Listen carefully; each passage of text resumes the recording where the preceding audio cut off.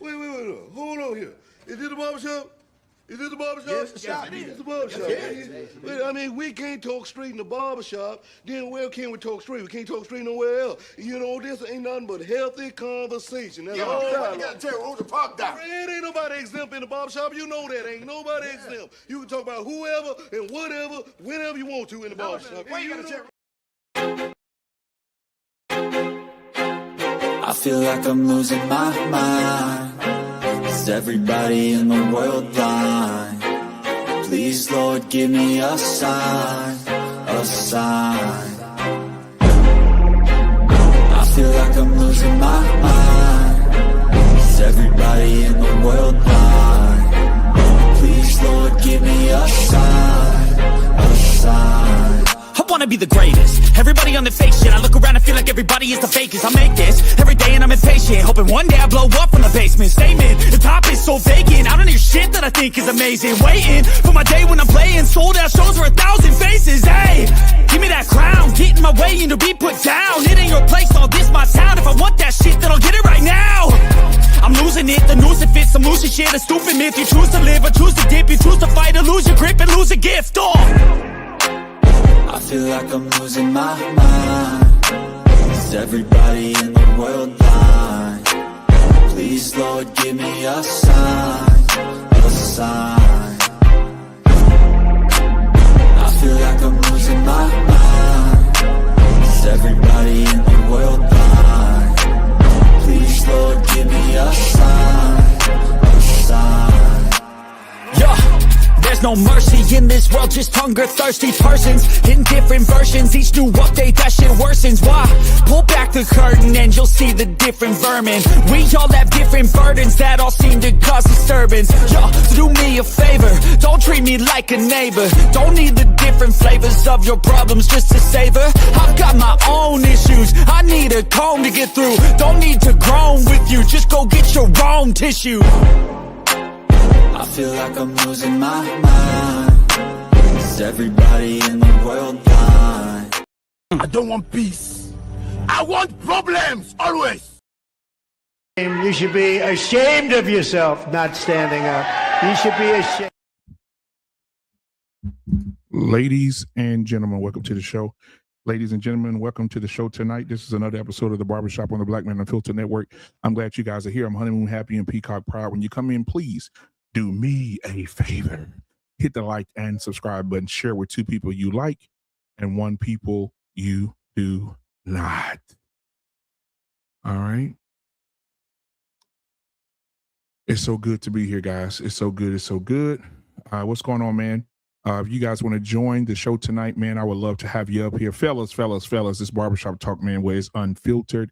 And you can pretty much say anything you want to say, as long as, give you some house rules, as long as your camera is on, your kids are gone, and your woman will leave you alone, and your TV is turned off, and your YouTube is off. I would definitely like to have you up here on the panel. I'm going to drop the link, man, because we do have, and we've been having some great conversations in the last week or so. And so I want to continue having a conversation. You guys see what we're talking about tonight. Caleb Williams versus Boosie, man. Listen, I am all the way team Boosie on this one because I'm all the way straight Boosie on this because I told y'all this. Matter of fact, I told y'all this years ago. All right. I told y'all this years ago that what was going to happen when you open Pandora's box. Anybody that's been following the Black Man Unfiltered Network for the last 4 or 5 years, you know that I've been saying this. When my locks were up here, I was telling you guys this here. I said, hey, when you open Pandora's box, things are going to happen that you're not familiar with. And now we got grown ass men who are painting their nails like women, posing for the camera for one of the most masculine video games of all time. The most masculine video game of all time. We have a man doing spirit fingers on the cover of Madden. All right, guys. So again, welcome to the show tonight. I see you guys coming in tonight. I see what's up with Blood TV is in the building tonight. I see Jesus is in the building. I don't know why he would ask me that. None of your damn business. We got Norma in the building tonight. And we got Joanne in the building tonight as well. Thank you guys for being here. As you come in, hit the like button, subscribe button. I appreciate it. Let me see. Put this link out there for you, for y'all wonderful people. And when I put the link out there, remember what I said. Your camera must be on, your kids must be gone, and your woman must leave you alone in order to come up on the panel. Make sure your YouTube is turned off in the back, because we ain't trying to hear all that. Okay? I appreciate you. All right, let's see what we got here. All right, I'm dropping the link in this one. All right, the link is put there. And then let me put the link over here in this one. Pause. And all right, all the links are dropped. All right, man. So we're gonna go ahead and it's been an interesting week. We're gonna do a show Tuesday on Carmelo Anthony, the young man who is being accused. We're also going to talk about the Asian community with one of their own chasing a black boy out of the store and shot the black boy in the back because he said he stole a bottle of water out of the store. And the young black man had his back to the man and got shot. And this man, Asian man, went to court and he was acquitted of murdering this teen boy. So we're going to talk about Carmelo and we're going to talk about the Asian assassin. Okay. On Tuesday. But I want to pull up this video on Boosie, what he said about Caleb Williams. I think it's important. Before we do that, though, I just want to say this. The world is getting very, very, very strange. Men are no longer men. Let me say it again. Men are no longer men. Men are becoming so soft. This new generation of men, it's hard for real men to be around these feminine men who want to paint their nails, paint their toenails, who want to get tongue rings, and who want to put on their girlfriend dress. I've seen Simone Biles, little short self, and her husband playing on camera. He went in the room and put her dress on and started twerking in front of the camera. I have 4 words. I have 4 words in the form of a question. Why are you gay? Because that's just gay. All right. The gaming nutter is in the building tonight, man. Hey, welcome to the show tonight. He said, I like this channel. Make sure you like and subscribe, brother, and make sure be generous because it takes money to run this channel, guys. And if you're watching right now, I need you to be a part of that. I need you to buy me a cup of coffee or something to keep me woke, to keep this channel doing as great as it's been doing. All right. We have over 1 million views, headed into 2 million. And we're progressing. We've been here for a while. We don't buy views. We don't buy clicks. We don't buy subscribers. We're doing it the hard way. And but I think I've done a good enough job to build this thing and put as many shows on here as we do during the week. So make sure you give to the channel. You'll see it scrolling at the bottom of the screen. That is the Cash App. You can send me a Cash App. I'll definitely call out your name, or you can put anything in the Cash App note that you would like me to shout out. No matter what it is, I'll shout it out. If you do send a Cash App tonight, and there's somebody on the panel that you do not like and you want them removed from the panel at $10 or more, I will definitely kick them off for you and replace them with you, or just kick them off for you. Okay. If you don't like it, pay to get them up out of here. The bounty is activated. All right. So again, let me see. Like I said, it's been a weird week. Oh, I also want to add as an opening conversation, it's Pride Month, ladies and gentlemen. Yeah, it's Pride Month. So it's Men's Mental Health Month. So everything around masculinity is dampened by pride. Okay. Everything masculine is being dampened by Pride Month. So it's very strategic, I believe, because think about this. Think about this and think about it very closely. You have Men's Month, Father's Day, Men's Mental Health Month, Father's Day. They say, you know what? Let's tag on 2 more. Let's tag on the biggest one. It'll suffocate the men's holiday. Let's add Pride Month in June with Father's Day. One of the most emasculating things you could ever do on the planet is having Pride Month the same month. Why y'all couldn't do it in May with Mother's Day? Mother's Day, they get their own. They get Women's Health Month and Mother's Day. We get Pride Day, along with Father's Day. Now, that shit's not fair. Also, fathers, I know Father's Day is coming up. Listen, we know we're not getting shit. So listen, instead of you being depressed and moping because nobody knows you and nobody knows who you are, right? You may want to just follow along with the Cheers theme song. Sometimes you want to go where everybody knows your name. Go around your homeboys, chill with your homeboys. We know as fathers, we're not appreciated. We know our kids only want to be around us when they want some money. We already know that the woman want to be around you when she wants something from you. They're not going to celebrate you. They're not. Now, if you get lucky, they'll do something for you. But if you listen to me, you know who you with. You know who you married to. You know who your baby mama is. You know your greedy ass kids, entitled ass kids. You know them. So don't be around here next weekend. Is it next weekend? Shit, I don't even know when it is. But don't be around here for Father's Day get bad because you ain't get nothing or they ain't get you nothing you want it and they brought you some socks and a necktie. Okay? Don't do it. All right? The bros 654, how you doing? Make sure y'all hit the subscribe button when y'all come in. All right?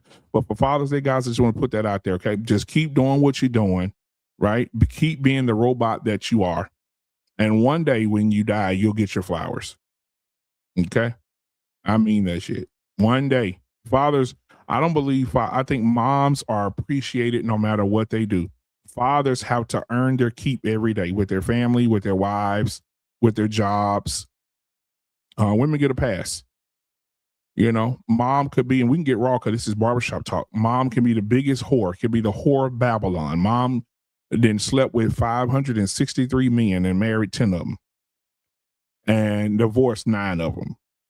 And then one of them died, and y'all will still ride for y'all mama. Mother's Day is the most productive holiday in America. Mother's Day is ranked very high in America. Matter of fact, I'm going to put it in here right now. I'm going to put it in ChatGPT because I got time tonight. Let's see, does Mother's Day fall in the list of holidays? Let's see. Let's see here. Let's see. Where does Mother's Day rank in holidays? Let's see what it says. My. Ooh, let me talk to y'all for a minute. Mother's Day ranks among the top overall holidays in America, tying with Memorial Day and an impressive 76% popularity rating. It sits comfortably as the 5th overall favorite holiday of the year, and its economic powerhouse consistently ranking as the 3rd highest holiday for greeting cards.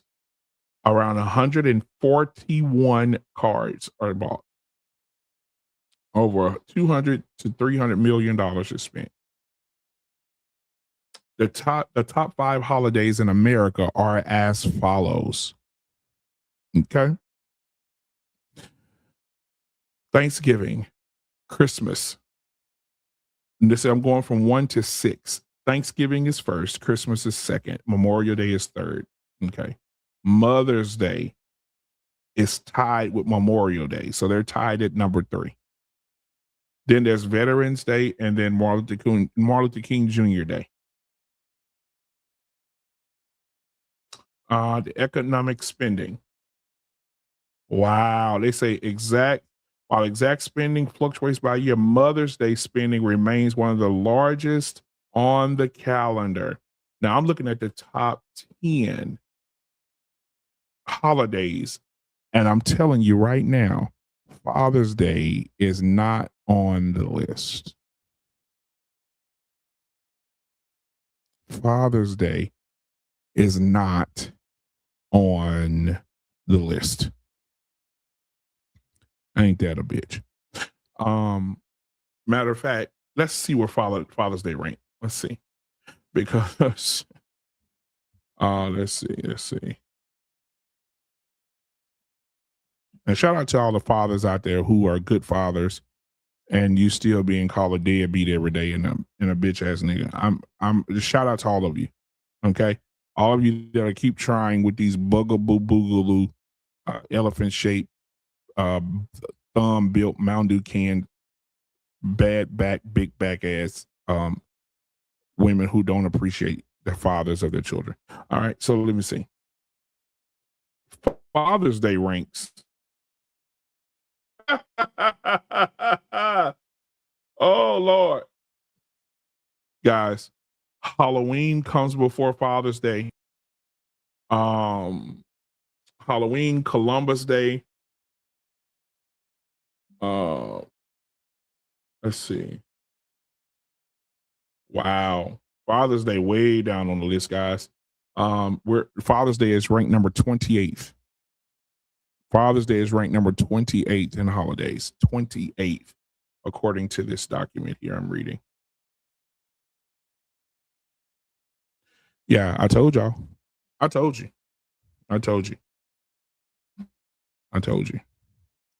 Night So Kadush, thank you for being here. Who else came here? Braxton, what's going on, my guy? Good to see you. Ladies and gentlemen, I'm gonna bring my brother from another mother in the building tonight, man. You guys know this cool ass motherfucker, man. All the way from Cali, all right, where the sun shines all day and the hoes will do it their way. If you go to California, you might want to stay at the Hotel California. All right, let's be all you can be. Not C, not D, but goddamn it, Tommy B. Tommy B, what's going on, my guy? What's up, my boy? Well, man, not much, man. Good to see you, my guy. Good to see you, brother. Hey, you know we had this Father's Day talk every year. Ain't no use to harping on it. And Tommy, I want to ask you that question, Tommy. How do you feel about us being ranked number 28 on the holiday list? Listen, man, that's why I just try to tell people, it's a thankless job. So stop trying to get thanks for it. Yeah, it is what it is.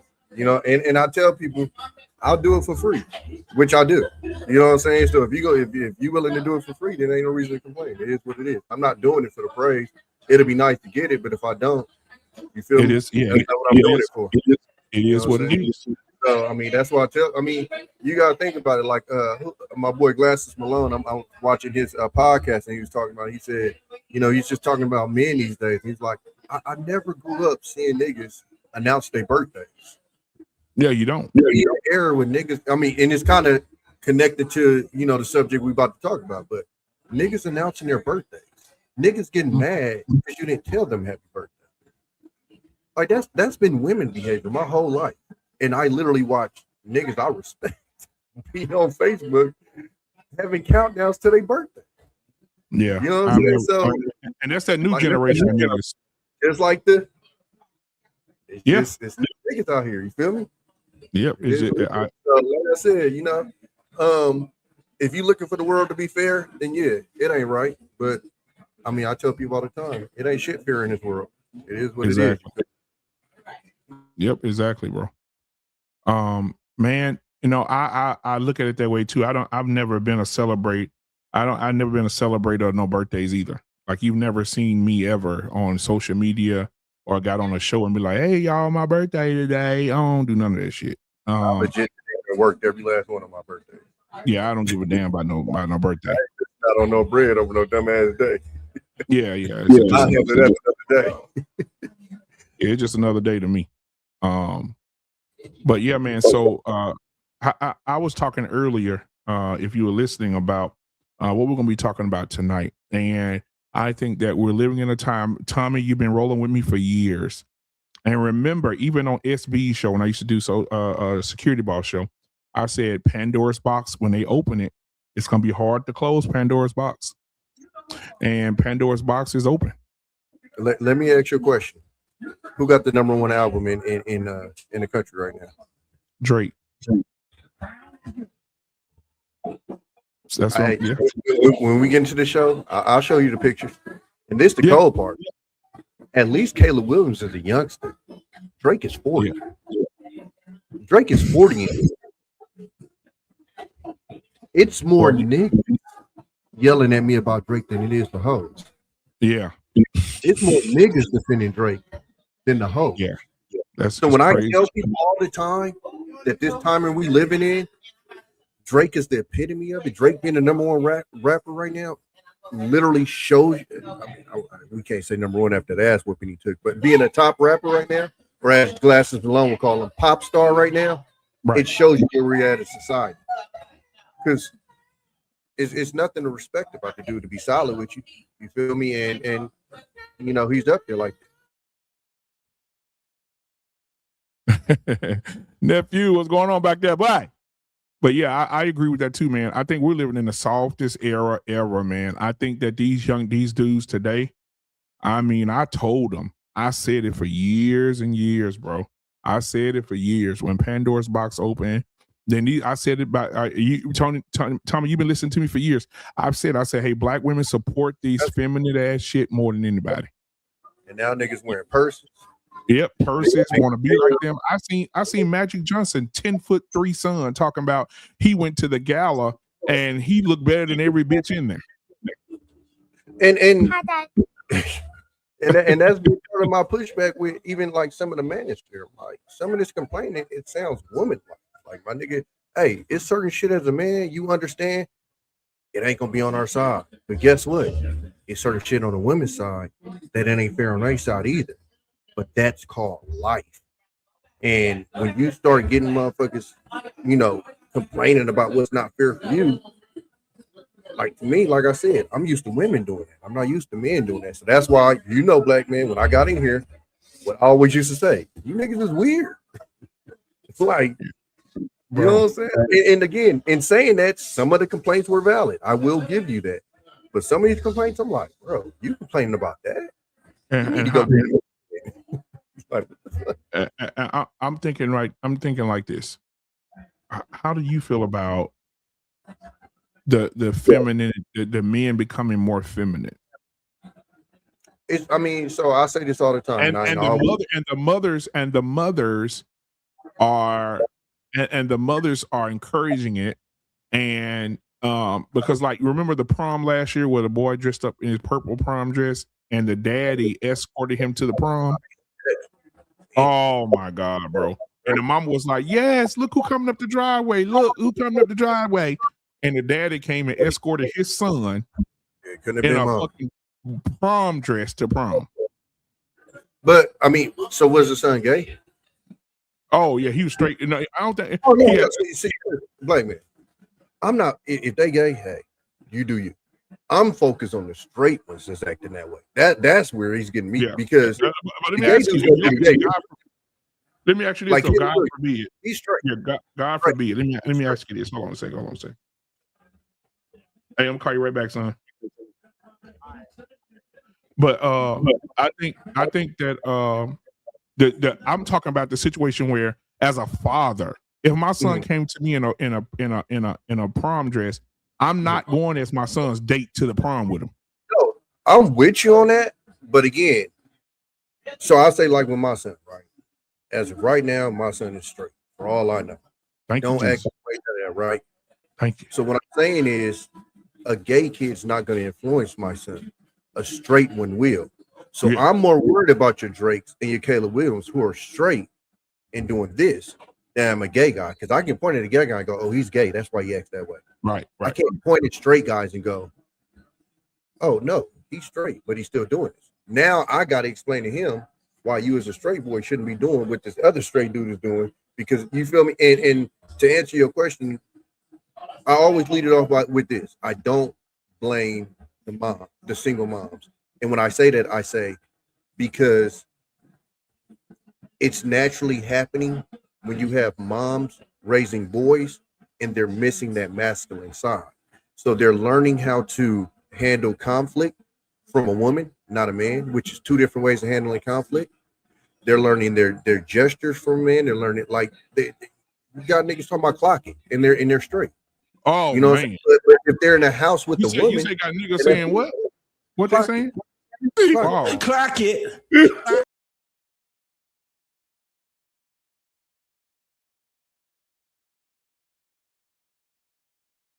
Hold on.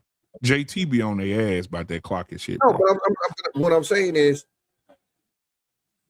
how else are they gonna learn some of these gradual things if they don't have the man sitting right there telling them yada yada yada? Now, whose fault that is single moms or whatever? That's a whole nother discussion.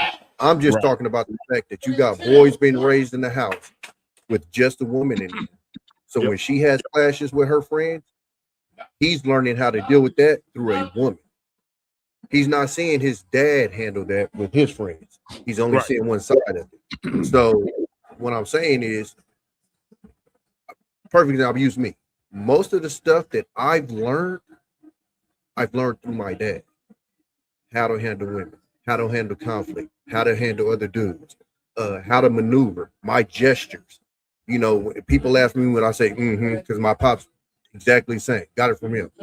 I had a dad there, an active dad there, and that's where I sucked up. If he wasn't there, guess what who I would have had to learn it. Oh, time. My mom. What is my mom? A firecracker. Oh shit. You said you sucked it all up. Say pause. Whoa, hey, yo. He gonna clip me. Hey, yo. But my mom was a firecracker, bro. Like I ain't gonna lie to you. So we used to have this thing in the hood where motherfuckers just park in the street, right? Just park in the middle of the street, just chop it up with the homie, whatever. So we pull up, and one of my homies is parked in the middle of the street, and he one of the ones. My mom don't know that. And I'm looking at my mom like, you gotta chill, dog. Like, relax. Had I not been in that car, that could have went a whole different way. You get what I'm saying? But now, if that's where I'm learning conflict from, now I'm handling conflict the exact same way because that's where I'm learning it from. Whereas I have my dad, I see him in conflict. It's cool, calm, and collected. He not doing a bunch of the woofing. And then when it's time to get active, it's time to get active. You get what I'm saying? So now when you start seeing all of these dudes back and forth to jail, and they got, this much of a wick before they set off, and then you go look at their mom. And if you look the wrong way, they snap. Yeah. That's who they learning this shit from. You get what I'm saying? So, that's just how I see it. Like, because me as a guy that was raised with his dad, I see a lot of the feminine tendencies. And I'm not talking about the obvious one. I'm not talking about like painting nails. I'm not talking about like the wearing the purses. I'm talking about like the gradual things. Like, do you arguing with your girl and you trying to get the last word in? I grew up. My pop said the argument was over. It didn't matter what the fuck my mom said after that. Argument was over. Period. You not getting no more responses out of me. The argument is over. Period. Right. I got pounded down and had to dress. Nigga, why do you keep talking? Oh no, but she said, I don't give a fuck. It's the difference of what you saw. You get what I'm saying? So what now? What I want to do, and what I want to do now, I want y'all to listen to what Boosie said because I agree with him. Did you hear what Boosie said about Caleb? I got a problem with Boosie, dog, because he was just praising Drake album, and Drake do the same shit. So you kind of picking and choosing, dog. Yeah. So let's see what he said. Here we go.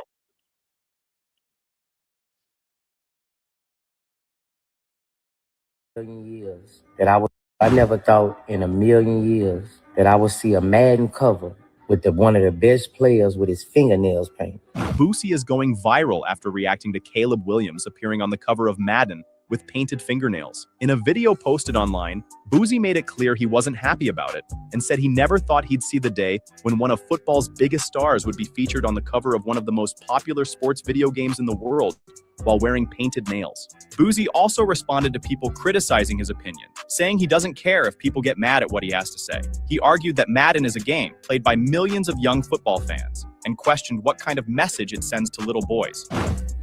A game that sold to billions of little boys. What kind of message are they sending to these little boys? Boosie went on to say that painted fingernails are for women and that parents should be telling their kids that it's not right. As expected, the comments online were split.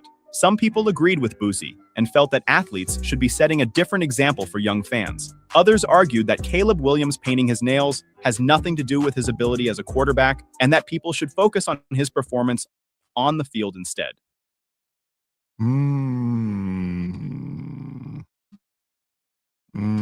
A broken clock, I feel, can be right two times a day. So I don't know. What's up, Hunter? Watch you coming up here, man. Hey, the link is in the chat, brother. It's pinned at the top. I agree with that, even though Boosie may agree with something else I don't agree with. I agree with that. I think what are we doing? What are we doing? Like Madden is a very popular game. Every boy in the world damn near want to play it. Like, what are we doing? Got a whole nigga on Madden with spirit fingers with his nails painted. Like, what are we doing? I don't understand. Like, I don't blame Madden just because Caleb Williams is a popular player. He's a good player, and that just happened to be something that he does. It's more on the Caleb Williams than it is on Madden, I think. Just no different than the college football cover. You know, they got a boy there with a full-out grill. You know what I'm saying? Some people might see that as, So, for me, I mean, it's just it's what Caleb Williams. It just happens what Caleb Williams does, and he's just like the one of the hottest quarterbacks right now.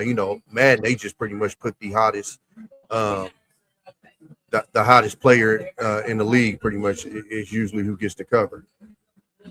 Right. But yeah, there go your boy. Number one album in the world right now. Oh man, goddamn boy! I see one album in the world. God, you know what I'm saying? What's up, Tommy? What's up with Big Dog? But they want to push back on me. When I talk about this cat and wonder why, niggas that I fuck with and respect is fucking with this dude. I'm like, this shit weird. Hey, dog. Tommy, Like, Tommy, is you talking through your mic, Tommy? Or are you talking through your thing? Through my mic. Is it echoing? Yeah, you got to echo real bad. Okay, hold on. I gotta probably turn off. Okay. But Rogish, man, thank you. Say something else. Is that better? Yeah, that's better. Okay. All right. So Rogish, what's going on, man? Chilling, man. Chilling. You know what I'm saying? Figure I'll rock with y'all on a Friday night. You know what I'm saying? You talking about Hey, Tommy, mute when you're not talking, Tommy, because I still hear the echo a little bit. Man, look at this shit, bro. God. So, Rogish, what you got on your mind, man, about the current climate of the world with black men being and painting their nails and being inspiration to young boys? I think what it is, they trying to finalize the earlier seed of trying to what is it deem masculinity as toxic. Yeah. So that is to fight masculinity because it's seen traditional masculinity is now seen as toxic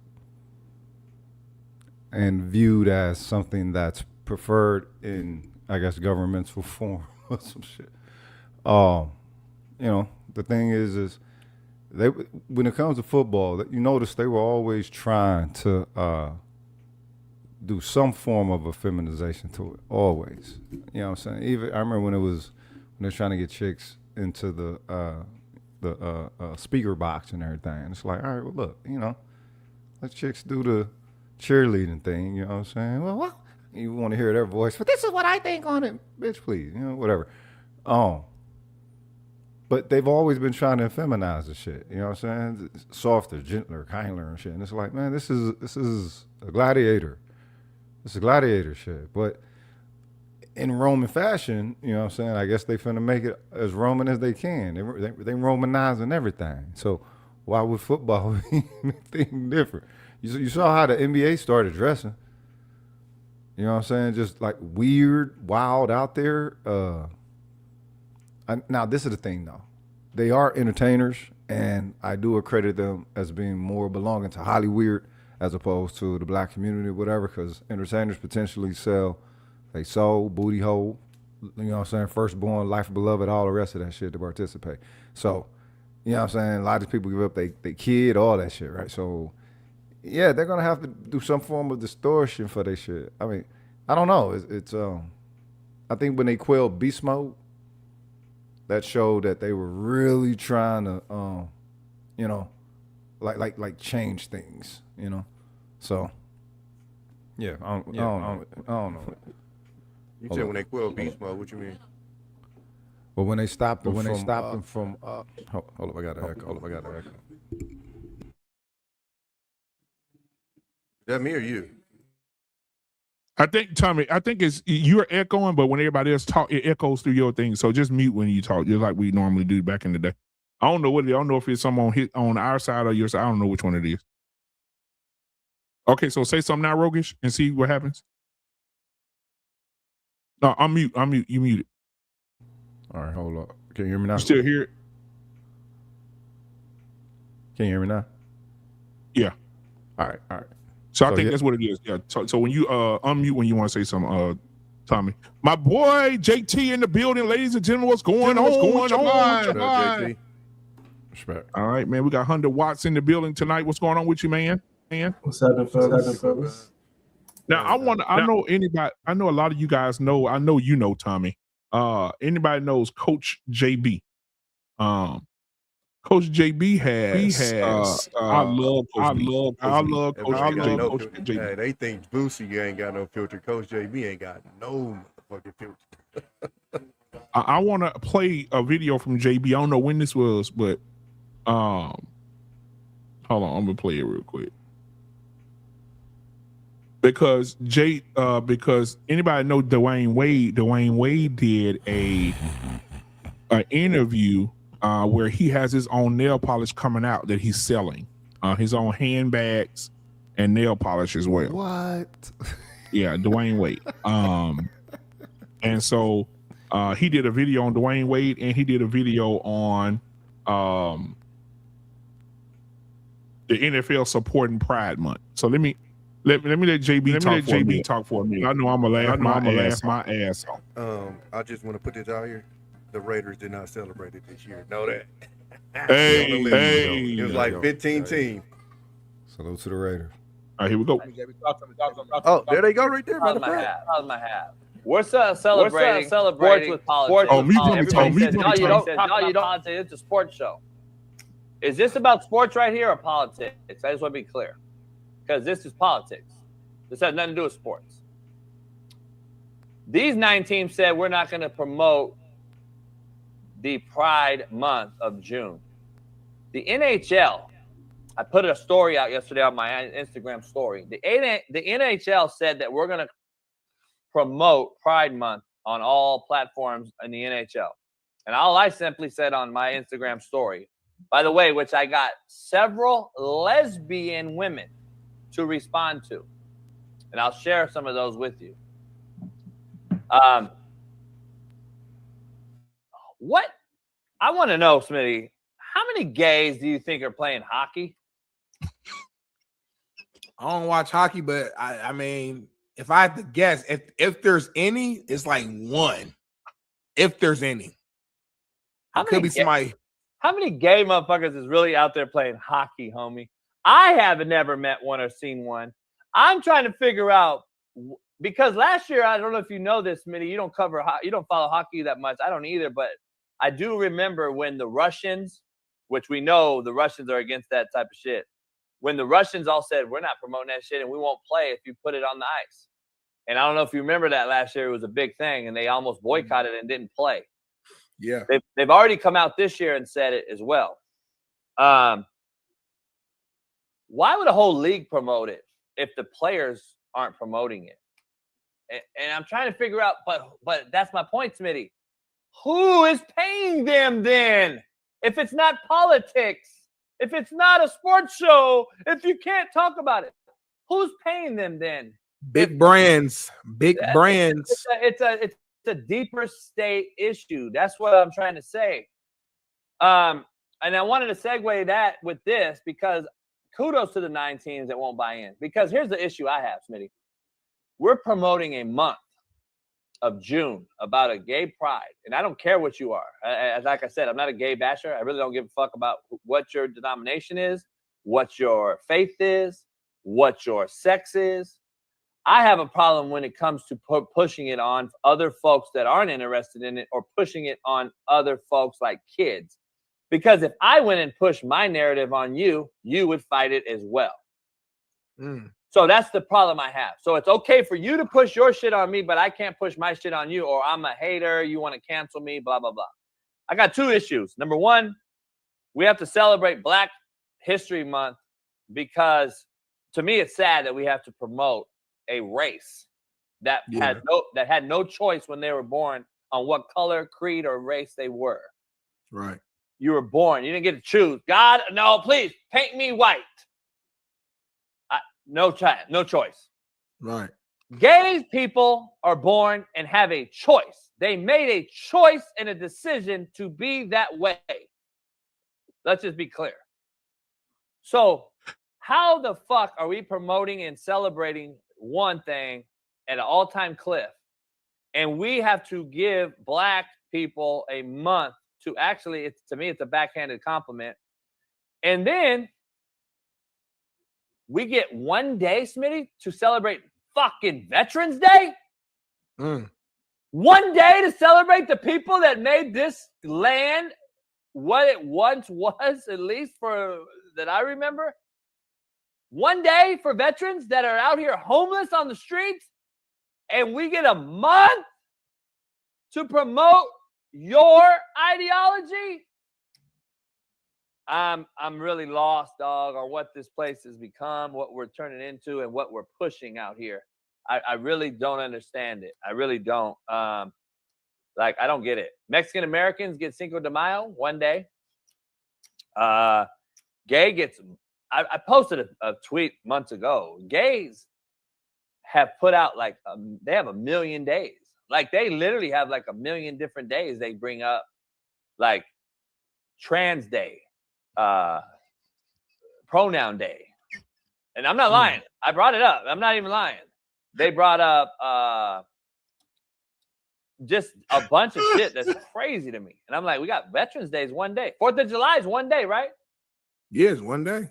4th of July, homie. Only argument, I guess, not even an argument, just our holidays though, like Cinco de Mayo, 4th of July, Christmas, or even these are huge holidays, national holidays. Everybody.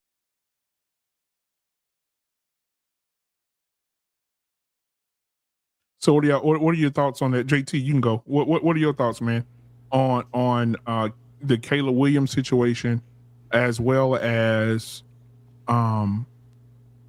what we're seeing in the soft era? You muted, JT. Yeah, that's why you said soft era, though. Damn, terrible out here, boy. Real talk. I think it's Rogish, mute until it's time for you to talk, Rogish, because I think you got an echo too. I think it's bullshit, bro. I think what's happening right now, we need to be a lot more stern because they're being more and more flamboyant, more in your face. It's at a point where they even got us arguing amongst ourselves of what is soft, what is, you know what I'm saying, what is gay. They didn't had it already where it was a point where we couldn't even say the word fucking gay. You know what I'm saying? It got it to a point where everything is being sugarized. They throwing sugar and honey on everything now. You can't even have MMA without them trying to invade in that shit. What did I call them before? What did I call them before? Invaders. Transformers. And my number one name is dropouts. Dropouts. And they want everybody to be, and this is the thing. I'm going to pause before I even say it. Pause. We getting hit from every angle.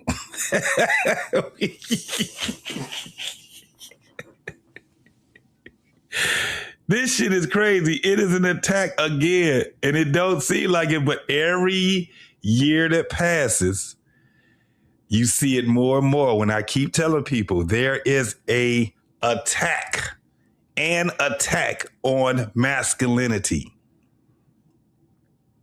They sugarizing everything. So Tommy, I had an issue with what you had said when it came down to the whole thing of,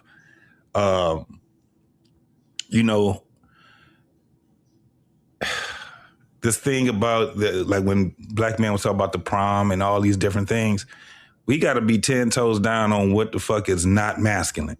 Fuck all that bullshit. Painted fingernails, that's not G. When you talking about clock it, that ain't G. The thing is this, once you start veering away from manhood, that's gay. We need to go right back to saying, remember when we used to say everything was gay when we was younger? This is actually what that shit's gay. Fuck that shit. Because what's happening is you can't delineate. It's getting to a point you can't delineate what is what now. Because we starting to slowly accept all this bullshit. Niggas was wearing capris. Motherfuckers like, I mean, that's fashion.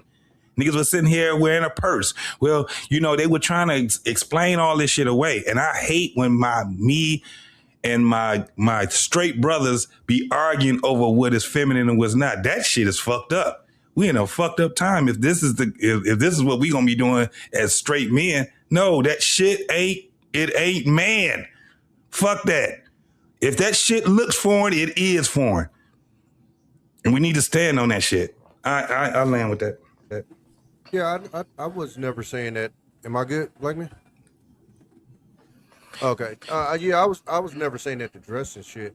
What I was telling was, if the kid is gay, then that's not necessarily my issue. Only because I'm saying, like I said, I'll say again, my son is straight.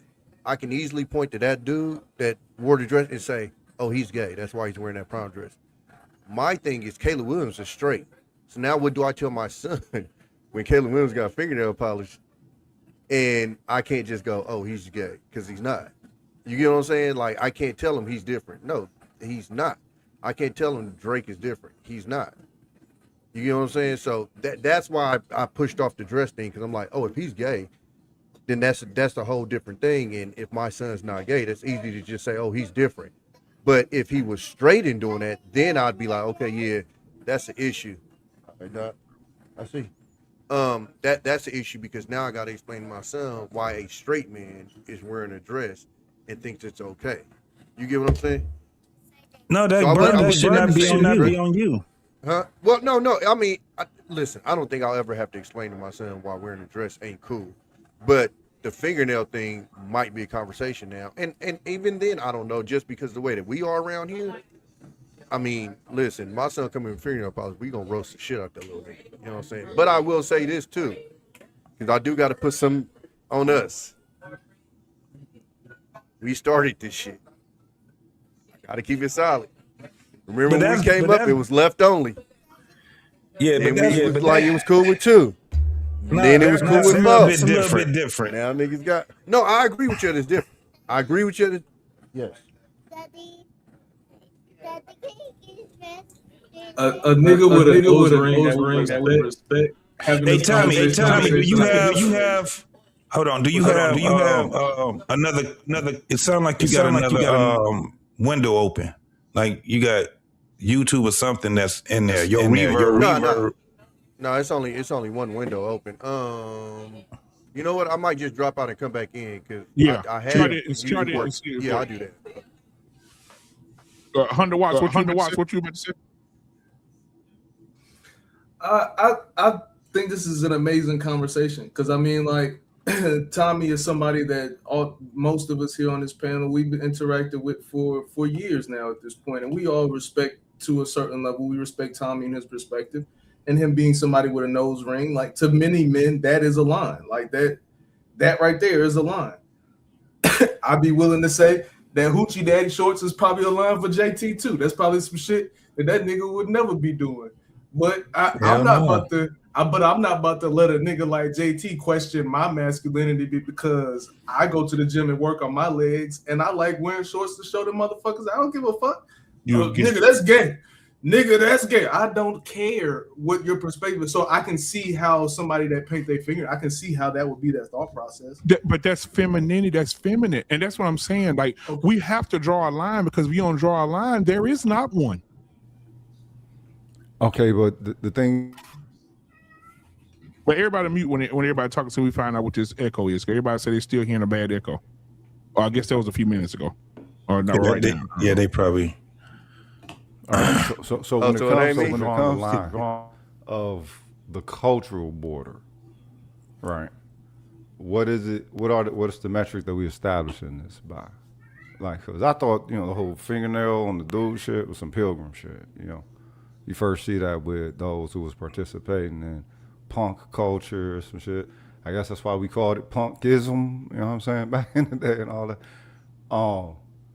So as far as I'm concerned, I just think it's just, what I'm saying, black people trying to another style of white whatever, you know what I mean? But as far as with the NFL taking on supporting the ideology, I mean, shit, you them the motherfuckers that run everything, Though they're Roman. They already showed you what they're doing at Epstein Island and all that shit, right? So these are the same motherfuckers that's trying to get them to understand, and the parents and all that. I think it's part of the whole transhumanism process, and you got to have a start off, and the start off with that is the absence of natural gender, and the motherfuckers trying to distort everything. That's why traditional masculinity is being viewed or valued and weighed as being toxic, right? They'll say toxic. They'll say what's the word? They'll say caveman or some shit like that. It's like, all right, well, wait a minute. This modernized society is not to define reality. It might define the society, but it doesn't define reality. And people have obligation to understanding that there's a difference between being in the world, not of the world. Yeah. And I'll say this too. Mute for me, Rogish. I'll say this too. There's a defensive tackle that plays for the Saints. I didn't want to say that out loud. Kalen Saunders. He's hosting. Watch this, Tommy B. He's hosting the first NFL. Is this NFL now? The NFL is backing him on this. They're one of the sponsors. He's hosting the NFL's first LGBTQ youth football camp for boys. Let me say it again.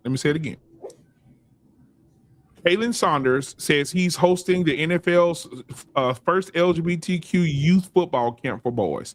The NFL is very male. This is what they said. The NFL is very male dominant and heterosexual dominant, and it feels as though there's not really a space for the LGBTQ community, and these young men need to play as well. What are our thoughts on Green 22, 40 degrees Wiggles freshman? Hey, I was just about to say, boy, that center. Oh my God! Happy nigga. What? And they play is gonna be grab a dick 22, dip a dick 22, booty hole green, Vaseline, lube 25, lube. I'm telling you, it's getting bad, boy. Clock it. I will say though, Black man, hold on. Wait a minute. JT, the motherfucker gonna be at the line, gonna call an audible. He gonna say, clock it. Oh my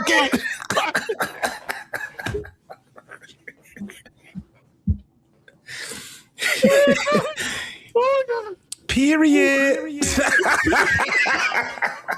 Clock it on 3. 1, 2, 3. Clock it. Caleb Williams, what happened in the game? You threw a touchdown at the end of the game. I know that's right, bitch. I see that bitch. What are y'all?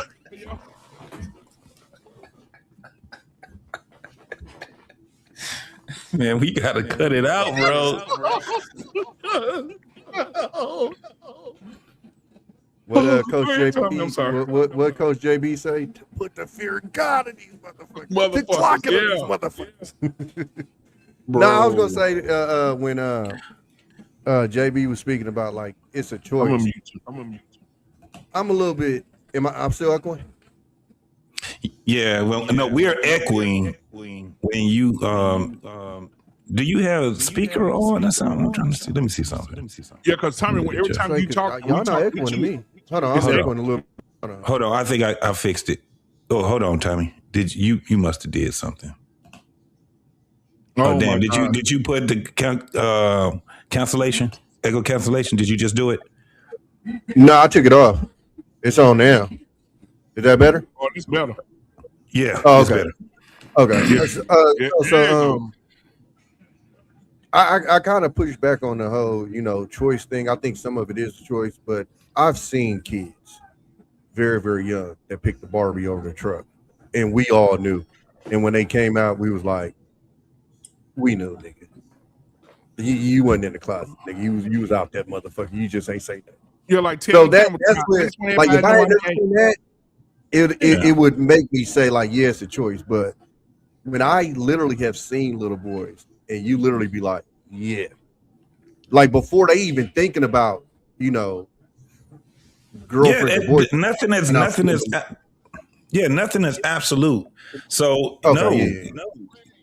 But I'm saying because a lot of people when they say that it's a choice, they think like it's all like it's 100% that. And I'm just like, yeah, no, it's not. That's why people be arguing something that they shouldn't be arguing. Choice, though. Yeah. It's not about it being a choice. It's about the ideology having more social influence than those who disagree wish for it to have. Oh no, I agree with that 100%, son. Like for sure. Like, So, you know what I'm saying? because I think who shows I was on somebody's show that and we was talking about it as far as like that's the Democrats' biggest problem is you tied your party to a group of people who are a minority in this country. You tied your party to their ideologies, and gay people are super, they're like this in this country. No, they're not a minority. Those are the ones who operate with that as their identity. In the culture, cuz they deep with that shit. That's why I keep telling them, dog. Congress, all this shit. If you ever see Capitol Hill before them motherfuckers, I'm not talking about Capitol Hill, I'm talking about the population. Hear me. Before them motherfuckers had any laws passed in their motherfucking behalf, you go to Capitol Hill and them motherfuckers was a Boca Capitol Hill. So you got to ask yourself, what was the issue of the time put between them passing the laws or whatever and them already doing what they're doing in the power sector?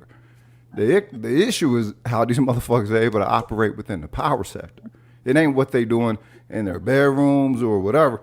And motherfuckers, they teaching your kindergarten what they do about the fucking bedroom. You don't want nobody else going into your kindergartner's class and trying to teach your kindergarten what they do intimately. That's not seen as crazy. Okay, so because whenever I hear this, I got to push back. Y'all know I'm in California. I know and that's a weird pushback. Being in California, that's when you first heard that shit. I'm in California. Now listen, sir. Yeah. I literally have a son that just graduated from kindergarten. Okay. So whenever I hear that, I have pushback. I ain't seen an inkling of that shit in this classroom.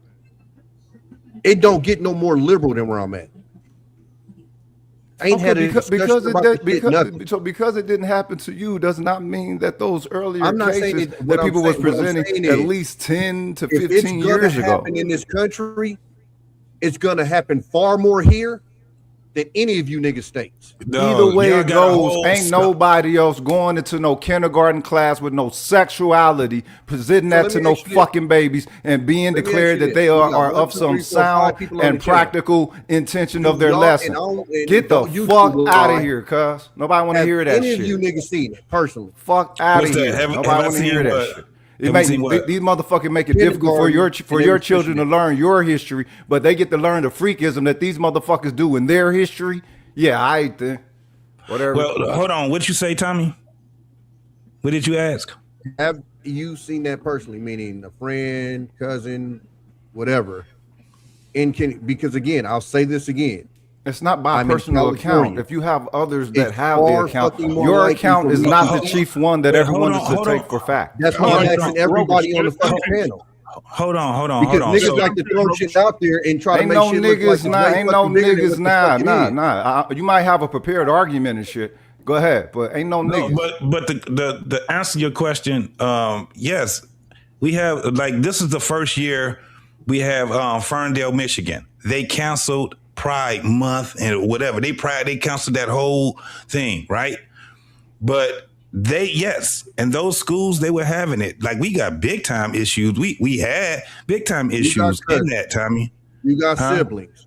You got friends. Have you personally? Wait a minute. Personally, what? And say this is the curriculum. What's this personal prerequisite? No, listen what I'm saying, Tommy. I'm only 8 miles away from Ferndale. We had a problem. So personally, I've seen a bunch of of my family members that's on the gay side. A bunch of them, and that's why when my pushback is that we keep saying that it's only a small. We've been saying that for 20 years, and this motherfucker's been growing everywhere that you see it. Right, so that this a small community bullshit is, nigga. That's irrelevant. Those motherfuckers is in every fucking thing. There's no fucking way that you can't. They're trying to take over. They're trying to take women's space. Facts. The only reason why they can't take the men's space is because they gotta actually show and prove and be a fucking man. So the only thing they can do is wear a goddamn uniform and act like what they think a man is, right? So when we're saying that it's a small, so going back to homeboy, what you say your name is in the corner right next to me? Rogus. Going back to what he was saying, it's more the ideology than anything else. We don't care about what you're doing in your space or whatever, whoever you're doing it with. It's the ideology that you're pushing on the world. And I don't care what nobody say. Right. So what I'm saying is that community, and they're using that community to weaken the American man. I don't care how you look at it. And it makes us look bad when we are arguing amongst one another to what is gay and what's not. The reason being is because it fucks with the integrity of the man.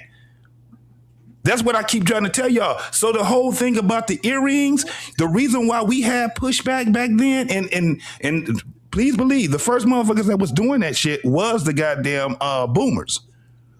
The boomers had the problems with their parents, which is the silent generation, right? Yeah. One earring, 2 earrings. It didn't, because normally it was kind of like this whole thing. When you got one earring, you was more like a player or something like that. It was you know what I'm saying? Had to be on the left. And they were explaining that shit away. And then in my generation, motherfuckers started doing the earring in the nose, the nose piercing and shit like that. Then they had to try to explain that shit away. We know we had Pac and a couple other niggas that was doing that shit too, right? So we have to keep explaining it. So look where we at now. No, exactly. 100%. Not only are we, because we had to fight the whole thing about the whole wearing the painted nails. No, niggas. Newsflash. We ain't talking about no motherfucking nails just being painted. Nope. These niggas is putting on acrylic. These niggas got French tips. What we talking about? See, they keep taking a motherfucking mile every time we give them an inch. And now we're trying to sit back and we'll be arguing amongst ourselves over this shit. When niggas start carrying purses. That shit came from France. Motherfuckers trying that shit. They were trying to bring that old style back over to the United States. We like, get that gay shit up out of here, nigga. They put that shit on the rapper. You want to carry a wallet. Nah.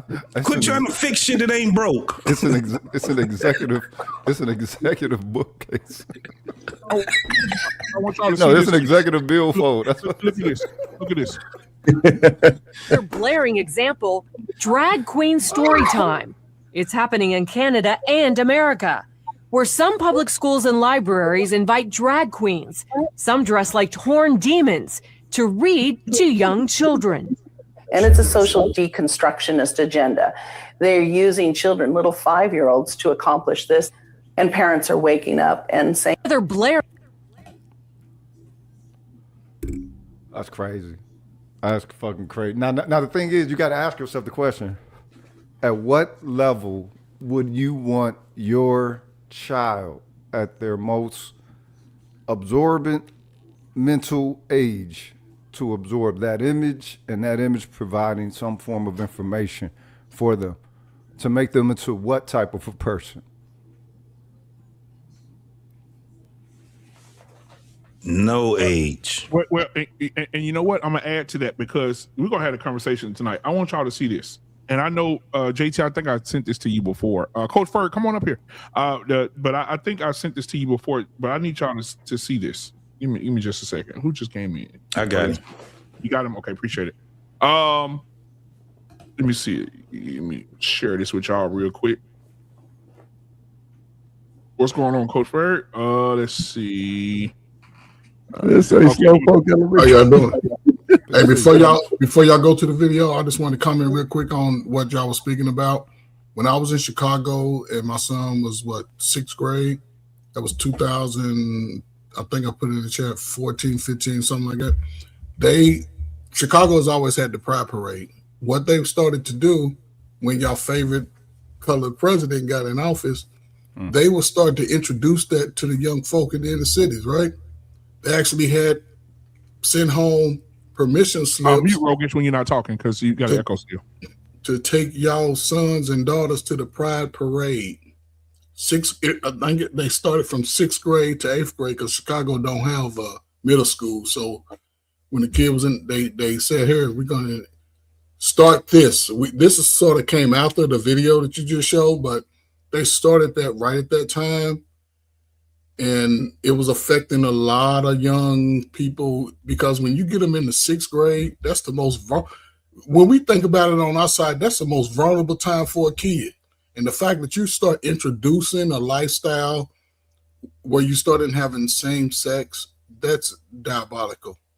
And they do it to inner city, a lot of non-tax-paying community schools. If you live in a neighborhood in your public school, they have a high renters rate of residents, they're going to introduce that type of stuff because, in the suburbs, that ain't happening for the taxpayers. Now I'm gonna do this super chats first. All right, we got our Pain in the building. He need to get his ass up here. He always trying to eat coochie on Friday nights. Our Pain says, thank you for the $10 super chat. Our Pain, he said Caleb was being used by the alphabet mafia to send a message. Point blank. Period. Demons own the broader airwaves. If Kamala would have won, multiply this shit by 10. All right, we got Antoine in the building for the $20, man. Thank you for the super chat. He said, I don't need to wear a dress and paint my nails to prove that I have an assurance and confidence in my masculinity. We have to draw a line and say enough is enough. I agree 1000%. So I'm going to play this for y'all, and I hope y'all ready for this. I really do. This is crazy.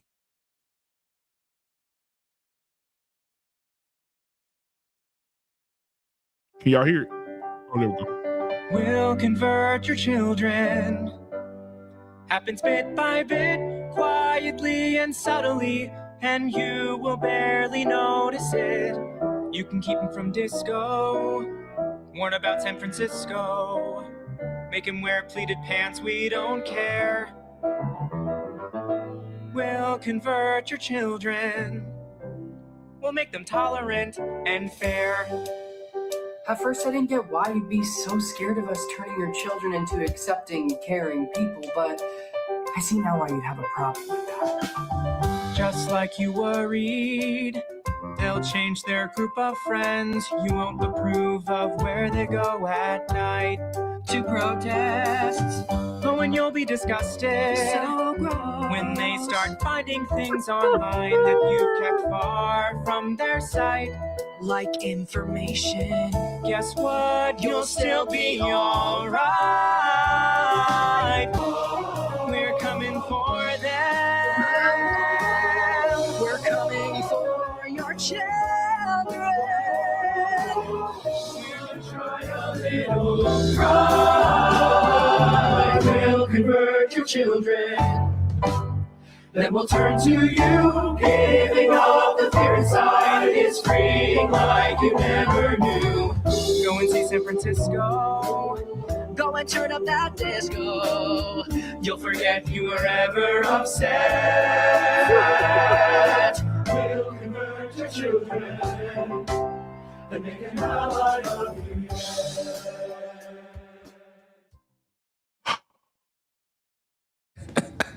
And let me find out the black man a reason why your child is fucked up.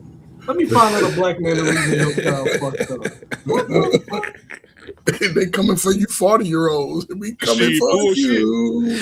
We'll convert your children.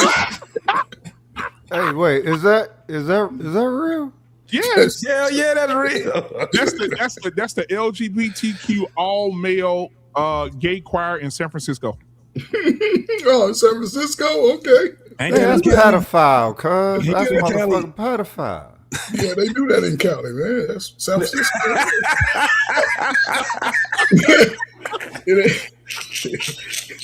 You know what? The crazy shit is, it's funny, but it really ain't. I remember being in California in 1989. Them motherfuckers look like the textbook Creep from like the 60s and shit. And them motherfuckers was in the tape and they was telling you about the alternative lifestyle. And we're like, what the fuck what do y'all mean? That's the first time I heard the word alternative used. And it's like, yeah, they called it an alternative. I'm like, what the fuck is this? All right, because they rolled the TV in that motherfucker the same as it was, you know, at Disney Day or some shit. And like, you know, what the fuck? Then they say, all right, well, they like one another. It's like, well, why y'all telling us that they like one another? You know what I'm saying? They've been doing that shit since the motherfucking like late 80s, cuz. So the motherfuckers grew into that with a sick, nasty, demented, demonic asses, cuz. That's fucking gross, nigga. What? That's yeah, real. I remember when you sent that, what was that, last year? You sent that to us, bro. Yep. Yo, cuz, that, nigga, what? Hey, we'll convert your children. Hey, Hunter Watts, what's your thoughts, man, on the choir? This what happened when there's some shit happened that you just said. Look, Oh, well, brother. you know, if I want to wear Hoochie Man shorts and I want to wear my nails painted, hell no. This is it. This is shit. No, okay, time out. So what I'll say was there was a statement that was made earlier. It was like you give a motherfucker an inch, then they end up taking a mile. Like, cause we're not going to ignore what Tommy said earlier. Like it did. There was a time where I do remember only the left ear was some man shit. I got both of my ears pierced. You know what I'm saying? I haven't worn earrings in at least it's been more than a decade since I put earrings in my ear. But again, like I remember what time was in the early 2000s for me. If you had on 2 earrings, 3 tall tees, and a pair of Jabot jeans, you was fly as hell. That's what it was. But there's plenty of niggas that's older than me that would say that was some borderline shit. Hey, you think whatever you want about the shorts. That's you take it how you want to. That's fine. Now, if you tell me a nigga is wearing the shorts with their fingernails painted and got a man purse on, now hold on, cuz. Now what we talking about something totally different now. Don't be making it to fit your narrative. That's what I'm saying. Like, don't just take something small and turn it into something big. Like, me and my shorts is not about to turn into me skipping down the street with thong slippers on. Like, don't put something on me that don't belong on me, dog. That's all I'm saying. Because it's again like straight men arguing with other straight men. Like, hold on, cuz like you're challenging my straightness just based on a pair of shorts that I put on. Is other shit that's wilder than that. But look, I'm not disagreeing that wild shit is happening. Cause that whole choir shit that you just played, boy, I can't. Can you imagine? Can you imagine going to your kid's school to be there for your kid during an assembly or something? Or they said, hey, they got a special song for you guys today, and they let it up, and it's a whole bunch of drag niggas there, and your kid starts singing. We'll convert your children. I went to the same school as Coach. Okay, I went to Slowpoke Elementary. God damn it. I don't always make the best decisions. I might have the best intentions, but I don't make the best decisions. In that environment, I am prone to pull my child the fuck out of there and cause a scene getting the fuck out of there. My intentions behind that is because y'all on some bullshit. oh, he shouldn't have did that. Okay, cool. We'll splice that later. I really don't give a fuck about that. But y'all not about to have my kid up here on some we like it bent over. No. Get your ass. Come on. We're going home. I'm not with that shit. I do think on a less homosexual space in this whole like inclusive thing. This is because let's not ignore the fact that these lady teachers is touching these little boys too. Okay, so let's be inclusive and because we're just trying to soften the little boys up just to be vulnerable to receive some bullshit. Okay, because these women is out here touching these little boys too. These niggas is losing their virginity at 9 and 10 years old. That's fucking wild. Yeah, now look, yeah, that's fucking fucked up. But they not making a movement of it.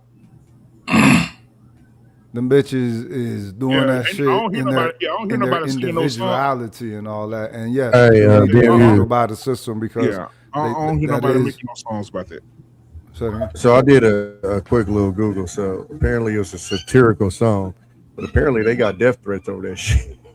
Yeah. When he first showed it. Hey, Tommy, when BMU first showed it, we was seeing I was looking at the reviews and everything. Them motherfuckers wasn't playing, man. No, they wasn't doing no playing. They wasn't doing no motherfuckers was not playing. I double back. If everybody's that, pause. What they getting death threats for? Should have been a whole bunch of people happy with it. No, it's not everybody. That's not the argument, Tommy. Come on, bro. Come on. You understand what we saying. Because what I said apparently was all the way off. So I'm like, no, so the problem that I have is this. We have to draw a line in the sand because what we do is we make it easier for people to infiltrate. It's the same thing that like with black folks. We accept everybody. Anybody can come to our fucking barbecue. Motherfuckers, we will make people honorary, right? No, so what I'm saying is that was based off of my thing with the Democrats. Is what I'm saying. It was they hitched their wagon to a community that's like this small. So the reason why they're taking these L's is because the majority of the population is pushing against that shit. But because these people have so much quote unquote power, they feel like if they hitch their wagon to them, it's going to get them a win. And they're starting to find out. How do you see that community separate from the Democrats? Why do you see them separate from the Democrats? Why do you see them separate from the Democrats?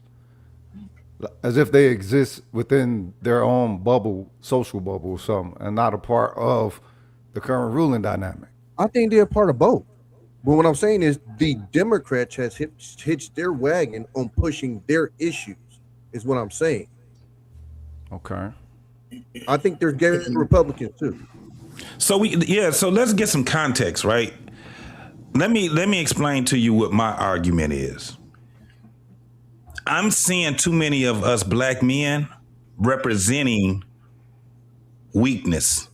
Yeah. I see entirely too many of us doing that. Yeah. The rest of that shit, I'm looking and I'm like, damn, the poster child is us.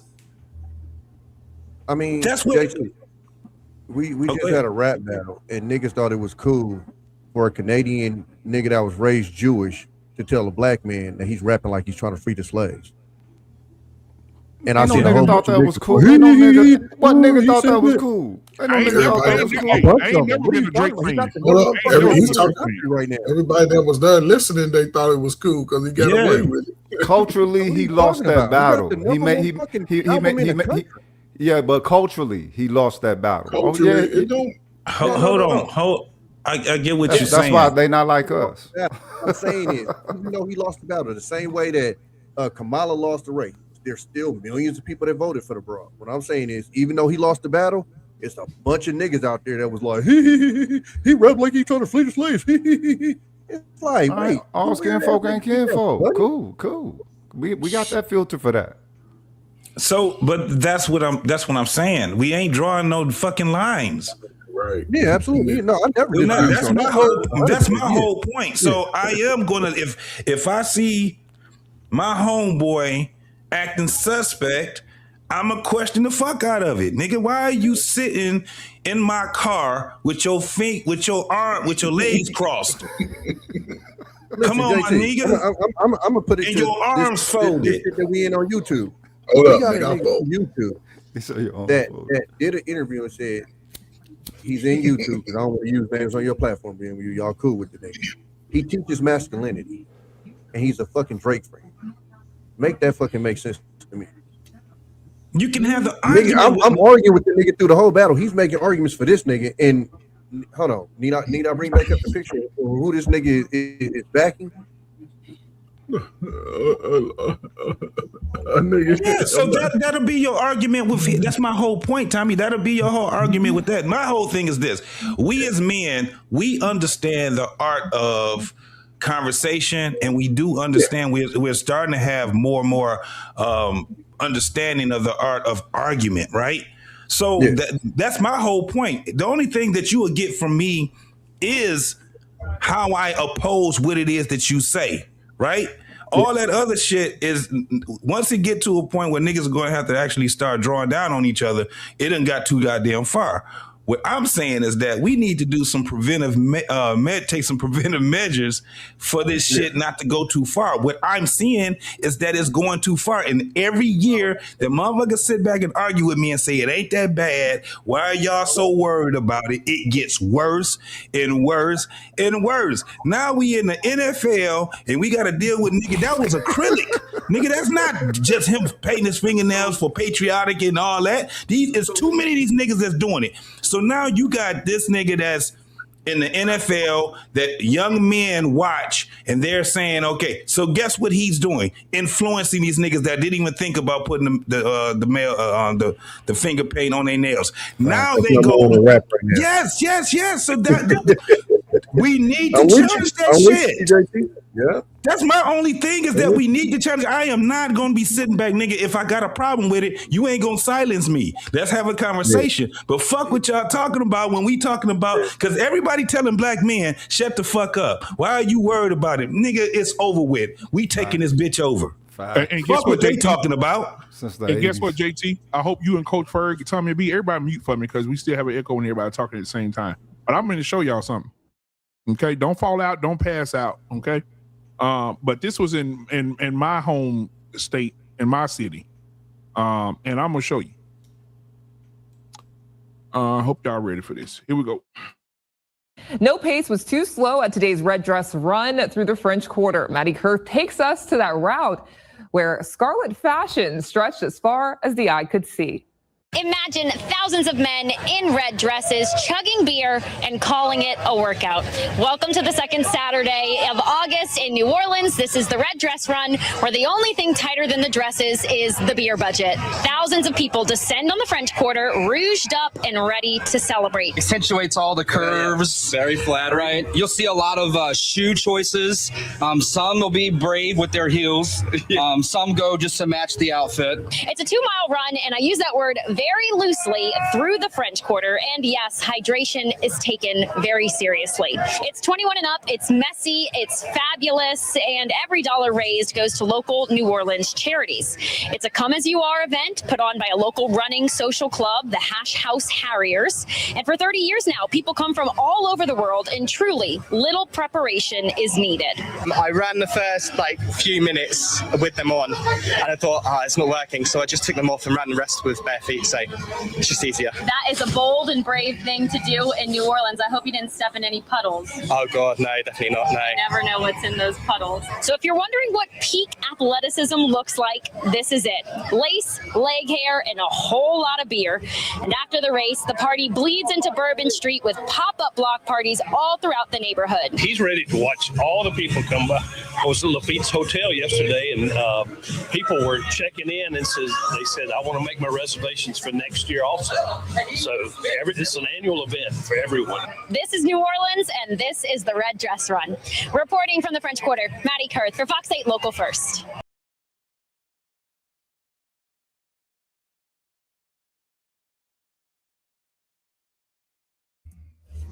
Yeah, I remember that when that shit came out. I was disappointed, not because I seen those white men in dresses. I was seeing the brothers wearing that bullshit. Come on, man. It's fine. What's the cause for? Is it a cause or something? They had what was the cause? For charity. It's charity. I can find something else. I can find emasculate yourself for charity. Yeah. Yeah. But the thing, it's no different than the thing is, I don't know what they think they get for it. To me, it's no different than when you see the Masons do it.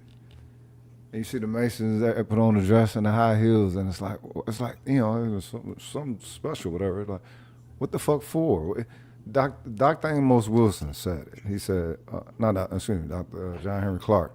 He said, nothing that you have to humiliate yourself for to be a part of is worth being a member of, or something like that, loosely put. The thing is, masculinity is tied into whatever the objective masculinity is. And that shit is made fluid by the ruling dynamic. Black people don't think that we're supposed to have our own objective masculinity. You know what I'm saying? We're supposed to have this you know, this system yield to how we want to rock it. Jesus Christ. I have another one, because we gotta bring light to this. Like JT said, we gotta call it out when we see it. We gotta say something. And I think this one right here, Anton did a review on this one, but I'm gonna pull this one up. This your homeboy Dwayne Wade talking about his nails and his new product and his new nail polish coming out for men. Hollywood. Yeah, he's super weird. Okay, here we go. Talk about. Let's talk about yes. So it's this topic that's been buzzing in. Yeah. I can't say it's been buzzing in my house, but it's been buzzing about your house. It's been buzzing about our house. And so my wife came out and talked about how we split things 50-50 in our home. Yeah. And so it became a big conversation about, you know, men and women who splits 50-50, who pays the bills. Wait. Give me a second. So it became a big conversation.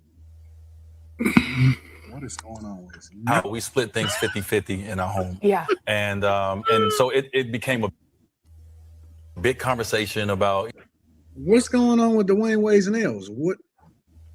Because first of all, red flag on the play, because we have painted nails. First of all, they painted. Secondly, they look like they painted, but then he like tried to take a little bit off with the nail polish remover, and then it wasn't able to come off. Yo, I can't with this dude, bro. Honestly, it's almost like, as great of a basketball player as he was, he's ruining everything legacy-wise because he's so focused on being a little girl. I don't get it, because I thought that y'all sent me this so that I could react to it based off of the fact of the whole 50-50 thing. I wasn't looking to see painted nails. But then it's almost like the way that my mind works, I can't not see the things that's right in front of me. And so I start paying attention to the little details, because in a way it kind of feeds into the whole narrative and the conversation about the 50-50 conversation. You see his nails? You know, men and women who splits 50-50, who pays the bills and all these things. And then she recently came out and she said that she's in her soft era now, that she don't want to do 50-50 anymore. And I'm the kind of person, Jenna, that when my wife came to me and, you know, we had a conversation about not everything 50-50, but, you know, buying our house together, doing certain things for our family together in a 50-50 you know, situation, I was like, sure, baby. Yeah. If that's what you want to do. And if she come to me and she say, I don't want to do it, I'm like, sure, baby. If that's what you want to do. Now, the house may be a little smaller. Yeah. If we just going off my salary. Yeah. But look at his nails, man. That ain't feminine. Look at D Wade, bro. You can't be this tall and have your nails like that. And look how his hands is pressed against his jacket, clutching his pearls. And what is he talking about? If you going by my salary, that we gonna have a smaller house? Is D Wade tapped? Is this struggle season? Because now I'm starting to get the vibes that maybe they was talking about going 50-50, not because she wasn't, you know, in some kind of trauma or whatever that she was trying to project herself to be, but maybe it was more or less because child support or bad investments or what. He said, if we going based off of my salary, then we gonna get a smaller house. And how are people that have made tens, if not hundreds of millions of dollars inside of the NBA combined with their endorsements, how are they still paying a mortgage? I am so confused, man. It's so much wrong with this picture, and there's so much wrong with this whole situation that because two I thought incomes it was going to be based one. off of the idea that, man, you know, women always saying that they want to go 50-50, or, you know, they always wanted to be the feminists and then, you know, choose or whatever, blah, blah, blah, blah, blah. But I see why a lot of these women is working their ass off, because it's not just based off of what we thought or what we see happening in front of us. Doesn't mean that you have great money-making skills, or maybe you're not managing your money as effectively. I don't know, but this is a weird thing. And it's almost like, you know, I'm starting to see D-Wade everywhere. And it's like he's auditioning for everything. I know one of his shows got canceled. I don't remember what that was, a Cube or something like that. One of his shows got canceled, and then I seen him. Honestly, bro, with the nail polish combined with what it is that's going on with Coach Ferg, look with at his him. kid and Nigga, then his that's mannerisms gay, and gay, stuff. Gay. You know, one thing alone probably couldn't substantiate. But listen, Going off my my salary, yeah. But it's all good. What about you? Wait, how you hold and on. Henry But handle it? then bro, D-Wade is a bad bitch. we He's are a bad in bitch. the era of the feminization of the man. I just want to add, It's not just the man. It's not just the black somebody man. came in here and said Feminization of they doing men is a real thing. We've now had And Chicago D-Wade is the poster Louisiana child represented. of the feminization of men. And I don't know if he's read the room, but he could remove the nail polish. Said 50-50 or bust. It's being. What about you? You and Henry had these conversations about 50? Yeah, I mean, I think when we got married, we were there, you know, and it sounds like that's what Gabby's saying too. It's like she feels so safe in y'all's marriage. Yeah. Now that she doesn't need to like put up any, you know, guardrails. Yeah, but you also had to. I had to this allow shit her to blows my come to fucking that mind. herself. Like when Yeah, she totally. wanted to do 50-50, I'm not. Oh, yeah, bro, say do your thing, boo boo. I'm tired of you beard dying ass niggas out here, man. Come on, man. What's going on, man? I mean, do we expect anything different from a man who actually put his own seed on display to live their life? Oh, Yeah. he actually done that, and it wasn't even the mother of his child that sort of promoted it. That's what makes it bad. So, and I think he's doing whatever he had to do to get into the positions that he wanted to be in. Yep. And it's unfortunate that, you know, when we look, it's like the one of us, especially when we look at, because black folk, we tend to admire success. Anybody got some type of success, man, we put them on a pedestal quick. Oh man, he got that bad, he living that life, right? But then when you really start paying attention to who they are, they have the most influence on the younger minds. And it's unfortunate because we just give them away. All right, well, hey, one more video, and then I'll let you cook 100 watts. All right, this is gonna solve everything for y'all, and then 100 watts, you can have the floor. Here we go. In the city of Chicago, in the hood, you're told that boys do this. Boys play football, boys play basketball, boys play baseball, boys date girls, whatever the case may be. You're told this is what you do. Right? Sound about right. I'm no different. I'm raised that way. I'm in the locker room. I say all the things that everyone is saying. I'm not sitting up here like I have never done or said anything, right, when it comes against the opposite sex. Because I was feeling I didn't understand. Right.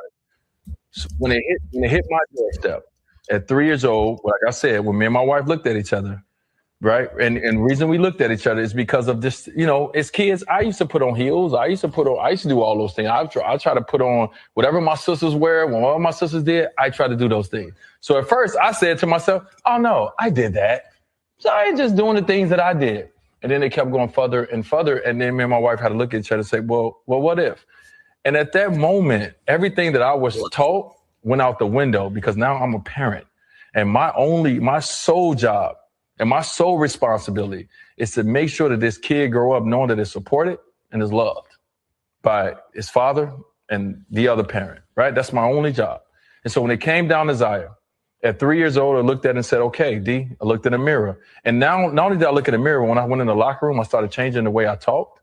I started changing how I listen to things. And I started challenging people in a different way. Once I started to ask questions to my white friends, because I've never been, I've never been, at that time, no one is in the NBA or play basketball has never been openly gay. Right. I've never had a conversation with even in anybody our that locker was room. openly in our locker room. So I was ignorant when it comes to this space. So when my child came home at 8 years old, we were living in Chicago at the time after I left Miami, which we talked about. My child came home, and the reason my child didn't come home, it was an assignment that was done at school. An assignment at school would say, tell me about yourself. And this was the time where Zaya took the time to say, I'm black, I'm this, and I'm gay. At the time, Zaya said, I am gay. So the teacher called At 8 home. years old. At 8 years old, the teacher called home and said, hey, I just want you guys to know we post these all over the school, but we didn't want to post this if you guys didn't blah, blah, blah, right? So we sat down with the teacher and talked about the teacher at that time was a gay female. Okay. Gave Zion the confidence to be able to say those words. So when we sat down and I was in the room across the way, I prepared myself for 5 years for that moment, not knowing what I was going to do or say. When Zaya sat down with me and was across the way, just like me and you are right now, Ryan, I'm looking at my child. I don't care about anything else. I'm looking at my child and I'm looking at my responsibilities. I'm looking at a child that's crying, that's afraid to tell their father. Wow. That they're different than what you probably thought I was, Dad. I don't want to play basketball. I'm not a boy. I feel that I am X, Y, and Z, right? I'm looking at my child scared to tell me. And I feel like I am pretty open at this time. Right. I realized that I needed to do better and I needed to do more and I needed to educate myself. And so what I did is I picked up the phone, I researched as much as I can because I needed to understand. I sat down with my child and I asked questions because I didn't know. Because it's not our job and our responsibility to tell you who you are. You are going to be who you're going to be. It's my job to try to put you in the best positions to help you reach that goal of who you want to be. But it's not my job to tell you. You know what I mean? And right now, we experiencing that with Zaya. Coach Ferg, floor is yours. Thanks, real quick, man. He didn't ask the right questions, right? Because you have an 8-year-old son, right? We all been 8 years old, got some 8-year-old funny looking kids right now, right? It'll show if we actively engage. I think part of his basketball career played a role in that because his son was left, and you're talking about Chicago, you're talking about a major city where a lot of adults do things to these kids, right? Now, the kid may not even recognize what was happening until he got with this teacher. Because the teacher they're going to have actually have conversations to allow people to start thinking, second guessing who they are. And this kid was in a vulnerable place, but he wasn't asking the right questions because who made you feel like this? Where were you at when y'all had this discussion? Now, if I know it's the teacher, I'm running through stoplights getting to that school the next morning. I ain't got nothing else on my agenda except seeing what the hell the conversations are about. Because one, if it's in private, then I'm going to have a big problem. My name going to be on the school. But again, we're talking about a time where they actually were pushing this within the school system. And this is the thing and he's embraced it. Young folk look up to him. Thank you, Arpain. So I don't know, man. Salute to the first generation, man, because it's scary.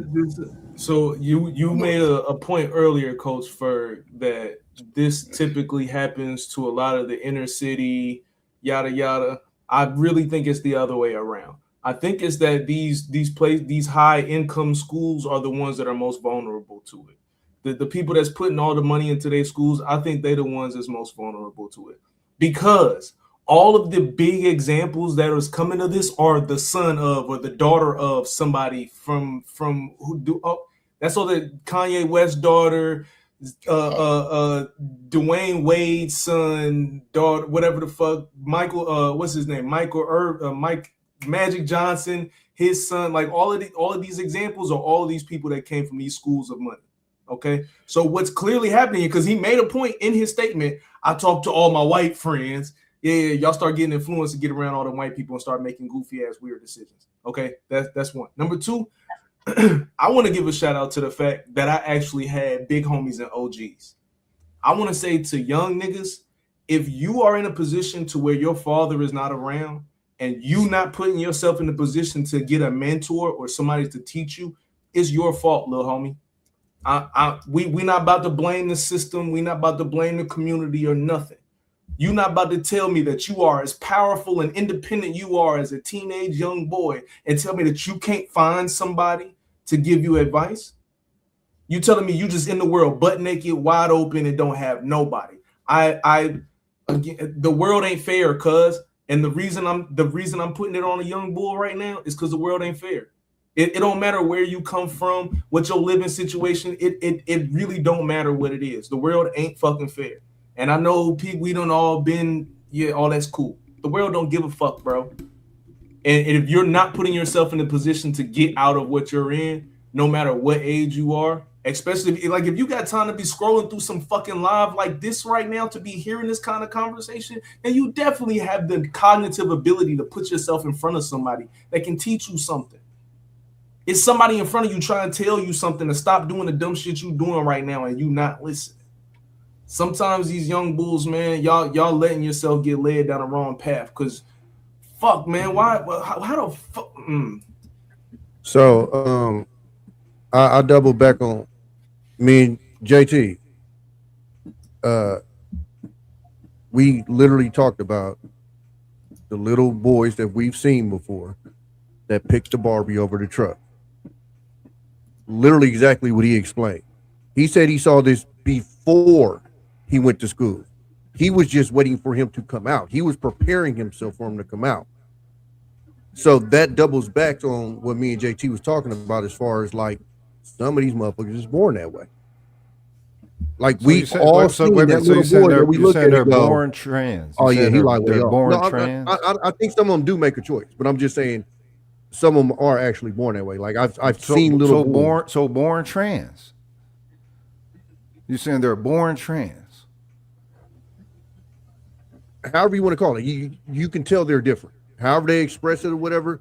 I'm not very well versed enough to even understand that. What I'm saying They believe is, that they're born I've seen of little boys a who I reverse can look gender. at and go, I got a nephew. When this nigga came out the closet, niggas was like, no shit, Sherlock. Okay. I had a nigga I was in the military with. He made it all the way to the military. Okay. We looked at this nigga, knew damn well what the fuck was going on. Right. And then he finally came out. Okay, now this is the thing. Do they need to teach the children at kindergarten, though? Whatever they was doing, whatever they was, you know what I'm saying, in their individualness, whatever, you do what you do it. But the culture is invasive. The culture disrespectfully So I go back to what you were encroaches. saying, Honey Watts. And it's kinda why I brought up what I said. It's like other cultures can't have a fucking integrity to themselves. And they have to be permitted and allowed and all this shit. Like, well, wait a minute. You know what I'm saying? So I think we go ahead, Tommy B, and then I'll come in after you. I get what you're saying, Ro. About the school thing is I agree with you on that. It's kind of why I brought up the situation in my area. Like, we don't see that, but if you go to the affluent areas, you definitely gonna see that shit. You definitely gonna see it more pushed and more letting people be more open and free. Like, but they're not gonna teach it to them though. Huh? They're not gonna teach it to them. They're gonna let those kids explore it on their own. That's the difference between the inner city, because they was bringing it to the inner city schools. Suburban schools they have collective bargaining. That's the only problem, right? So in high areas where they rent, the school system can dictate whatever they bring to the kids. Do you think Zion Way was in a high area where they rent? Did He Zion was Way in hold on. He started. He grew course. up in Chicago. He grew up in Chicago, right? And in Oak Lawn is southwest side of Chicago. It's in the, okay, but you got to remember in the cases that even Watts mentioned, a lot of those parents were absent. And I'll say this, and I'll shut up. Somebody was playing with those kids' poop strings when they was too young to notice. Facts. Somebody was wiggling in their bed and sticking their finger all on their ass. So it is what it is. So Tommy, in what you're saying, I think the only pushback I have against what you're saying is that I don't think that school systems are like creating curriculum to like teach the kids to be gay, right? Yeah. However, I do think that there are specific areas that are more affluent to hiring teachers of a particular demographic, right? Yeah, So in well, I agree with, California, Rogan. Yeah. got you. So in California, where you live at, right? You might not have had with your kids in particular, you might not have had a direct interaction with your child having an interaction with something like that because your kid is because you're talking about graduating kindergarten. But by the time I got a daughter that's been through elementary, middle school, and high school. Okay, so I got you. So cool, I got you. So your child has been all the way through high school. I still didn't hear you, bro. Oh, I said drop the link in your chat. I just did. Oh shit! I need to do it. Okay, I got you. So your kid that's been all the way through high school, your child has had plenty of homosexual, transgender, bisexual teachers, people of their lifestyle. No. You would agree to that, though. Come on, No. y'all. You're telling me that your child went to 13, 14 years of school and didn't have any lesbian, homosexual teachers at all. I can call her right now. Okay, cool. Hey, you stop my. And I'm not argument. saying. I mean, if they did, I don't think she knew. But what I'm saying is, it wasn't significant enough to where she came home and said, "Oh my God, definitely not trans, 100% not that." I would have heard about that. As far as This gay, is what I'm telling you. So this is what I'm telling you. For my oldest child, up until 2018, for the first 10 years of her life, every school year, I walked through her school and met every one of her teachers. I am telling you that from kindergarten all the way up until 2018, she always had at least one teacher of the alphabet community. There's always been at least one. Yeah. Once you put someone in that space, what they influence your kids on, you kind of out the loop on. Yeah. My kids had a gay principal too. Gay principal, gay teachers. Like, I mean, I said, damn it, are we at Woodstock? I mean, it was just so many. I mean, the principal, I just want to welcome everybody to check out the middle school. I said, what the fuck is going on fucking this fucking place? What is this? Motherfucker got his hair pulled back like a bitch, tight ass fucking pants on. That's what the fuck is going on here. They okay with this shit? And then they had 70s day or something during like homecoming week. They have like 70s day or some shit. I go to the game. This nigga got on knickerbockers with a cut up to the leg with makeup on his face, twisting it. I said, what the fuck is happening? I'm at my son's game. I said, what the fuck is going on? Hey, is there The a principal up world, here man? dressed like Madonna. Oh my God, bro. No. So this is the problem, man. When people hear us speak against it, only thing they hear us say is gay people are bad, right? And it's because every time we talk with them, they want to talk and they want us as if we don't understand what the fuck is going on. And then we placate to that shit saying that we don't. Explain it to me. I need to understand. Like they some motherfucking some goddamn professionals. You ain't professional. Your ass a dropout. You dropped out of manhood or womanhood. So you need to pretty much listen to us when we're saying, listen, this is why this shit is weird and strange. I think we just have a bad, we have an issue. Let me ask you a question. Have you had any gay teachers? No. Okay.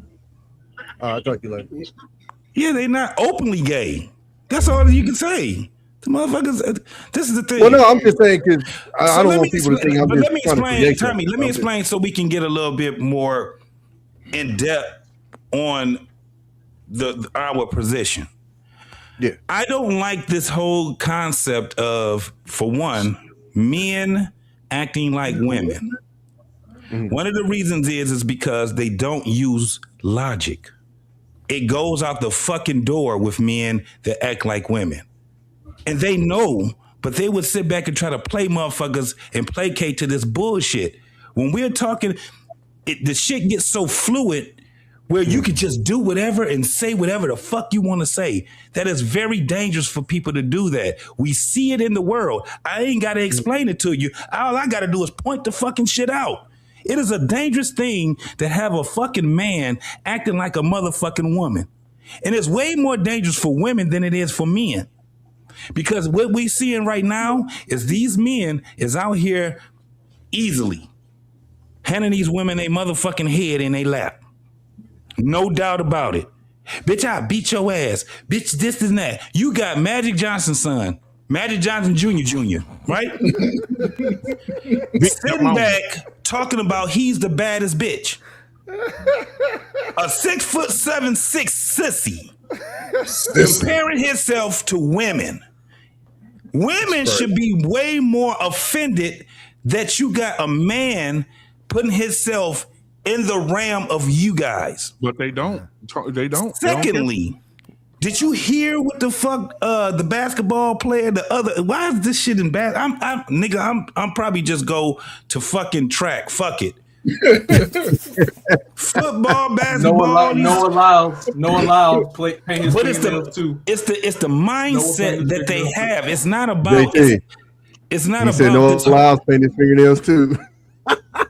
I said go back to track, nigga. Do you understand that there's so many motherfuckers that's these?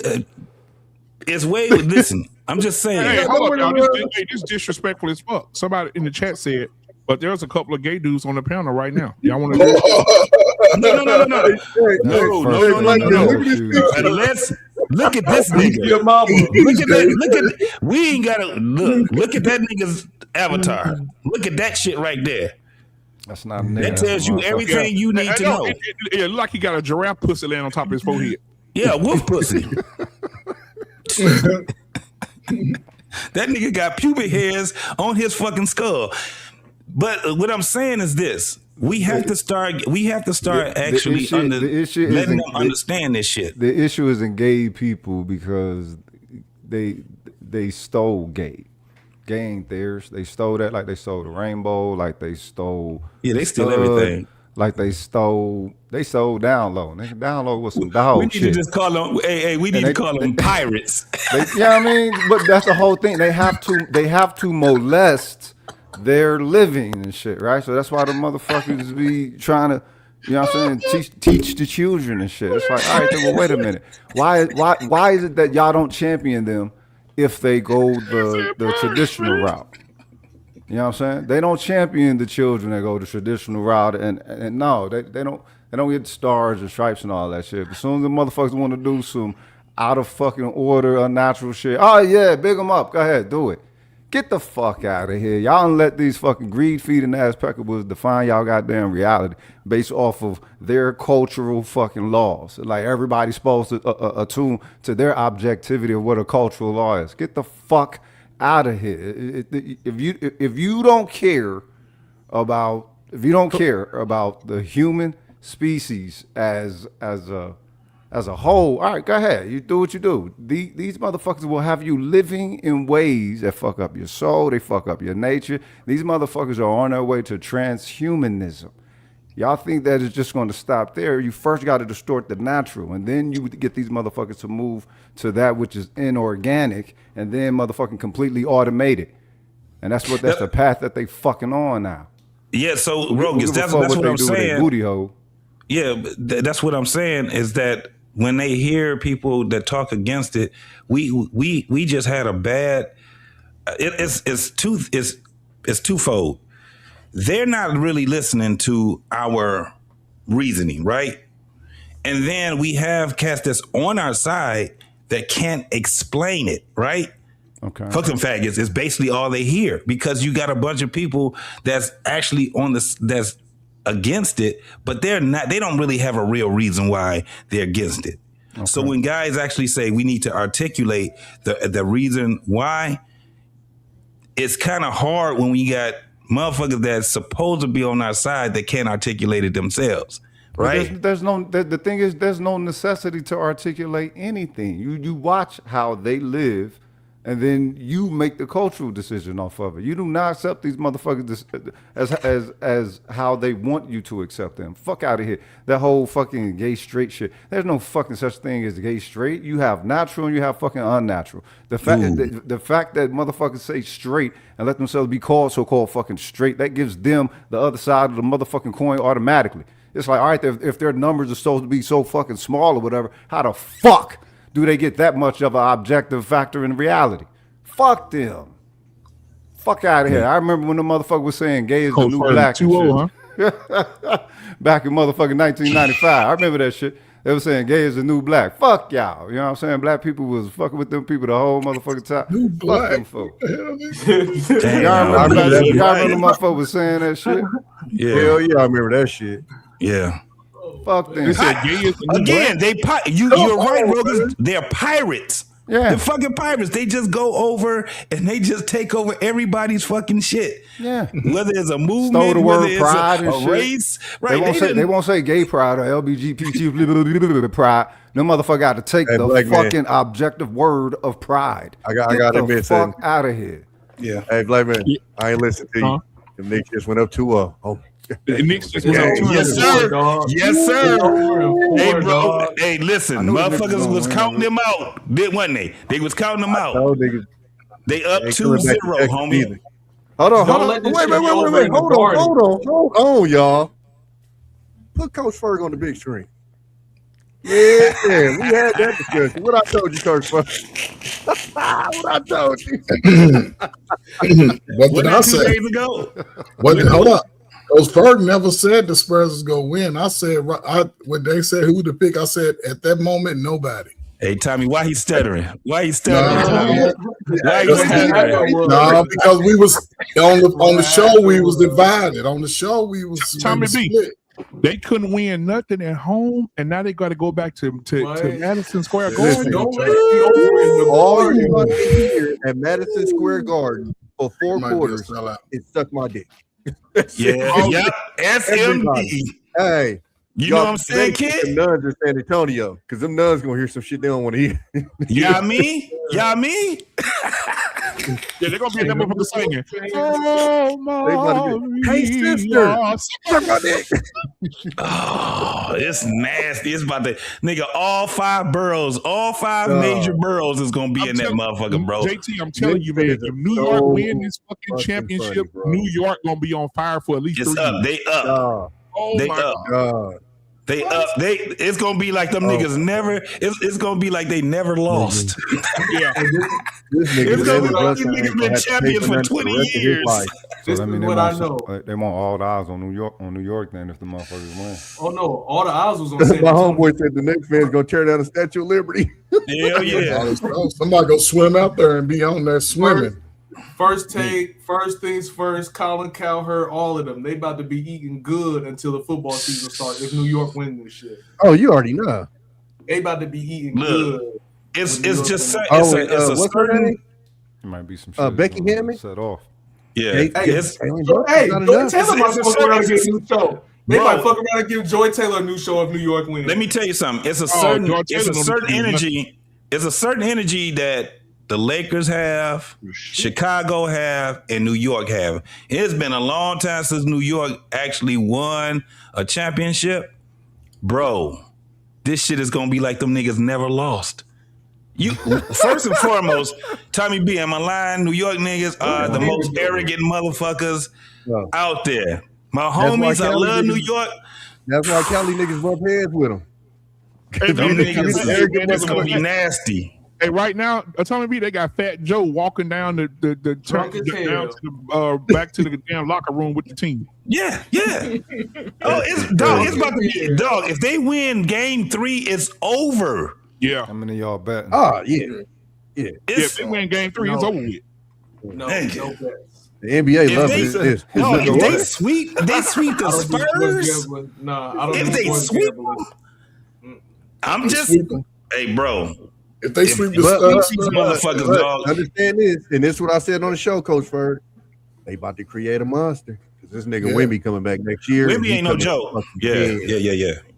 if y'all know, This if is they going to be sweep a the nice Spurs, lesson for them. if they sweep the Spurs, they'll go down as one of the greatest championship team runs. That's what in I'm history. saying. That's what I'm saying. Crazy. Because they didn't whoop the lowest of the low and the top tier, and they undefeated in the playoffs. Undefeated. They've been blowing them out. So, Yeah. Hey. Shit. That shit is that. Yeah, bro. I need to talk to the commissioner. Man. Get your popcorn. Hey, get your tickets. you can't be no soft ass nigga playing for New York. Okay, back to the conversation we're having. Because Cat has been talking about in New York, the biggest currency in New York is respect, and it's kind of hard when you're watch. I hate to say it, but they got Cat. Hey,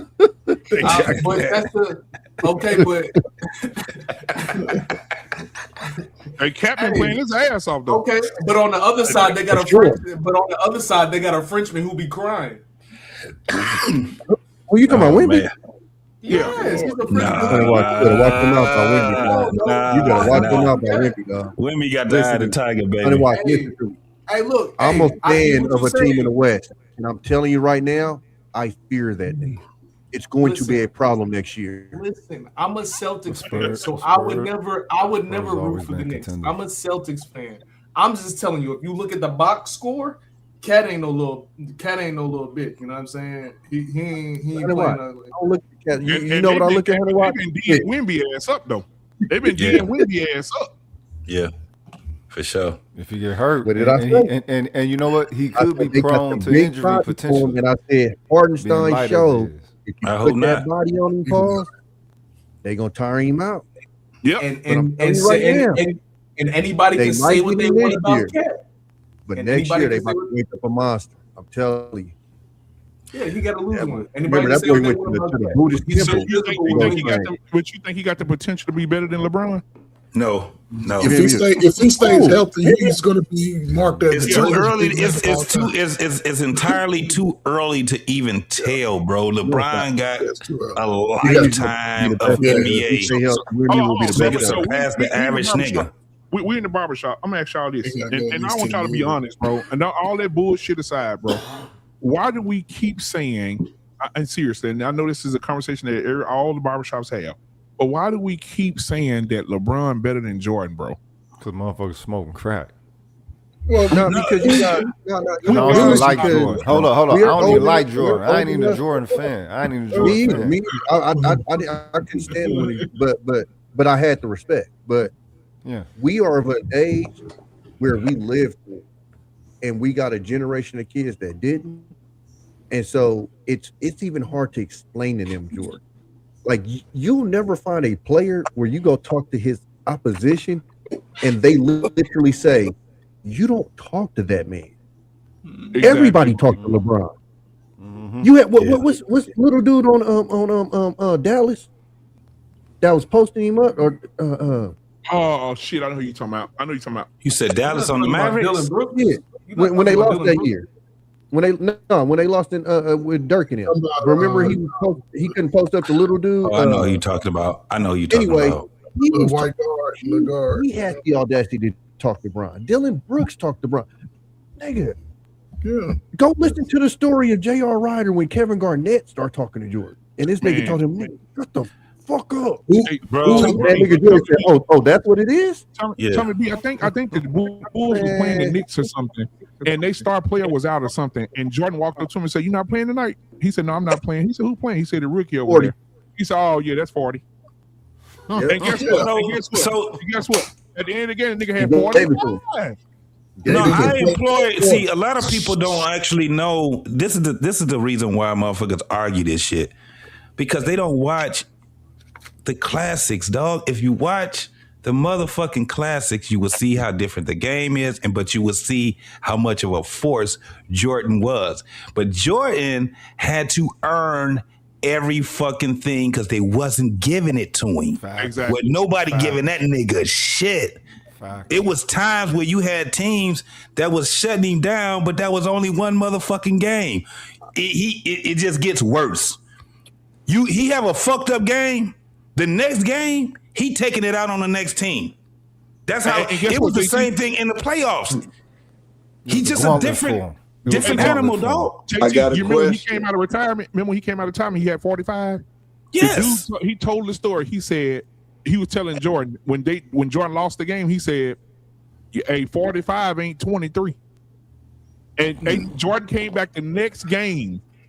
He was at the free throw line at the end of the game, and he missed a free throw on purpose. And the dude said, "They said, why you miss it on purpose?" He pointed up at the scoreboard. Yeah. He had 45, nigga. Was that when he closed his eyes? Yeah, and shut the shot with his eyes. No, he made them. No, he made it. Yeah. Remember what he said? One of the dopest things that ever happened with Jordan when goddamn Spike Lee, he dunked on a little guy on New York, and Spike Lee said, "Go dunk on somebody your own size." And the nigga came and dunked on. I can't remember who it was, but he dunked on Ewing. And he said, "Was that big enough for you?" Can I tell y'all why niggas argue? Matumbo told him. Can I tell y'all why y'all niggas argue? No. Matumbo said, "You not dunk on me ever." Michael Jordan said, "I'm gonna get you. Don't you Yeah. worry, I'm gonna get you." And he dunked. Came back and hit him with the. So here go the Michael Jordan is he's not only in the class of himself, he's a whole nother plane. Well, you know the problem with that argument, right? One, did y'all know that LeBron beat Jordan before he even got to the league? Okay, so what that mean? What You that mean? talking about the What old that Jordan? mean? What that mean about what he you talking about the applies senior citizen? to the league? What does it mean? What does it mean? Hold up. What does it mean about what he applies to the league and applies to making the players around him better? That's the cool thing about Michael Jordan. He had an AARP card already. He beat Jordan, and he's 1-3 against Steph in the finals. Conversation, right? Can Jordan play all 5 positions? Hey, Peace Murray, hold on, Peace Murray. Let me ask you this. Shoot. Can LeBron James on any team? LeBron James was so disrespected. His teammate was fucking his mom. But we're gonna go in. Talking about something that got nothing to do with who. That ain't got nothing to do with who. That ain't got nothing to do with who. Hold on, let me kill this dumbass 5 position thing. Can LeBron go play 5 positions when you got to go guard Patrick Ewing, Hakeem Olajuwon, Dikembe Mutombo? I'm gonna tell you. See, the centers that LeBron had to guard was facing up and was Somebody shooting. fuck this mama, man. Like, what are we talking about?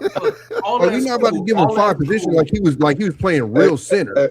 All that's cool. I'm gonna tell y'all something. Okay, so Michael Jordan played all 5 centers. All 5. But Smurf, he didn't play all 5. But look, if okay, let me ask you this: if you give Michael Jordan 10 finals, how many does he win? With Scottie Pippen, he gonna win all 10. Thank you. Get the fuck out of here. Okay, look, this is what I'm saying to y'all.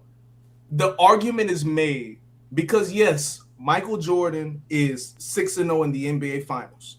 We're also going to remember that motherfucker took a gap off in the middle of his 3-peats. Okay? We're not going to act like he didn't take a break from getting slapped in the paint for him to not get injured. Okay?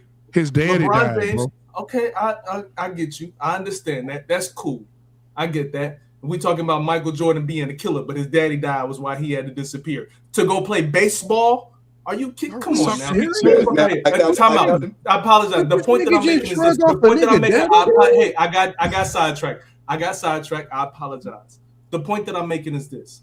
I agree with what P. Smurf is saying.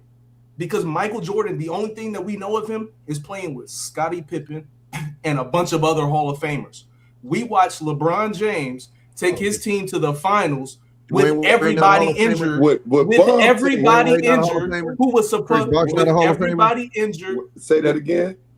When he went to the finals with the Cleveland Cavaliers with Kyrie Irving and Kevin what's his name? Kevin Love injured. Both Hall of Famers. Both Hall of Famers. No, hold on. Okay, Let's stop. cool. No, Both Hall of Let's stop. Famers. But First of all, they both wasn't injured in the for the whole finals. fucking playoffs. They got injured in the finals.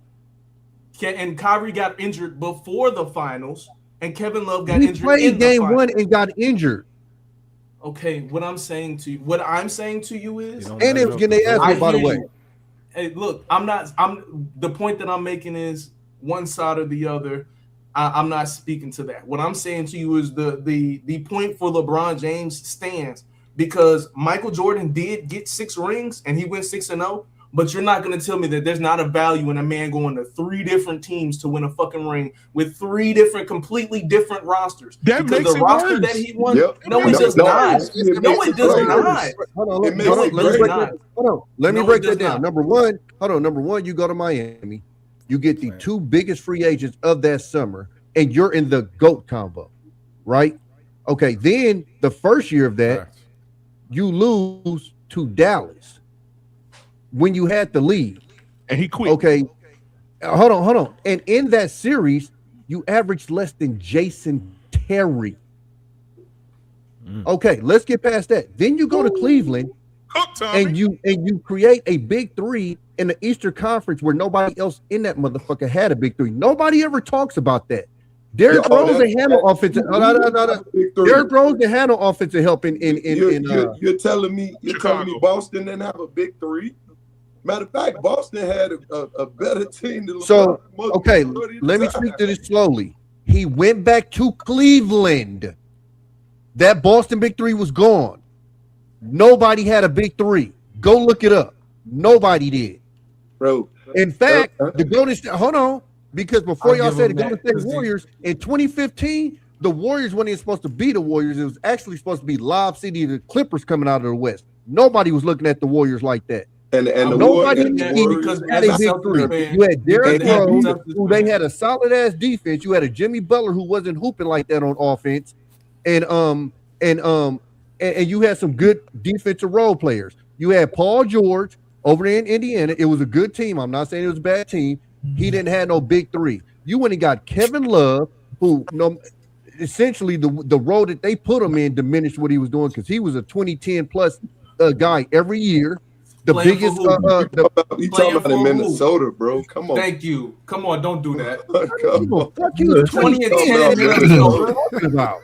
Somebody smash y'all mama, y'all should be allowed to go to the finals. Somebody smash y'all mama. And then you had Kyrie Irving, a number one team, not a number one overall pick. Let me Hold on, Peace Party. I want to hear LeBron. Hold on, Peace Party. I want to hear LeBron get on the plane after they lose. And I want him to get on the plane and say, hey, stewardess, listen, ain't nobody on this plane eating tonight. Nobody eating a motherfucking thing tonight. And see what they have. They'll jump LeBron, beat him up. Michael Jordan got on that plane and say, ain't a nigga on this plane eating. Everybody shut the fuck up. Now let me people be on that clear. team diminish that ring. So let me be clear. I'm Chicago, right? I can't believe you tonight. But watch this. We got our this was my problem with Jordan them for a long time. We got our ass whooped by Detroit, right? And I'm a Zeke fan because I'm Chicago. So here go the thing of the matter. I give Mike his props, but I'm definitely gonna give LeBron his props as well. Oh God. Regardless of what anybody talks about, when he was in Cleveland and he was going to the final with them bomb teams. Right, and you really can't call nobody that go to the league a bomb. But the teams compared to what he was on, and he was getting to where he was getting to.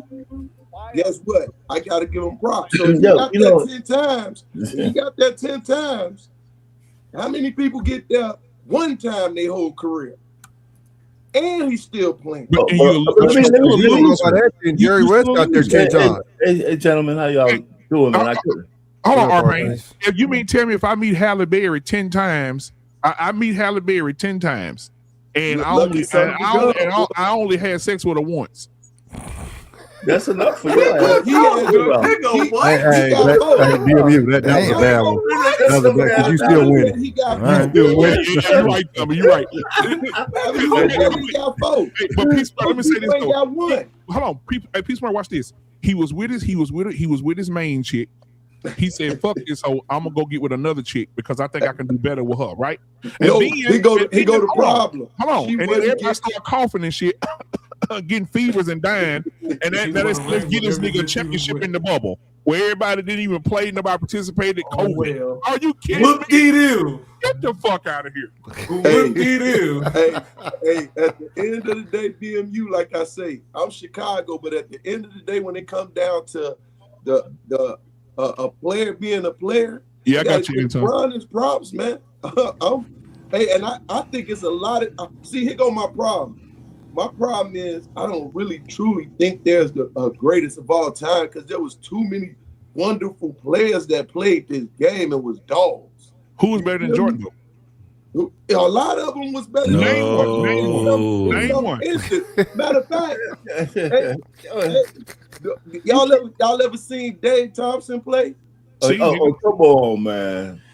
He's not better than Jordan, though. Come on. Two people. Look, I'm not a Jordan fan, cuz, and I know he's the greatest, cuz. Come on. And the other one was Kobe Bryant. So Kobe Bryant is a byproduct of Michael let me Jordan, see your Chicago bro. card. Let me see your Chicago. Peace, man. There go my Chicago car. That's the reason why you got the 45 up there, man. The 45. Chicago. He got the 4-5. Players, I just like basketball. Chicago. I just like basketball. 45 for the sun. And you know what? You know what I hate to hear these old niggas talk about like Kareem and who else was it? Bill. I love me some Bill Magic Listen, Johnson. hold on. Let me go back a little bit. Who was it? Bill Russell. Like if you go back and watch it, like the little, I think they're still in black and white. You go back and watch Bill Russell play. Bill Russell was playing against some little ass white boys. He was a monster. He had the advantage. You gonna win when you taller than all the white boys and you push them all down on the ground. He had no competition whatsoever. We gotta start talking about y'all call this nigga great. And he out there playing the Special Olympics. Hold on, but BMU, you gotta hold on. But BMU, you're correct on that part. But the motherfucker was playing at some goddamn Chuck Taylors. You know what I'm saying? That's No, like for real, cuz. You know what I'm saying? Fucking barefoot. The players themselves. Can you imagine Michael Jordan playing in Bill Russell Day? How many points he average a game? He would have beat the shit out of it. He would have beat the shit out of them cats, bro. Did y'all hear what Arpain said? Say it again, Arpain. So Yeah, man, the players themselves called Jordan the best, man. Case Yeah, closed. Simple as that. Hey, listen, Yeah. man, Jordan. I mean, the whole point is that shouldn't diminish how great LeBron is. Exactly. That's all. Not at all. Not at all. He's just not Jordan. I mean, Jordan never went to a seventh game in those playoffs. When he got suspended for those 2 years, because I'm the guy who believes he got suspended for those 2 years. You think he got suspended? The motherfucker was off the rails. Yeah, he was gambling and everything. He got suspended for 2 years. Hold on, Arpain. Even so, watch this. This how cold the nigga is. He won 3 back-to-back. He went home for 2 years, to sleep, ate chicken, smoked some cigars, came back and won 3 more on you niggas. Look, the one thing about LeBron, nobody gives enough credit for. Anybody who gets the 8 championships in a row. When Jordan was on some individual assassin, they were not winning. Sorry. When Bro, we started if Michael Jordan didn't take 2 years off, he would have 8 rings. He would have 8 rings. No, they wouldn't. Listen, Well, we can agree on this shit right Yes, here. sir. LeBron for 5 seasons have been loitering in the NBA. Get the fuck on, LeBron. He needs to retire, man. He needs to retire. What is his goal for? He needs to lead. Now, I will say this about LeBron. I'm not a LeBron fan, but let me tell you this. I did see this today. Him and SGA, they put their numbers up with each other. The niggas' numbers are better than SGA's, nigga. And That's what I was about to say. Hold on. You said he been loitering. He went 26-7 with 51% field goal percentage this year. That's not loitering.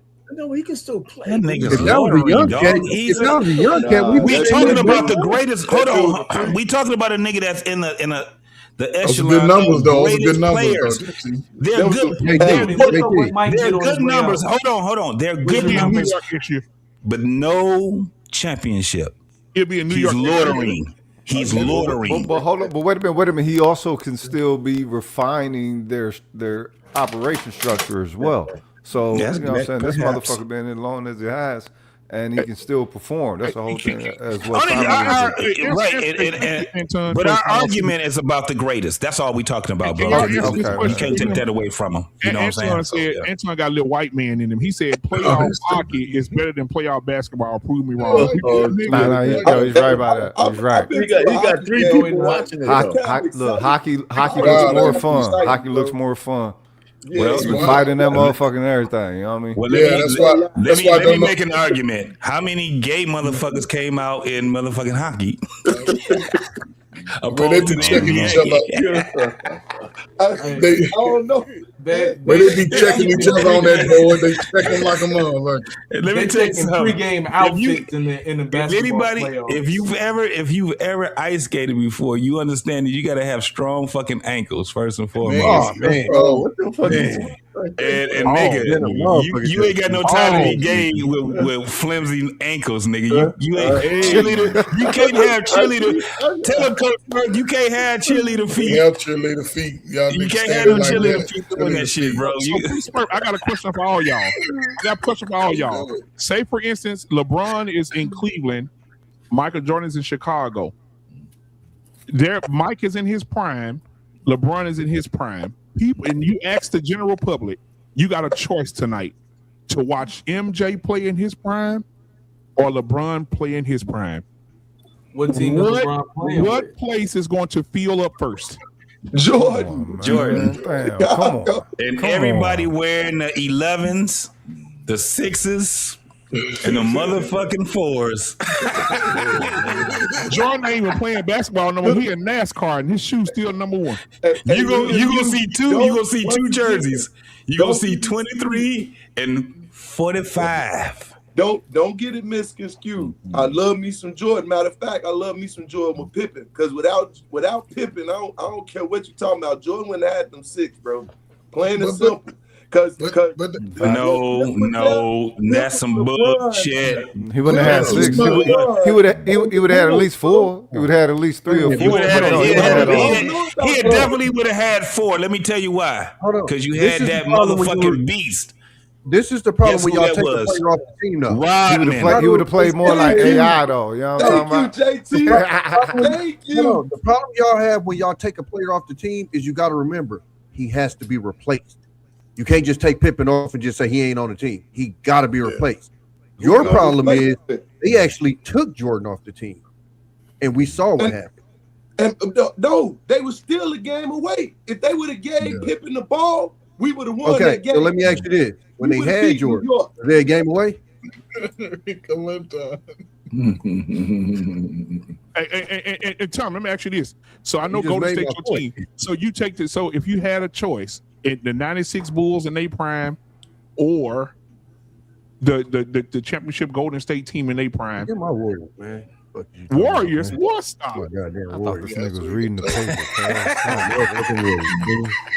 But every championship team had that 1-2 duo. Every championship team had that 1-2 punch. Every team.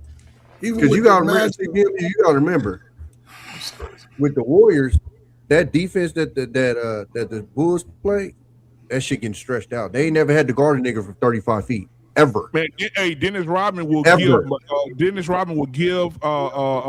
my boy's name? Draymond the fucking work. Draymond Green wouldn't have been Draymond Green would have fouled up in the first goddamn 10 seconds of the motherfucking first quarter. And I don't think Draymond would try to fight like somebody like Dennis or somebody like what's the other one name that's in New York right now beefing with everybody. Dennis will beat your motherfucking ass. What's his name? He played for Chicago. You talking about Charles Oakley? Acrylic nails and all. Dennis will whoop a nigga ass. Can you imagine Charles Oakley? Draymond trying to come up on Charles Oakley, that grown man. Hold up. Charles Oakley was a bully, but Charles Oakley wasn't more of a bully than motherfucking what's my man name? No. The black guy played for New York. That nigga, he just passed away a couple of years ago. What's that nigga name, man? God damn. That nigga used to fight all the time. I think him and Xavier McDaniels. You talk about not McDaniels. Oh, nigga. I think his name. I know he's talking about. Anthony Mason. Yeah. Oh yeah, motherfucking Mason. Yeah, Anthony Mason did more. So Draymond Green would have got his ass handed to him if he came against Oakley or he came against that motherfucking Mason. Joe Dumars, nigga. You got 5 Hall of Famers, bro. On 5 defensive-minded Hall of Famers playing against the Golden State Warriors if they was in a prime, bro. Different defense. So again, I'll say you pick and roll. You put Charles on, and now he's guarding Steph. Chicken dinner. Let me tell you something. The Golden State Warriors, everybody would have quit if Detroit played their ass. Charles Oakley guarding Steph. I'm gonna tell y'all this. He about to put that nigga in a tap dancing class. That nigga's about to be out there doing steps he ain't never even know he could do. Oh, hold on. But what rules are we playing by? The rules of the 80s well, and the that's 90s? the key. That's the Hey, key. with hand checking. Let's play with hand checking. Hold on, boss. I'm gonna say this. I'm gonna let y'all cook. Can you imagine Steph Curry and that Warrior team playing by the 80s and 90s rules in basketball? They wouldn't make it. They ain't gonna make it. Okay. Soon as they play Wait a minute. Everybody quit. Can you imagine that Bulls team playing with current rules? Draymond Green. Yes. Draymond Green gives them that 90s funk. I think if Michael Jordan played with the new rules in his prime, he'll average 40. Yeah, Okay. I agree with you. Hold on, wait a minute. Because we just talked about how all the opponents talk about Jordan. Have you heard what the opponents say it is like guarding Steph? They said Deli almost died. Mm-hmm. They said that nigga went back to the locker room. This nigga couldn't breathe. Because there ain't a player in NBA that's ever ran as much as Steph. He runs. He's literally more dangerous without the ball than he is with. Than he with it. They never had to guard that before. I appreciate you saying that, Tommy. Look, this is what I'm saying to y'all. I have listened to a lot of stories from players that played with Isaiah Thomas and Michael Jordan and Michael Irvin. And I listened to way too many of them talk about how their teammates was smoking cigarettes. I mean, cigars and stuff like drinking and smoking cigarettes. My pocket, smoking cigarettes, doing lines of coke, all of that shit. Tim Hey, y'all Hardaway not gonna play with me. podcast. You're not gonna play with me. You're not gonna tell me that it's a whole bunch of locker rooms of dudes doing lines, and you're telling me that LeBron playing against your genetically modified nigga LeBron would have been doing lines too. He would have been smoking cigarettes too. Hey, Hunter Watts. To be exact. Hunter Watts, let me ask you something. Somebody bumped LeBron James, he cried like a bitch. But let me tell you this. Can you And that imagine, nigga wore the dress. can you Get the fuck imagine out of in the here. You know what I'm 80s, saying? Talking about the taking those subject. 80s, those rules from the 80s, LeBron James coming down like a freight train and body slam his motherfucking ass or punch him in the In the early 90s, how many niggas was 250? Here go the Hold thing. on. This is the issue with one that thing argument, that we BMU, fail to realize is if those rules were in effect, then the players now would have came up under those rules. So it's hard to even have that argument because they would have played the game differently. Exactly. Absolutely. And that's what But I it's was good to saying. have a It's conversation. like with the rules, if the So Bulls had LeBron played would've been- with he these would've been rules, tougher. them niggas would have been able to shoot better because they'd have been more. He would have been a tougher individual because he would have had those guys were individually sounded when it came to they was on attack mode. LeBron came up with his team, so he was cultivated to play team basketball, right? I had to make everybody better around me, and he used Jordan's second half of his life as an example because the first half, remember, Phil told him you'll never win with that attitude, right? You got to get your team involved. And that's when Jordan started giving the ball to other people to help them become great. But when he had that individual, bro, we lost all the fucking time. Excuse my French. But bro, we lost LeBron all don't the time. listen. LeBron don't have. Let me take two things about LeBron. I'm gonna let y'all cook. LeBron don't have that dog in him like Kobe and Mike. He don't have that dog in him. He's very passive, right? But he was trained that way, dog in him. And on top of this, I feel bad for LeBron because you literally had to pass the ball to the man who fucked your mother the night before.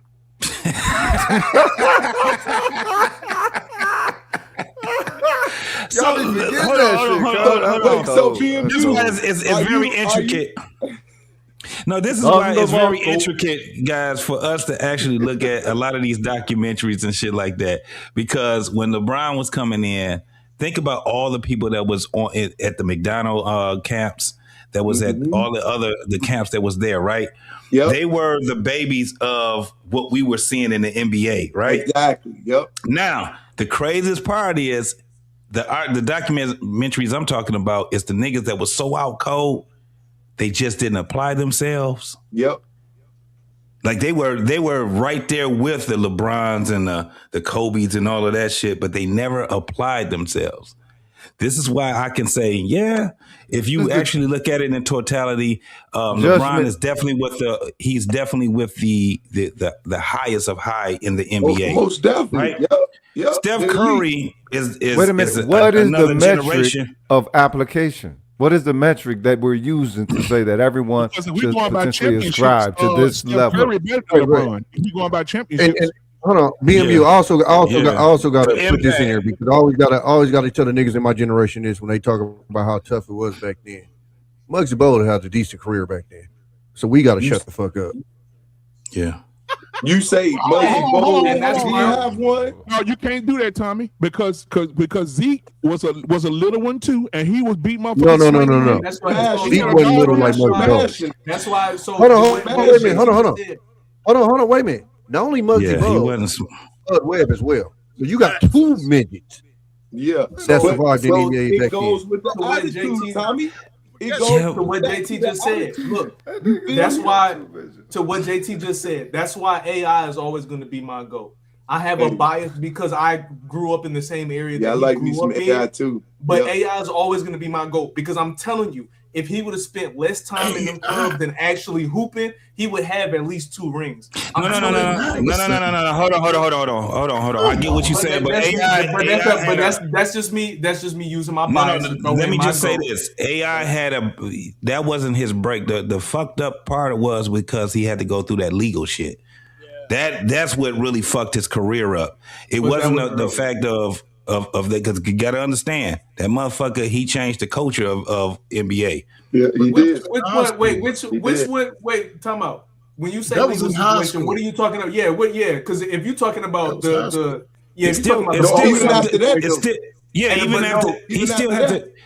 had to deal with that shit, bro. It still put a damper on him. In terms of, this is what I'm saying to you. In terms of cultural influence, the only player that ever came close to Michael Jordan in terms of cultural influence was Allen Iverson. Oh, God damn. No. Bro, do y'all know how many motherfuckers?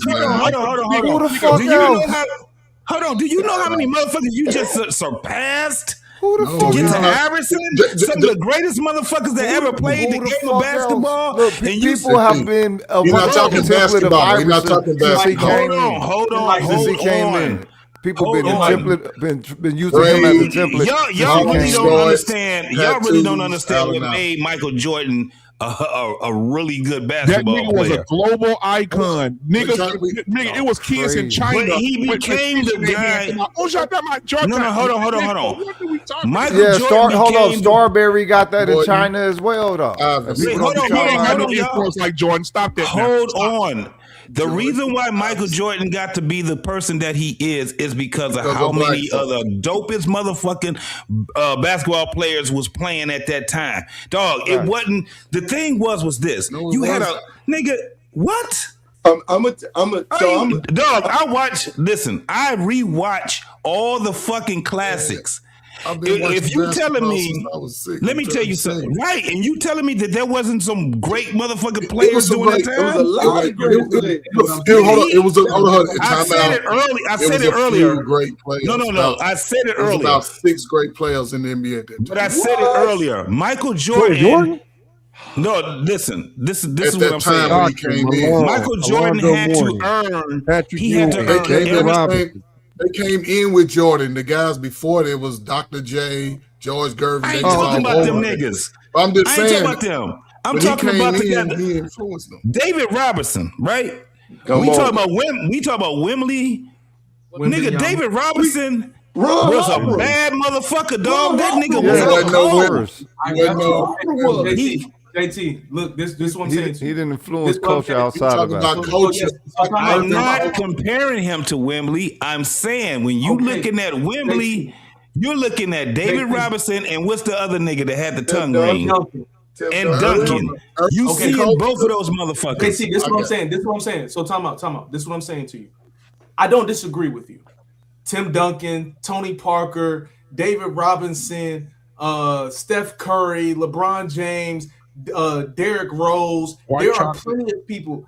White chocolate. There are plenty of people that are great players. I'm not I'm not taking away from that. This is what I'm saying to you.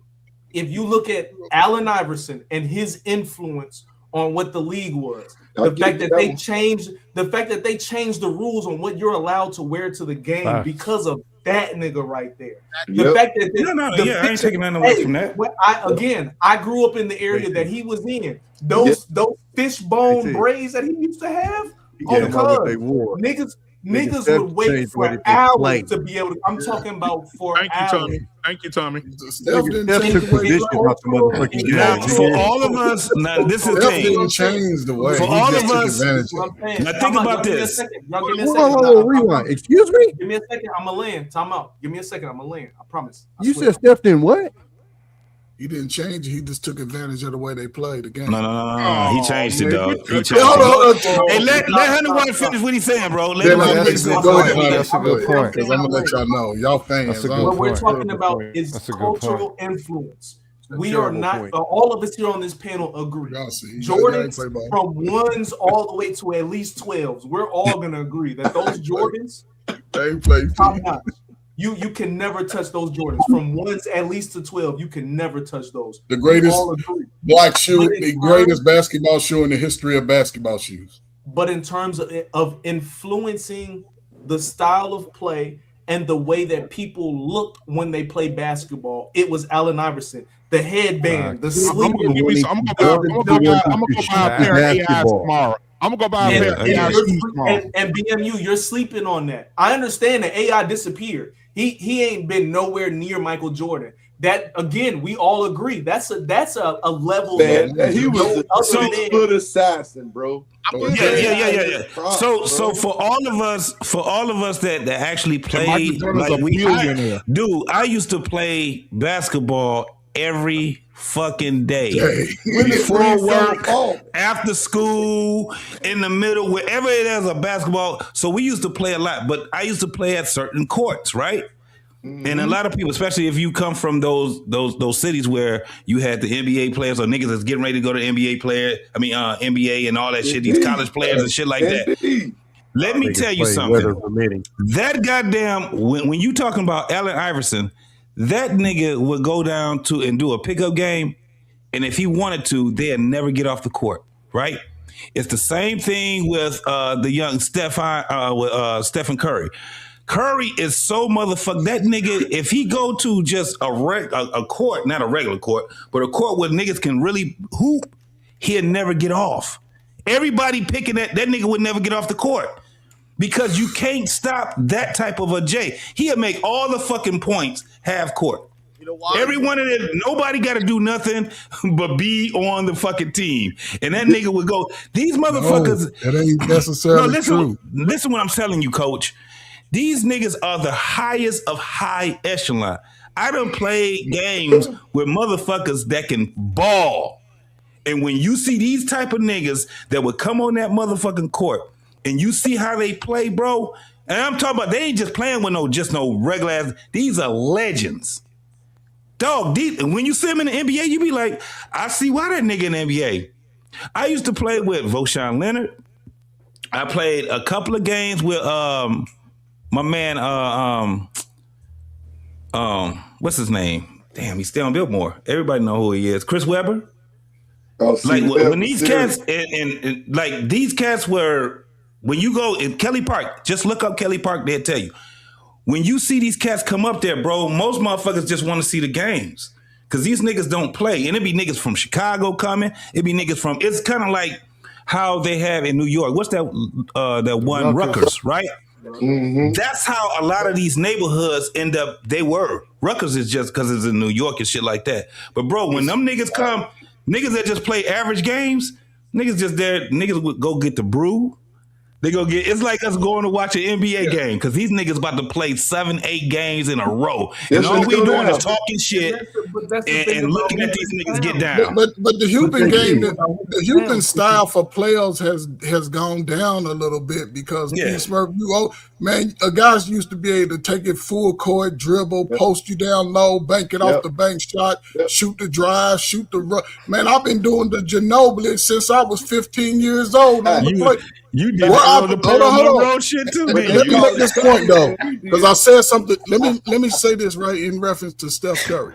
Steph Curry, to me, he's the greatest shooter to ever put on a pair of sneakers. However, he was able to create that type of play because the NBA softened it up. Exactly. Jordan couldn't have been out there shooting threes like some of the best 3-pointers in the world in that time before the little softer era came. Players couldn't play like that. You was getting challenged. But once they said no more, bring it to it like a fanfare, like he showed that he's the greatest shooter ever. And his shooting alone, but Steph shooting alone with the way the NBA allowed that style to play, won 2-3 championships by itself. But see, here go my problem when we had these conversations. I can go through my head, Reggie Miller. That's what I'm saying. That still don't beat Steph. Steph won championships, man, and was averaging 28, 29. We didn't even get a chance to see them because we saw them. That's no excuse. The ball, bro. That's no excuse. But hold on, you said Reggie Miller. Come on, Coach. Reggie Miller was shooting that bitch from all over the goddamn. To the finals one time. That is true. Steph has gone to the finals 4 times. Reggie Miller was a beast with that shooter, dog. In that rough and tough NBA that Coach Ferg is talking about. No, Spud Webb, 130 pounds. Muggsy Bogues, 130 pounds. I'm not finished talking. Muggsy Bogues. 130 pounds each. Hold on, I'm gonna show y'all something real quick. Hold on. 130 pounds each, and they both played. Who remember Ben Gordon in the NBA? Who remember Chicago Ben Gordon? I want y'all to hear this. Listen to this. I got it with MJ. Mike. Yes. Mike signed the shit out of me. What Jordan? Wait, hold on. Fuck up. So I was playing with Charlotte, right? This is before, the first year I got there, we got to the playoffs for the first time. And so MJ loved me for that. Everybody mute. But when I first got there, it was kind of rocky. You know what I'm saying? I just got traded there. So we got our ass beat by somebody. And he came in the locker room after the game just going off on us like we need to get our shit together, right? I made some little comment or something like that. He ain't say nothing. So he came to practice the next day. It's on the second team in practice. And we lose. You lying. You ain't losing 50. Mike was listen. This was in 2010. Mike suited up. Dog, whatever he had on, he came out there, got on, pushed against the guard, whoever Gerald Wallace was guarding, the 3 guard, kicked him out and got in that spot and played with the second team. Our second team wasn't scrubs now, but he just gave them niggas confidence through the roof. And he scored a couple points. You know what I'm saying? He scored a couple points, and to the point where he talked so much shit afterwards, he grabbed the ball and went dunk one on the way out. True story. Ask anybody that was on my Charlotte team, dog. And he came in there and bust their ass. And this is what I told myself. And you can ask my partners when I got home. That's why he the GOAT. Shit, I got into it with MJ. Mike. Yes. But that ain't nothing, man. I seen that on the street. He don't get no validity. He was a bum. And I can't call nobody that go to the league a bum. But what I'm saying is this. I could get him props, but there's so many guys that wasn't released, bro. Like I know y'all love LeBron, but I'm telling you, ain't nobody. You know how 100 Watts say the AI revolutionized the game? Yeah. Michael Jordan would come to a place that's not even at home. He wasn't even Chicago. They say this motherfucker would walk in the fucking home team's dressing room and say, "Who guarded me tonight?" I'm gonna got 50 for you. I give you that. You got that from Bird. Chicago, but when you're talking about playing the game, bro, anytime you can play all positions and be a dominant force, I gotta get that player, bro. I can go down. If I can play center to Hold on, Peace Smurf. If I go through the Hellcat, if I go by a Hellcat, he's never dominated at shooting guard. He was never dominated at center. Like, what are you talking about? What you mean never? Never. He was never dominant as center. He was never dominant as shooting guard. Never. If I go by a Hellcat, and it's the fastest thing on the road, and I take it to the racetrack, and I lose 10 races in a row, even though I got a Hellcat, played no basketball. Y'all ain't played no basketball, bro. Don't show me the year where LeBron was listed as a center. Show me the year where he was listed as a shooting guard.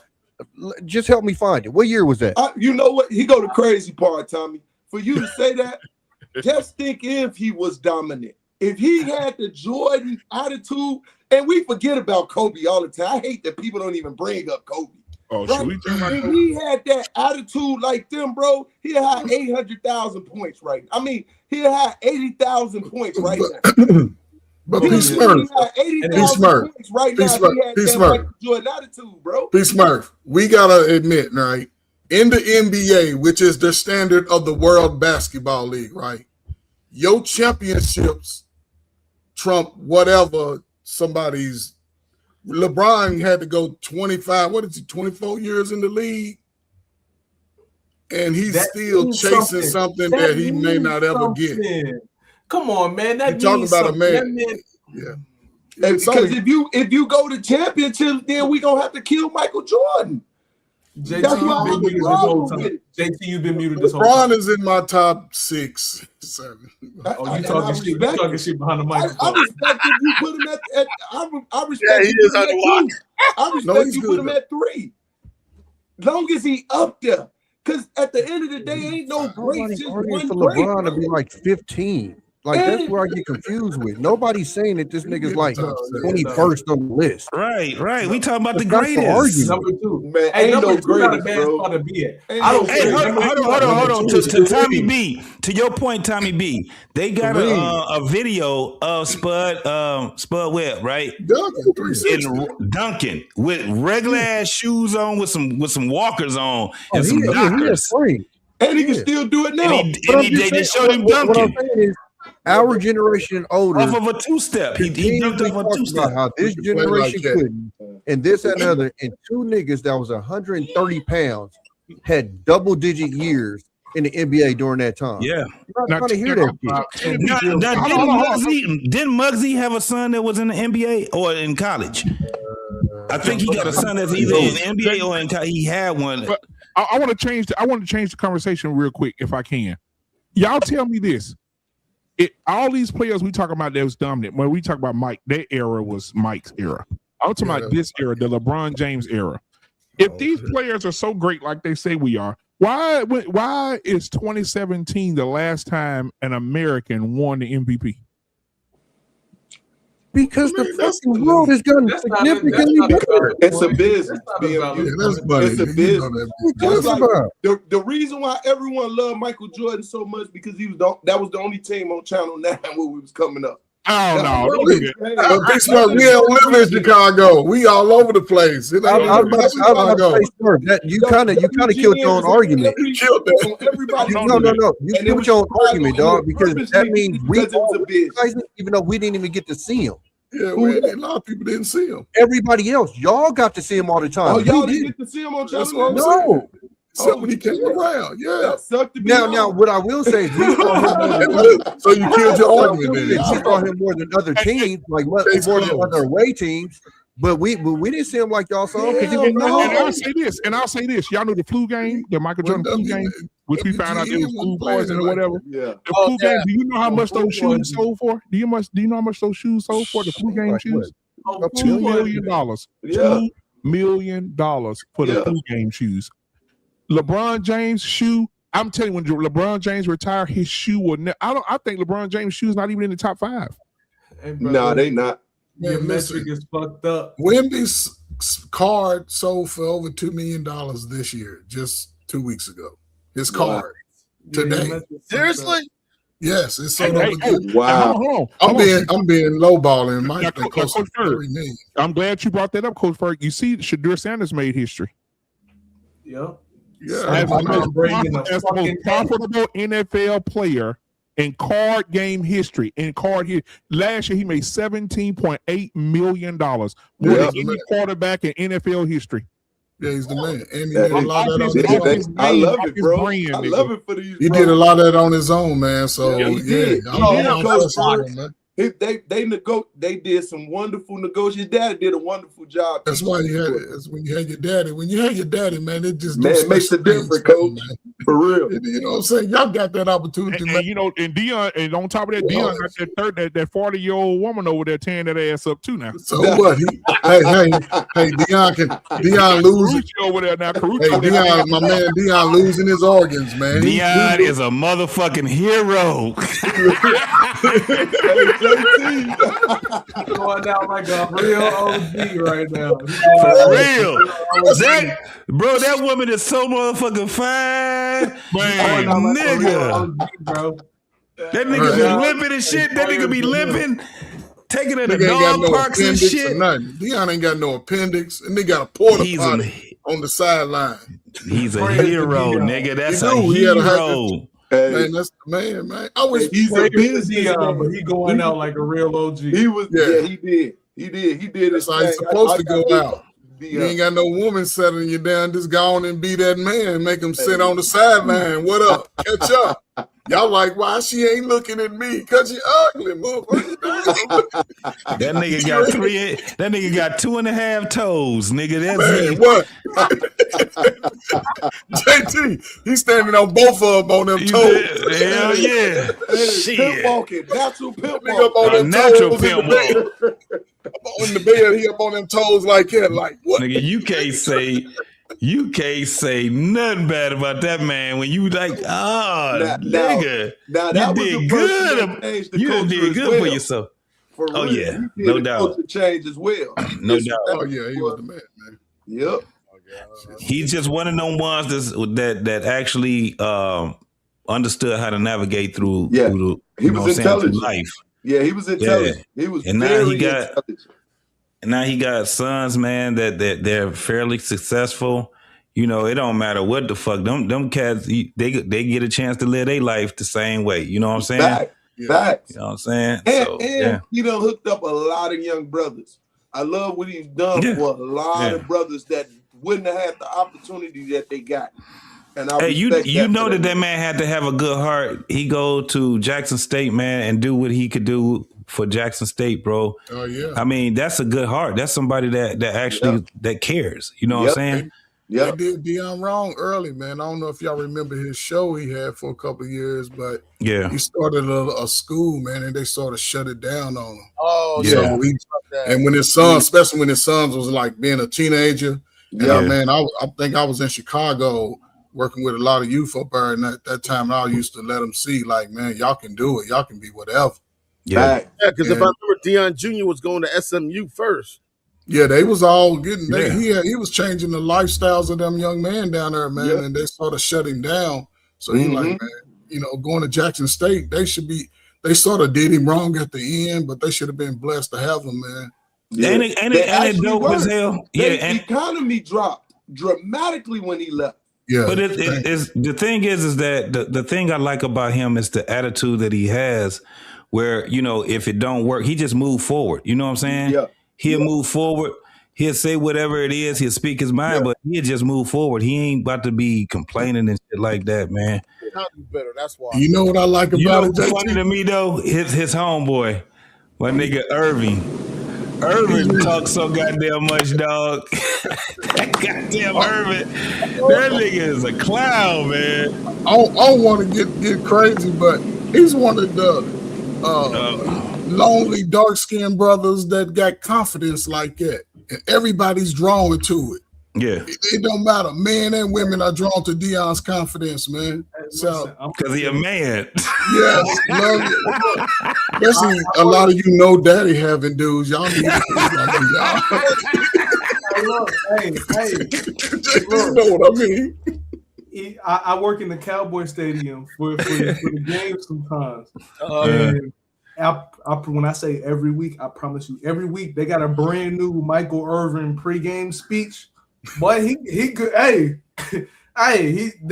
fuck with him for a reason. He know how to talk that shit. No, Michael Irvin. No, I ain't saying he like that. Michael Irvin has, like, these guys are very what they call it, charismatic. Yeah, These guys, man, they're somebody like if they come in the AO and you just start having conversation with these cats, bro, you'll be sitting there cracking up, laughing, bro. It's some inspiring type shit. Yeah, that's what gives me the insight to really understand that they're no different than what we are, right? Yeah, it's just definitely something about us as men, dog. The world look at us because we are so unique to other races where it's just like, man, just to hear somebody, especially listen to the way that we talk, right? We got our Southern cats, the way that they talk, our New York cats, the way they talk, people from the West Coast, the way that they, Midwest. The things is that when you have that type of attitude, you draw. It's like a magnet. Like people, they listen to you and all these things because you don't always. Everything that we say is not always right, but it sounds good, bro. It sounds good until you Google that shit. And you be like, wait, hold on. He was on point for a minute, but hold the fuck up. But here's what we're talking about, though. Sometimes there's a lot that's missed from boys. There's a lot that's missed from not being able to experience what you're talking about. Because that mix of cultures happens in a locker room, in the military, or in college. Yeah. You know what I'm saying? It's these conversations. Get that. It's these conversations that I learned, right? My uncle's sitting around talking stuff, telling jokes. It's these conversations where it's you sitting there just listening and like, wait, hold on, what did they say? I know he didn't say that. And everybody cracking up, and it's like, yo, you going to take that to school? They think you the coolest person in the world, and all you did was copy what Uncle was just talking about. Yeah. That's what Dolomite did. That's that part, right? It's like those moments chopping it up in the base, like I'm chopping it up in the basement and everything else at the same time. Whether they're on the porch at a family picnic or they're in the basement, just chopping up, having some drinks, listening to some music as well. Like you're that kid. And you see your father, and you see your uncles, your godfather, and so on and so forth. Listen to what they're saying, and you're like, "Oh shit, damn!" I ain't grew up like that. Only person I listened to was my father. My uncles, they was workers, little businessmen, and me and my father, he played football, I played football, and I played basketball. So we sort of connected in that area. And the only one talked to me crazy was my daddy. Yeah. By the time I was 9 or 10, I went outside. And I ain't gonna lie, I was an easygoing guy because I had older sisters, younger sisters. And my father used to cuss their ass out too. Yeah. You know what I'm saying? But y'all couldn't talk crazy to me. Yeah. If y'all put your hands on me, I'll take a black eye. But the thing about it, I wasn't gonna hang around you no more. But if you was cool, we was gonna run the court, all our age group, because I watched older dudes that played sports. I paid attention to dudes because I was drawn to sports. But if we was gonna play ball together, we was gonna win. We ain't losing. That's it. We're gonna play opposition. That's it. Yeah, my old dude was really good at. He was. That's your vibe. That's what you needed to be your unique self. That's what, bro. We were individually and wonderfully made. God put all season around us for a reason and a purpose, and that's why I respect it. That's why I enjoy the conversations of my brothers. That's why I enjoy these conversations, bro. You feel me? This is the barbershop talk. For real. For sure. Yeah, my old dude was really good at baseball. Like a lot of those men in his era, they were really good at baseball. I hated when we played them in basketball because them niggas couldn't dribble, but they could shoot that ugly ass sky hook. That shit used to go in. I remember I'm 14 years old. And I this was during the time when I was like, I'm good on the nigga. I'm pretty surgical on that. Yeah. And I played my father and his brother, my uncle, coming from his uncle in Tennessee. It was me and another friend. They go up here and they play a dog. I was so irritated, dog, because I'm looking at how this nigga out here dribbling. This nigga dribble with his palms. And he'd throw that motherfucking ball up in a sky hook. That was that good too. And it was Earl the Pearl and this shit doing dumb. That shit used to look ugly as hell. Dog, did you know they whooped our ass? I was so irritated. I was so mad. It So worked. look, I ain't gonna lie to y'all. So look, I'm gonna tell a story about my father that he probably, if he hear this, he probably not gonna be happy about this. Okay, I'm gonna tell a story about my father. Okay, Before you tell the story first. so in 2021, right after COVID, when everything started opening up, I was staying with my pops, and there was a gym that was in the area that would let us come in for open gym. Yeah, I enjoy open gym because it was finally an opportunity for me to get him out the house. You know what I'm saying? Because he got so used to just being in his room with the lights off and his iPad in front of him. Right. Us being able to get out the house and go hoop, be around other people, all of that level of competition, it was great. So me and Pops being able to go hoop was an amazing thing. By time number 3, I realized he was the problem. Okay, I realized he was the problem because that nigga would talk all kinds of crazy shit to people. But that's my father though, so it would be a couple of times where I'm down in the paint, face to face with a motherfucker, ready to go for it, because that's my father. But he tripping right now. But we gonna enjoy this hoop session. 100 watts. Can I ask you a question? That's how they play. Was your pops dropping buckets? Okay, so here's the thing. Could he score? Could he score though? Could he score? Could he get you a couple buckets? Here's the thing. Now my pops, he would drop a couple of buckets, but he was missing the ones he was supposed to hit. But he made it feel okay. It's good. So there was a couple of them, right? So when he would hit you with the tween step back, he would pull up and miss it. But the one where he went inside and got fouled by two niggas, that bullshit ass, right? That bullshit ass feet roll. The one where he made the one where he got fouled by 2 niggas, so now he feel like a superhero. Hey,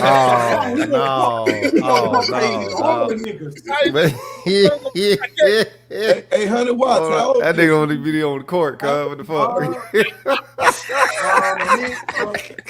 50, if I'm not mistaken, 56. Wait a minute. Come on, man. He's the man, man. He was the motherfucking man. Man. Did he know how to dribble? Because niggas, he my age. Shit. Look, please, let me be clear. Now, Pops, before I popped up, Pops was supposed to be en route for D2 college basketball. He was a 2 guard. So Pops was en route for basketball before I popped up, and then he decided to go into the Army. Okay, so that's different. My daddy was a good shortstop. He sucked at basketball, but the shit went in. I hated I hated that generation. I couldn't stand that fucking. The fuck y'all trying to play basketball for? They still was calling shit gym shoes. They was like, those gym shoes. You only supposed to wear them in the gym. That type of shit. I got so nervous because my father, like I said, he was just a good athlete, but he sucked at basketball. And I remember he came up there and we was running and he came up there to run with us. I was like, God damn, because I know the type of man he is, right? So I'm like, this nigga gonna be fouling everybody, and I know the niggas that's gonna be here, they don't like hacks, right? But if they sit back and tell my father they gonna punch him in the mouth, then it's gonna be a problem, right? Because my father ain't gonna let you shoot. If he checking you, you ain't doing shit.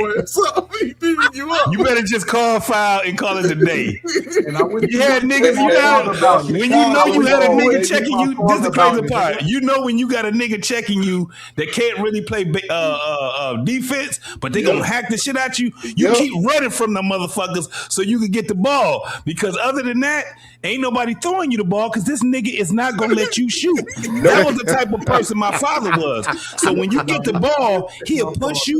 That nigga smack the shit out your fucking hands. He'll do all kind of shit. You try to go for a layup if you want to. That nigga will undercut you. That nigga he will undercut your ass. So that nigga God damn. He was just not one of those.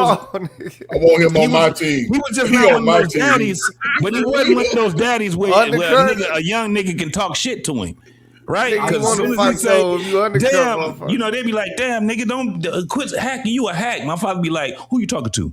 Like he'll whoop a young nigga's ass. He'll take his belt off and just start whooping ass.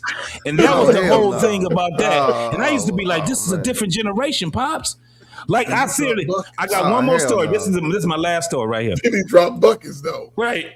We was in the car. Nigga, I'm from Detroit.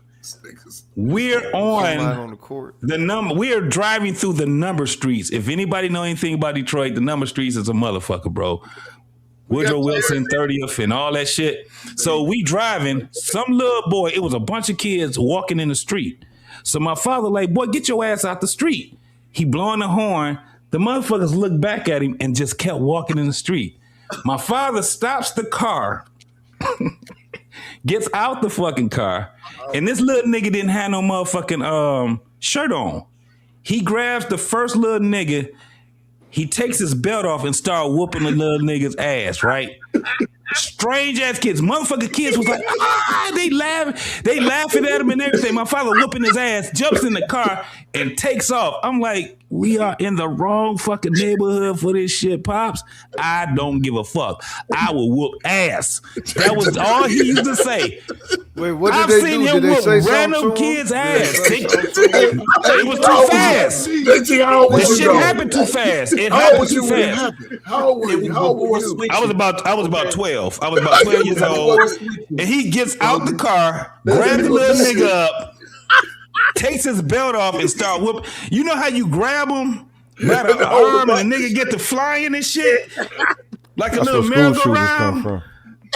That's what, man. I'm telling you, if that little kid that was a little kid back then, he grown. He about 50 years old now. If he's still living, I guarantee he ain't never forgot that ass whooping. I wish I could find him and be like, you remember when there was a man that randomly whipped your ass? I bet you he tells the story. I bet you. He might be a fucking preacher or something. You like he might be an astronaut. I be listening for niggas on podcasts to tell stories. Cause if that nigga tell that story, I'ma know exactly. I'ma call in too. Be like, nigga, that was my daddy. That was my daddy that whipped your ass. That nigga did a solid 15. Solid 15. And my father wasn't nothing but 5'10", man. He 150 pounds. And he was just one of them cats that just didn't play. He didn't play with men. He didn't play with nobody. It was just like, I hated to even see motherfuckers come his way that be on the total opposite. They like, damn, they just don't know. My father, he just checked everything. He didn't let a lot of shit slide. You know what I'm saying? As he got older, he was just like, fuck it.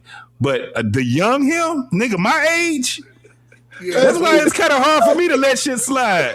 It's hard, man. I be like, boy, y'all lucky y'all on this podcast shit. I don't let a lot of shit slide.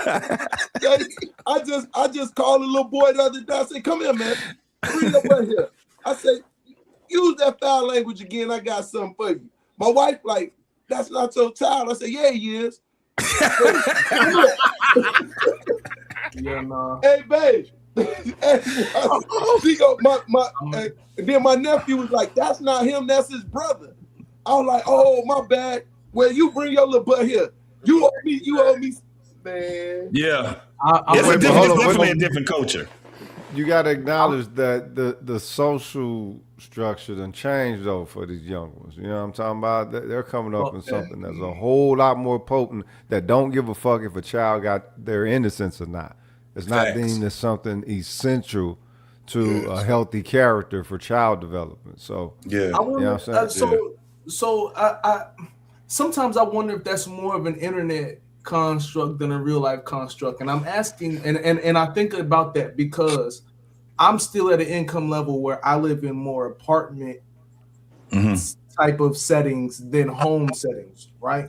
Okay. So the kids that are around, I have to be more interactive with. You got to, than people that are in, right? So the way that children react to me and where I live at is different than what the internet says. Because I'm telling you right now, these I say, cuz y'all kicking that ball around in my car, man. Hey, don't let me come out here and find out y'all fucked up my car, dog. They know my face. Right? Yep. They know what type of time I'm on. Yeah, they want it. And the parents that are out there, I don't hear any pushback from the mamas that be out there. They want it because when they hear me, I say, young boy, Hey, come here. Let me holler at you real quick. When they mamas be standing outside, they don't ever stop me from talking to them. Because I wish one of these little niggas would crack my windshield. I will be, because when I stand outside and I'm talking to them, hey, yo, say you out here doing damage, about to cause your mama some problems. Because if you crack my joint, I will be talking to your moms about it. And you think that's what, you know what I'm saying? Yeah, that still exists. That still Let me exists. share this. Let me share this. Today, Yeah. I'm at the gas station, right? Boy, you should see this little thick old dude. He's 6th grade, going to 6th grade. Look Call him like, bro, he should be playing football. So his mama like, my baby, I don't want my baby. I don't want him to play football, but they want him to play football. I looked at the woman, I said, you must want your son to be soft, huh? I'm side-eyeing her like you want him to be. Yeah. The first thing she said, she's like, I'm going to try to get over it. I said, no, you need to get over it because you want him to be soft. I said, he finna go in this world as a black man. They going to tear his ass up. I say, so let that little boy play some football and get some toughness in him. Because in a minute, he's going to be walking around this joker switching like somebody's son we know in the NBA. Or used to be in the NBA. Calling himself the baddest bitch. You feel me? And I'm talking about, bro, I'm looking at this boy like he a linebacker. Like, bro, JC, he was smarter than me in his grade. And you talking about my baby. Yeah, but you both of y'all speak from a unique perspective, right? And this is I'm gonna be in y'all shoes right now based off what y'all told me, right? Honey, watch, you are around young men in the community, right? And you're addressing them as things happen, right? And me, if I'm you, I see them outside, I'm finding a football, a frisbee, a stick ball with a tennis Do they ball. still make frisbees? Yeah, they still make them. You know, black folk. Black folk just see new black adults with children. They don't know how to teach the kids hand-eye coordination. So that's their problem. But I'll hit you. I'll hit you in the head with a frisbee running. But hey, the hacky sack fuck these kids up. No. That fuck them up. And I'm saying this because I always see an opportunity to help young people, man, especially boys, right? Mm-hmm. And if I used to see a boys, man, and they doing something, I used to just try to incorporate what they doing. Like, man, what y'all doing? Enhance them. I used to always show them how to hold a football, palm a basketball, throw a baseball, or something that they doing. If they fixing a flat, I'm showing how I used to do old school. I fix a flat in 5 or 10 minutes. We ready to roll. You know what I'm saying? Just giving them the basics, helping. It's a crazy thing I used to do. I used to have a shoe tying contest, and showing them how to tie their shoe because a lot of them didn't even know how to tie a shoe. I have $1, and we'll break it down. You win. If you win, you go to the winners round. You lose, you go to the losers round. Then you just a process of elimination. Man, them kids learn how to tie their shoe in 2.2 seconds flat because we had the way I explained the rules to it, but that was just a basic way of trying to connect with them. Yeah. And then wait a minute. How do you get them to desire to retain an ability to read? But that's something where you got to build the relationship first. See, they can already read, right? But I believe in the old school way, the reading circle. All of our slow ass used to sit at one time we couldn't read, but in the old school way, they'll put all our little big heads in a circle and make us read along in the story out loud. And you'll mess up. It wasn't about being embarrassed because we all stutter and but after a week or two, it's because it also puts you on the spotlight. Remember, public speaking teach you how to hold your shoulders up and follow along. And sometimes people learn when they hear the story out loud. See, black folk ain't always, you know how people be thinking. No, a lot of times you got to hear the story out loud. When I used to work, I used to say, read the story out loud. If you can read the story, and then you can see it come to light. Because a lot of y'all can't concentrate when y'all read to yourself. A lot of young people can't do it because we don't wake up till we 40 in our world. But just get them to read little tidbits out loud. I used to be around young people and say, listen, my eyes is hurting. I can't read. I'm old. Could you read that little bit for me? And it might be a sentence or two. And just little tidbits to practice, but just always saying, hey, that's that old high school training.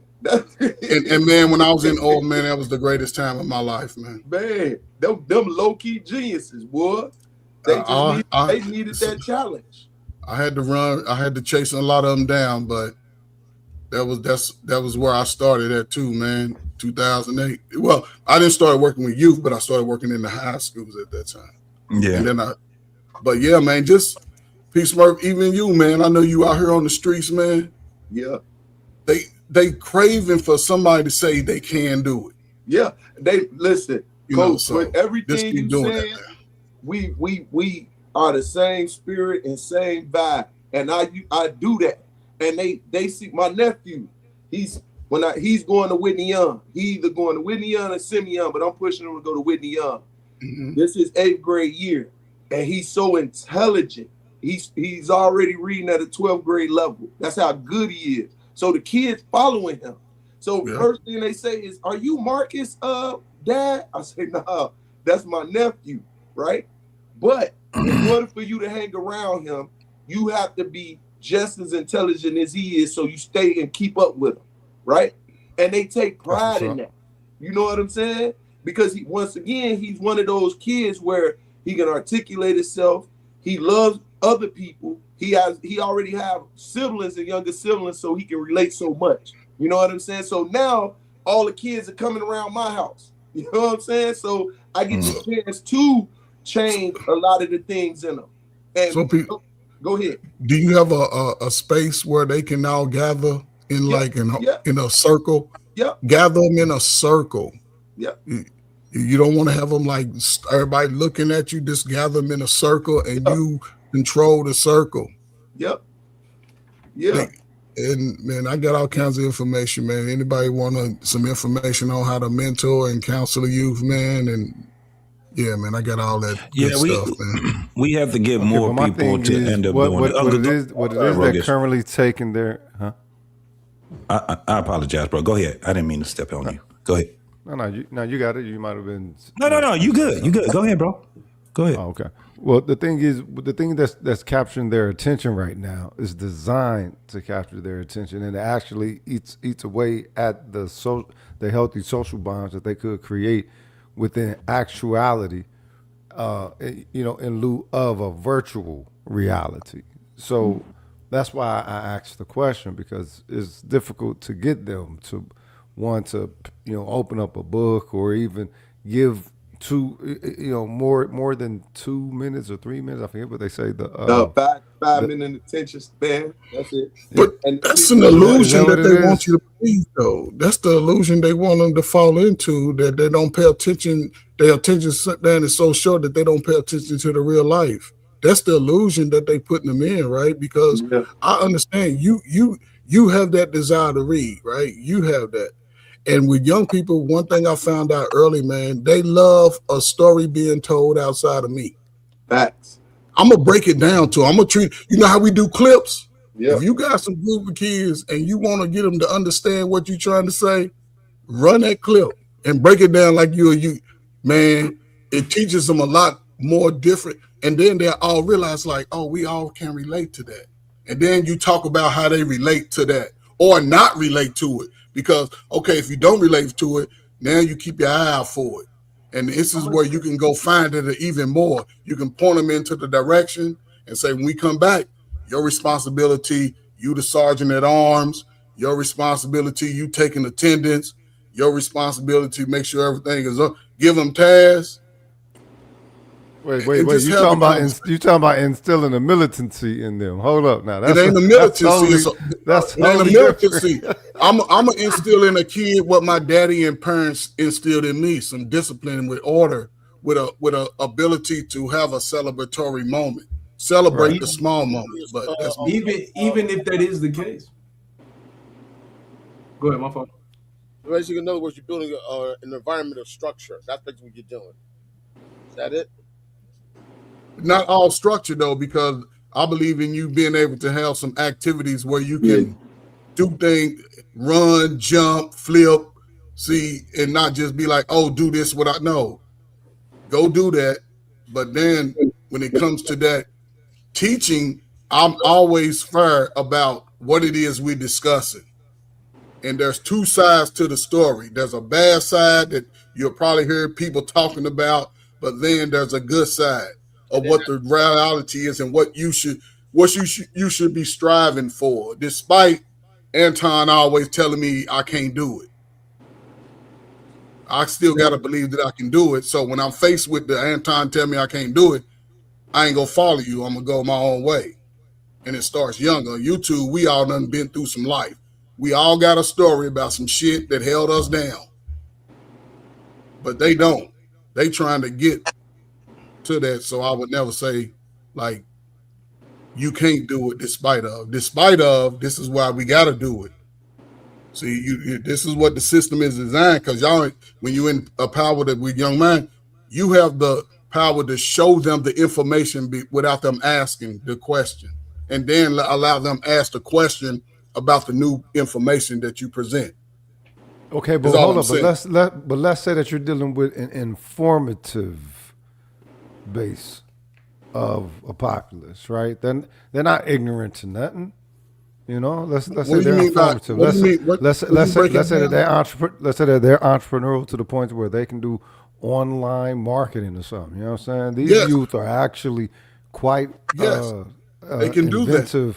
But if they if they already there, then that means that they're doing something structurally.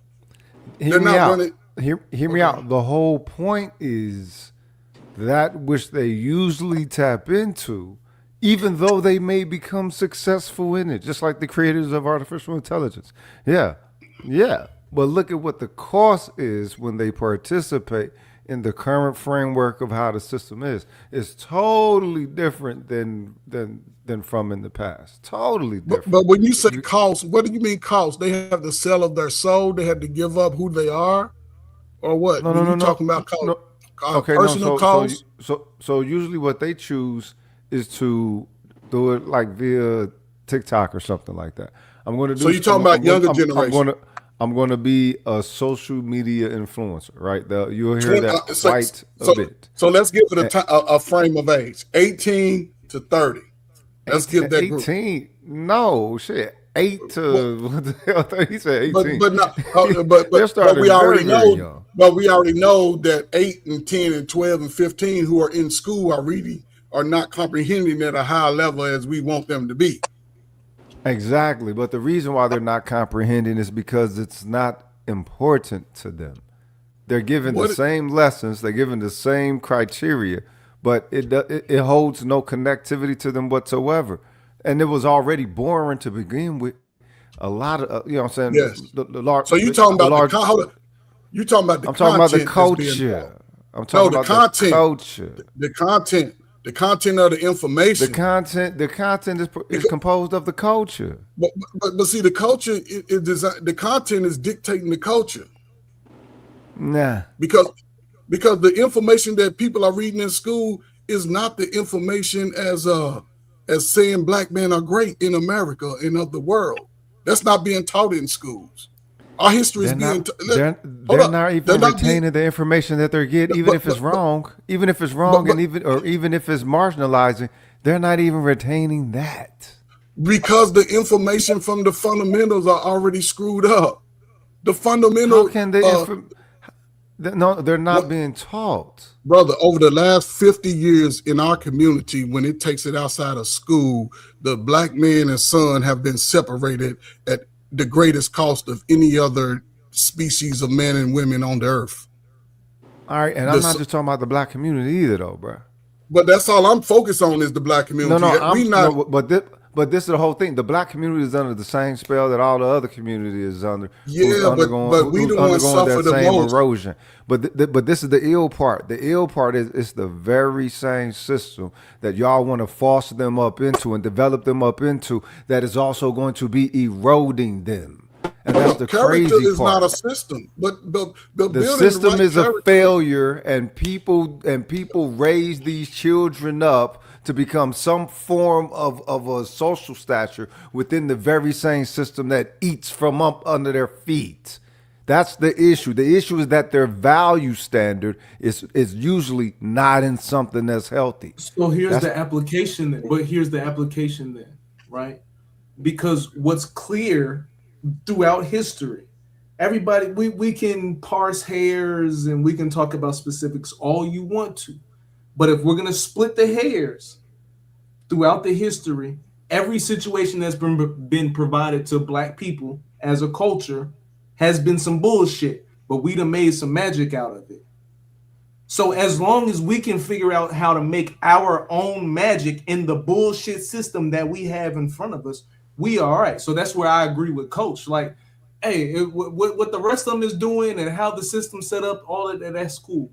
As long as we can figure out for us how to make our way happen in this bullshit, because it's going to be bullshit regardless. No matter how the fuck we feel or what we do regardless, it's going to be bullshit. So how do we make our way through it? We already making our way through it.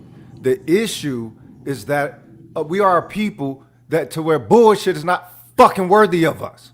There should be some generation that don't have to deal with the fucking bullshit. The bullshit is just other people, other cultures acting tribally on their fucking behalf. Fuck their bullshit. Their bullshit isn't objective for us to have to deal with this and our fucking future generations to have to deal with this for fucking ever.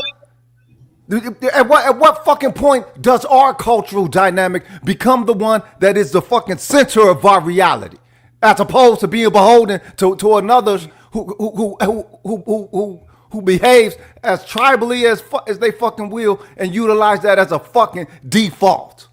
Fuck these Pecker Woods and everybody who love them and all y'all who fucking who don't mind that they fucking gangster the whole fuck of the world while they trying to steal the soul of the fucking people that they claim that they connected to. Fuck out of here. At what point do we stop offering fucking Black children over to this old hoe ass fucking eat a fucking soul system? And I gotta hear this shit from people who will call themselves believers. No, but No, listen. Papa, I need to see a gangster walk real quick before he introduced Rogue's son next time. No. Fucking gangster in here, nigga. I'm a field nigga, cuz. What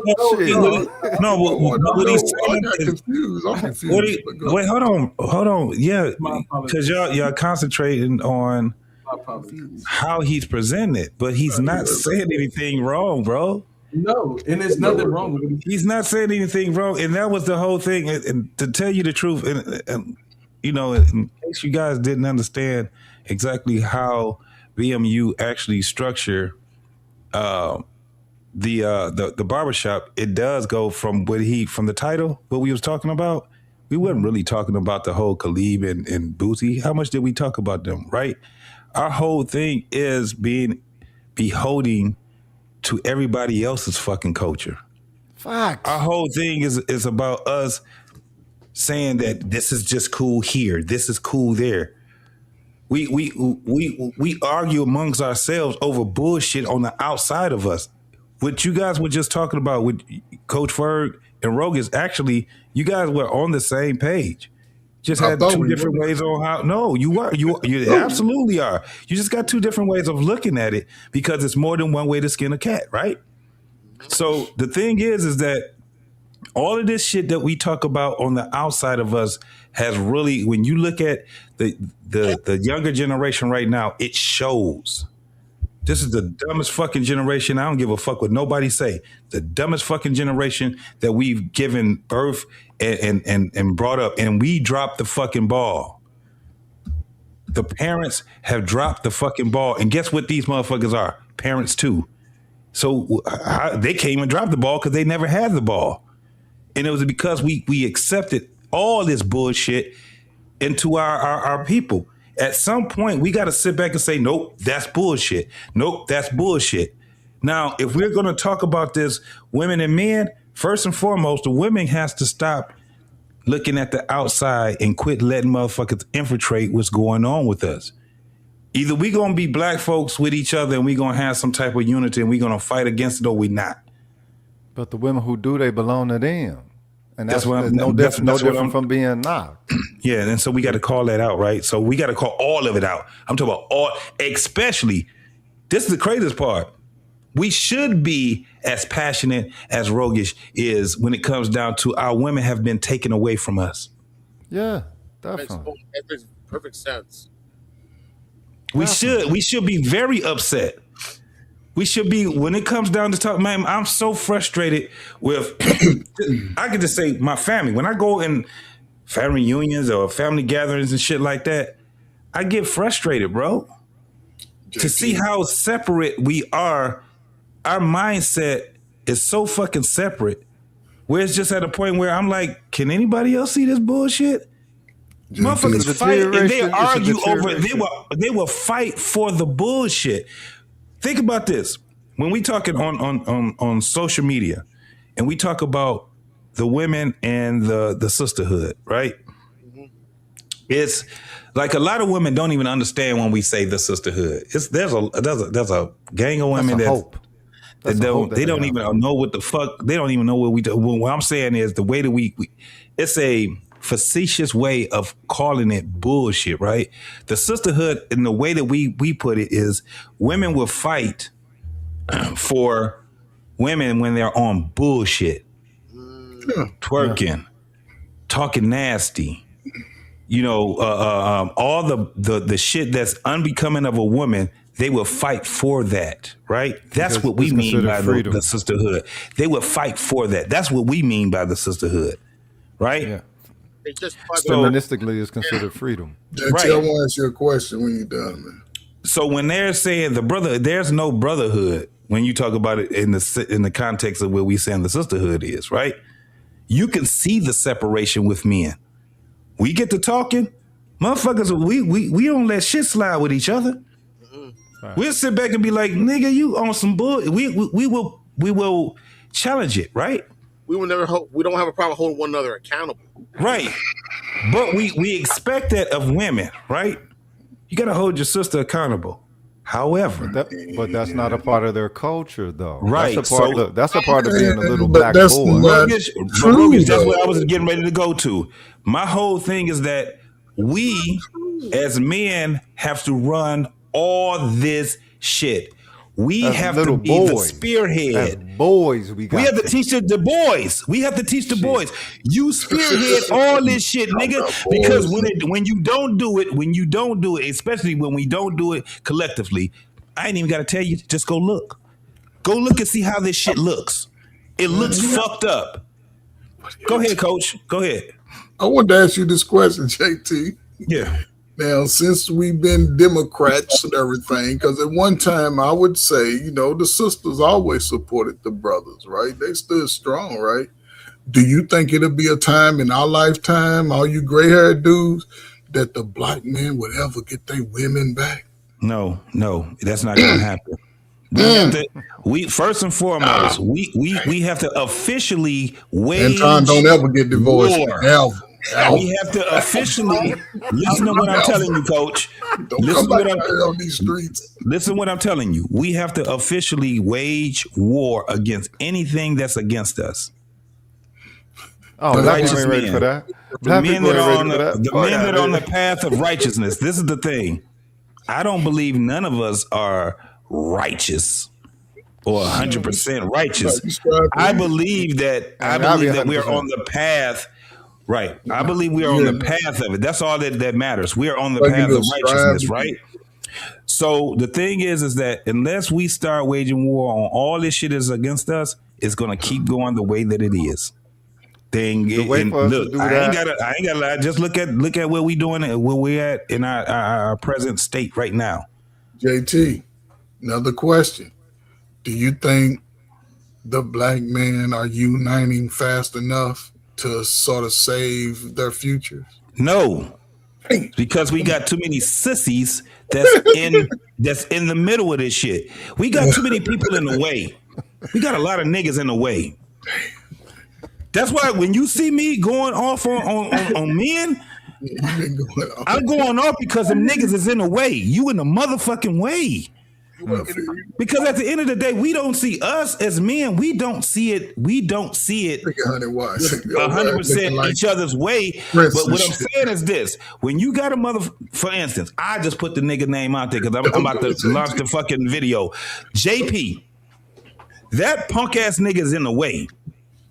He's in a motherfucking way. So when he comes up and pirating on these platforms, I'm going to let that nigga know that he's an enemy.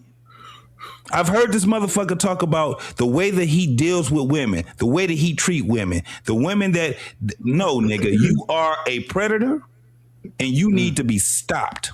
And any nigga that follows your fucking shit, they need to be fucking stopped. There's too many of y'all niggas walking around here wandering and loitering around this shit when black folks, we're in a deficit right now.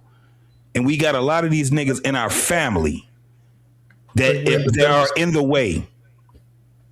I'm not against getting rid of them niggas. I'm not against it. Y'all think we in the hold up?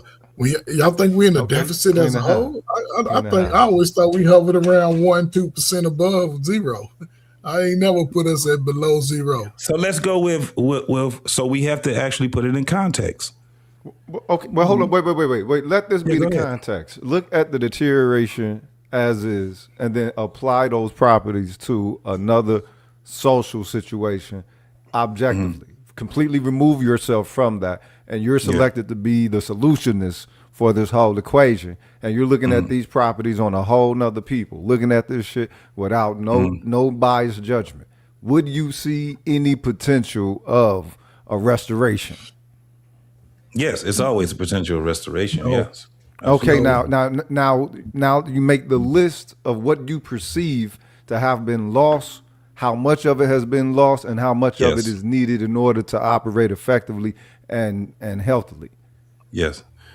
So we already understand that first and foremost, the family, we are at a loss of togetherness, cohesion. We're at a loss at that, right? Particularly, we have that's a basic unit of a people. That's the basic one piece. That's one piece that we need right there. One piece. Yeah. So the number one thing to bring that together is that you got to have fathers that's going to be fathers. That's still family, but that's two. That's they one. They can't let anything slide. Now, does the culture value fathers? At the level that they're supposed. It doesn't. It doesn't because the opportunity for advancement of agriculture and technology has not been allowed to given to black folk. So that's always going to play a role because not being able to have the innovation tools to grow your family forward is always going to be detrimental to the culture. Because a father would be the one that was sustained by being creative. That's why I admire the generation after slavery and slavery, the ones that made because they had all the skills. That's why they were able to build these independent cities across the country wherever big nose, big lip people went. That's the greatest thing. That's why I love that, right? And that's because during the time now it's more of a technological. Kids can make quick money sitting on the computer, but those skills are not being portrayed in the education system. They sit at the desk old school like we did and read. They do science now in a book. That's not science. The thing is that means that old model humanity has outgrown that old model. Because it needs to show that black people are innovative to the youth that are reading about people and culture. Oh, it was somebody that looked like me that had an open heart surgery. None of that's in the book. It was a man that built Washington, D.C., and I've been living in Washington, D.C. all of my life. That's in a small little paragraph, and it's not even explained to the fullest, right? But the science, the construction, those skills are needed more now than it was 35 years ago. All right. Okay. Needed for what system? Hold up. Needed for what system? To make another weapon? No, these motherfuckers take over more of the world while they try to fuck us over in the process. But see, that's because you scared and everything. You running. Ain't nobody scared, motherfucking scared. Ain't nobody scared. I'm tired of these fucking devils. Ain't no motherfucking fear, nigga. What the fuck you talking about scared? These motherfuckers been exposed to the whole world that they the motherfucking most caligularistic, demonic, greed-feeding motherfuckers in the whole of goddamn history. Fuck this goddamn place.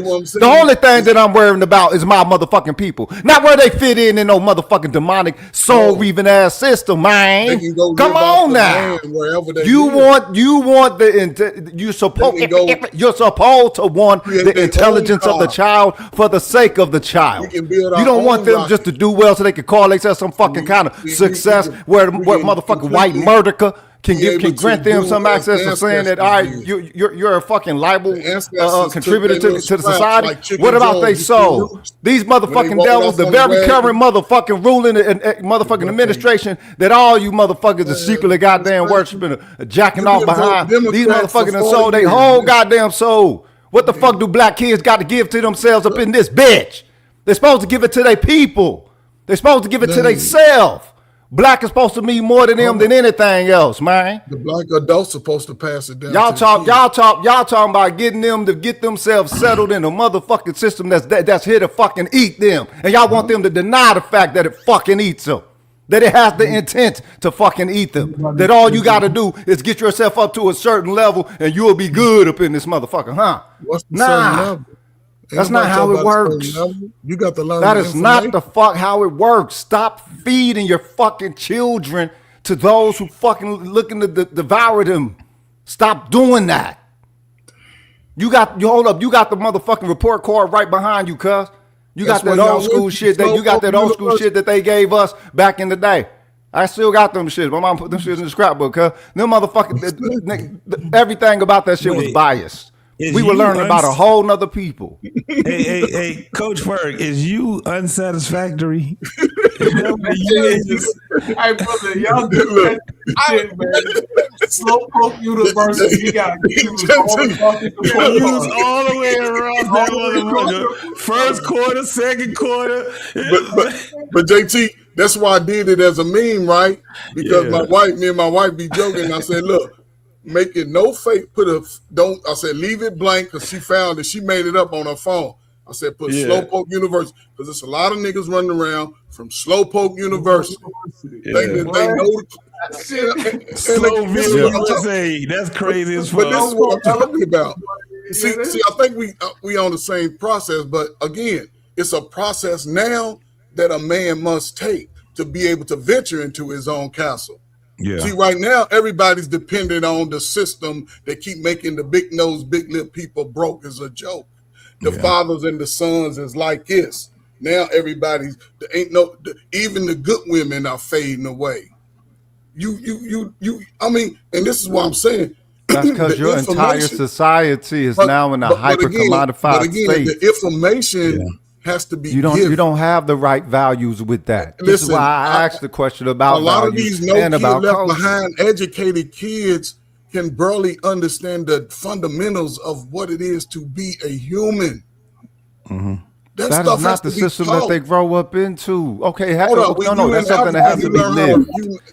It has to be lived. If they see it live, And how does if that they live? understand, if they understand, When if they a understand, father if they can understand raise the his dynamic, son, if they understand the dynamic of it is not to be defined based off of what they're going to learn from society. It's what they learn within with their fucking humanity.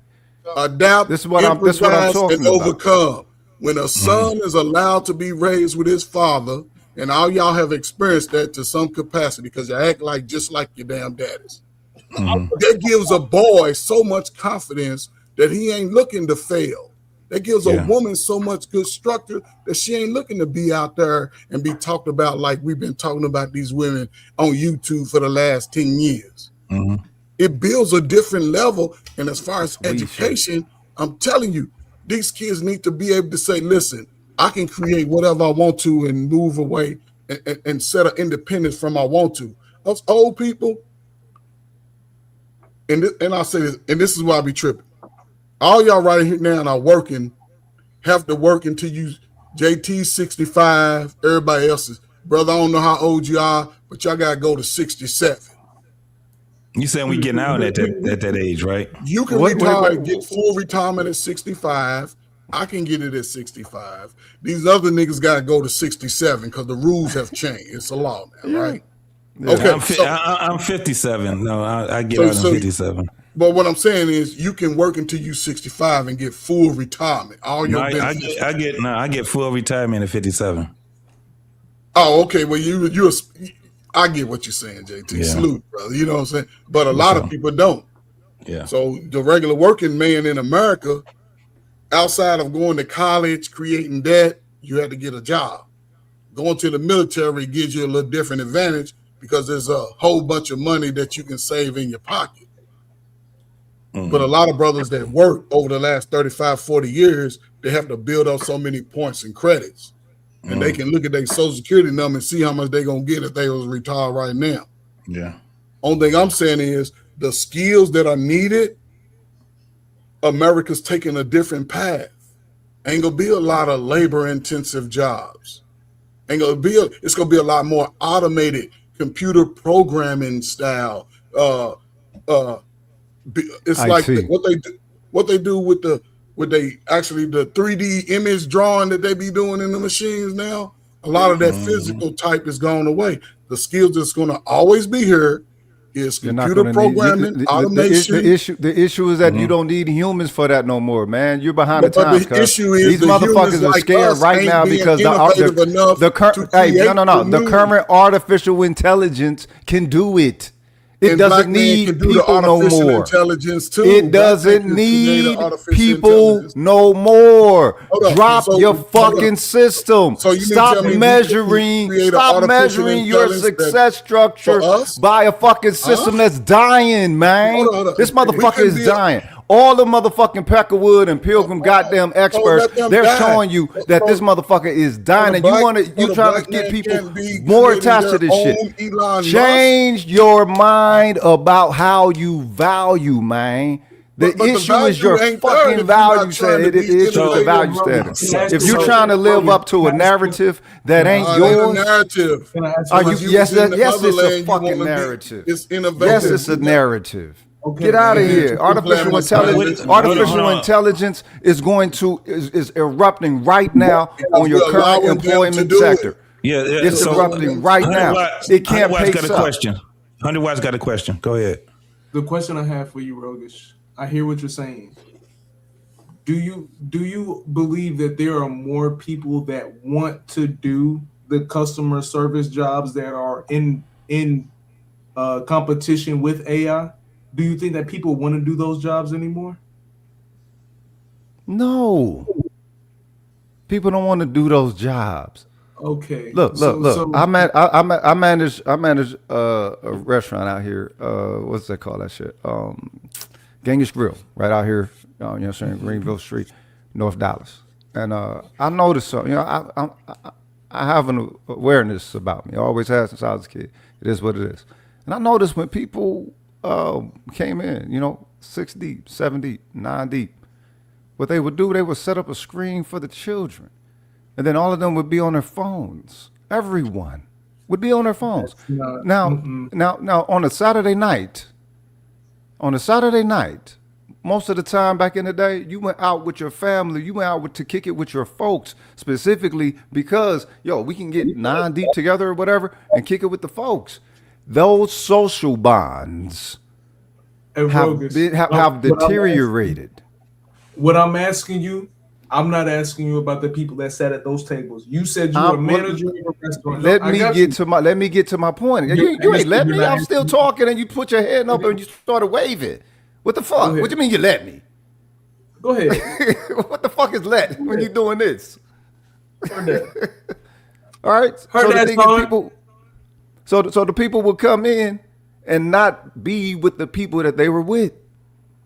You saw a deterioration of something where you saw people get together for the sake of people.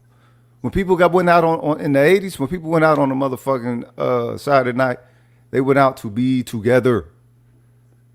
All right? In the 90s, where they went out to kick it together. There was much, much different and much more warm and healthy and wholesome social relations. Now that everything is hyper commodified, right? Hence you got your fucking technocracy that's coming. You got your tech fucking billionaires that is creating all of this new infrastructure that is having all of these social condition influences upon the populace as a whole and also on the world motherfucking market. You got the petrodollar, which is motherfucking dying in its supreme position that it was once in, and you're not going to be able to afford that same American way of life of ease of consumption as it used to be. The thing is, these children need to understand that this shit is changing. Their value that they need to understand is within. The fact that what it is for their intelligence, for the sake of them as a being unto themselves, not for no fucking grade or just so they could get into one of these motherfucking schools that's going to teach them how to make another weapon to fuck over another people while they do the same thing to their people domestic wise. That's what you learn when you in the military. You don't just get disciplined. Yeah, you get disciplined. You learn how to fold. You learn how to shoot. You learn how to kill. You learn all that. But you also learn how to view.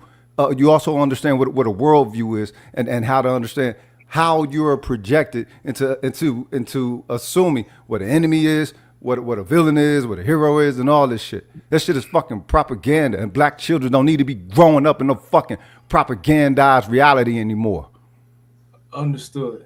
The question that I was asking you and everything that you just said didn't answer what I asked you. When I asked you was in reference to the people that you interview for the job to take care of those people that are looking through their screens. That's what I'm talking to you about. I'm talking about as a restaurant manager. I'm talking because I've done the same job as you, my brother. I was just in a restaurant not even 72 hours ago. Okay. So what I'm saying to you is the people that do that job, do you believe that people want to do their job anymore? No, not at all. Okay. Not at all. So as a corporation, if McDonald's wakes up one day and says, oh shit, the niggas that I'm paying to do the job don't want to do it no more, what am I gonna do? They're gonna figure out how to make not just niggas, everybody.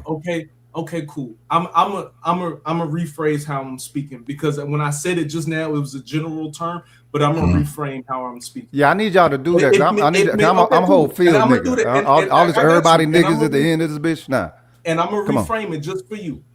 Yeah. If McDonald's wakes up one day and says the workers that I have under me don't want to do the job anymore, what am I gonna do? McDonald's says they have one or two options: either shut down because they don't have the labor force for it anymore, or find an AI version to be able to do it. Because again, hey, anybody that's been to McDonald's recently know when you walk in there, they got them screens you walk up to. You ain't got to go to the register. You ain't got to go to the register. Yeah. They got the kiosk. A lot of people are automating. Yeah. They got the tap to pay. All of it. You ain't even got to talk to a human being at all until they walk out with your food. Exactly. So guess what? Yeah. I'm not surprised with this kind of system. And as a man, and I'm just speaking as a manager, your payroll just went from 24 people to 17 because you don't need a cashier anymore. You don't need somebody to take care of the lobby anymore. You can just have your dishwasher go mop the floor real quick. Two back of the house, maybe one front of the house, and you. You didn't already cut jobs. So cool. Yeah. Why would I, as a corporation, fight to keep jobs for some motherfuckers that don't want to do it no more? Well, that type of corporation ain't going to do it. To compare yourself to McDonald's, I mean, come on, so them motherfuckers are some industry runners. So now we're holding an expectation of black-owned businesses to pay niggas to do jobs that they don't pay people to do in other corporations. Who said anything about black-owned businesses? Wait a minute. Who said anything about black-owned businesses? No. It was he introduced it, and I understand. I'm following what you're saying, 100 Watts. When you have people that they're going to follow that model, right? They're going to follow that model. To be able to go into a restaurant and have a person to actually serve you is going to be nostalgia. It's going to be there, but it's going to be more of a nostalgia type of a thing. What's happening right now is what you guys are just talking about. A lot of this stuff is going to be automated. Everything that we're talking about right now is going to be automated. So therefore, the education system has to be able to switch, right? So now when you have kids in the 6th grade, what they're going to be learning is business. They're going to be learning AI tech. And I'm talking about, this is before they even get to high school. They're going to be learning all the other things, because guess what you ain't gonna have. For instance, I'm in Detroit. Guess what our industry was 100% in? The auto industry. The auto industry, right? They've already, for the last 25 years, they've been getting rid of people, right? Yep. They've been. It used to be at a point where in you come to Michigan, not just Detroit, you come to Michigan, it was not hard for you to get a job in one of the three, Ford, GM, Chrysler. Now, in order to even get those jobs, your ass better start going to school. You better learn how to be everything is going to be skilled trade. Yes, automation, yes. Robot mechanic, AI, all of these different things. Sustain itself. You can't outwork the system. That's trying to outwork the system. You cannot outwork that kind of system. Yes, it is. No, because you're trying to outwork the AI that they already have creating this shit. What people need to be doing is creating for a people, the sake of people. No, that's my whole point. When it comes down to it, you're going to be learning a whole different skill. The skills that our kids are going to have to learn, this shit is already obsolete. Dog, they done got rid of a shitload of people in these plants. You can't just come to Detroit and get you a fucking job at one of the threes. They don't even call them the big three anymore. You know why? Because everything they used to have line workers have robots. The people that actually are working there are the motherfucking mechanics of the robots, the mechanic or the AI people. You better learn whatever it is that you can. Right. You as far as being before you go any further, the people that fill those roles in those plants that you're talking about, what's the demographic of those people? You talk about as far as like to fill those roles? The demographic, so they're between the ages of 18 and 24, and if we talking about race, that's kind of hard because you got blacks, you got a bunch of motherfucking whites, you got a bunch of motherfucking Indians, you got Hispanic. No, hold on. My bad. You have a lot of Middle Easterns. Yeah. We are the capital of Middle Easterns here in Michigan. Yeah. So but this is the demographic that's largely they're young. Yeah. Between the ages of 18 and 24. Right? Now, the ones that's 25 and up, they gotta they're probably in school, relearning all this shit. I have a cousin. My cousin was the first Black American African-American female vice president of GM about 7 years ago, Alicia Davis. It's my first cousin. She went to and she was vice president of Amazon. Amazon is huge. I don't know what department. Now she's back at Ford.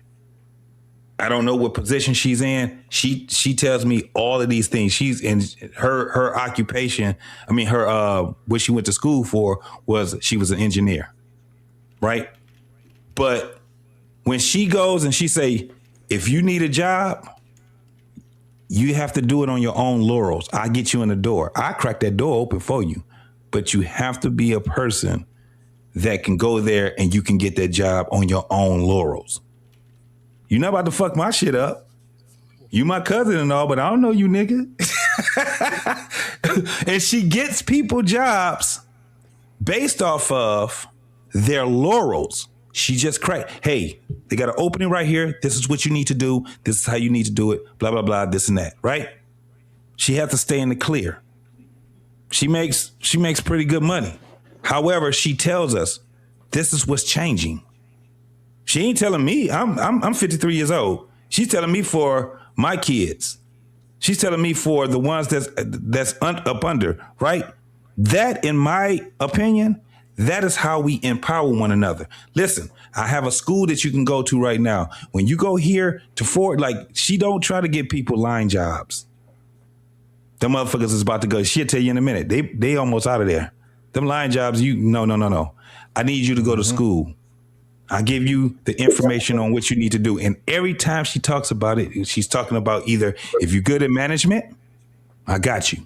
If you're good at tech, I got you. If you're good, you got to have some skills. You can't just be coming out of here and you ain't got no fucking skills. And I'm about to go out here and try to get you. Nah, Ain't no more line jobs. And that's the trick bag of the education system, brother. I understand what you're talking about, right? But in those formative years of education, these kids need to learn nothing but computer automation programming skills. That is it. Because again, you're talking about everything going to robots. Somebody's programming the robot. Somebody's coming in there, putting the robot together, setting up all of that. And guess what? The earlier they can learn those skills, by the time they old and ugly like us, they can start their own companies and build their own. Most people have done it.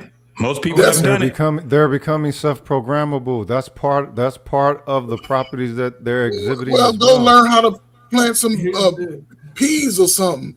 We gonna like y'all niggas don't like dirt. Look. It's not about trying to make yourself useful for this fucking system, cousin. That's what it seemed like. That's what it looked. That's what it seemed like. That's what it seemed like. And black people are above that. Black people are above that. Hold on. You're gonna have to make yourself useful. That's the thing about the world. We have to be useful for this world. We got to make this motherfucker, man. This listen, motherfucker already eat off of us. Fuck being useful for. So what the fuck do black mean to y'all then? What the fuck do being black mean to y'all and belonging to being black? You must know. You done heard me all night, nigga. Fuck you mean? Is that somebody loud don't mean that they ain't got nothing to do with no loud motherfucker. I've been a whole lot more clear and clarified than I be in volume, motherfucker. Don't put nothing on the motherfucking volume. I'm just saying. Hold on. Even when it comes down to don't try to dilute my shit. No, hold on, but Rogish, even when it comes down to that, I got a nice mic, motherfucker. Fuck out of here. You said, what about being black? But the thing is that you can't help but to be black. It ain't like we can change that shit up. No. Okay, let's talk about it. I live my life accordingly. Every day. Fuck what I allowed you. I live my life accordingly. I've served black people all my career. That's why y'all niggas got. And I'm not saying ain't got nothing to do about serving. It has nothing to do about serving. It has everything to do about an internal worth. The thing is, what y'all don't, an internal worth. If you try, internal worth, wait a minute. Are you talking? What's up? He asked me something, and I started talking, and you said something. Feeling away, huh? All right, then, whatever. I don't feel no kind of way. I don't move. Let's keep to the conversation. Let nigga talk. What the fuck? And this is what I ain't understand. It's like a slavish fucking hope, and I'm tired of seeing that energy on black people. I'm tired of seeing that fucking slave hope on y'all. I've been sick of it since second grade. The fact that you see motherfuckers still growing up with it to their own dying day up in this motherfucker. This shit is going through a shifting that it seems like black people ain't paying attention to. You saw what just happened in North Carolina, right? You saw what happened in Louisiana. You saw what happened in Georgia. These motherfuckers is reverting, okay, in the way that they go about their social order, social structure. It's not about making yourself useful to such a non-worthy sort, to such a non-worthy fucking system. It's about getting them in the mind to create their own.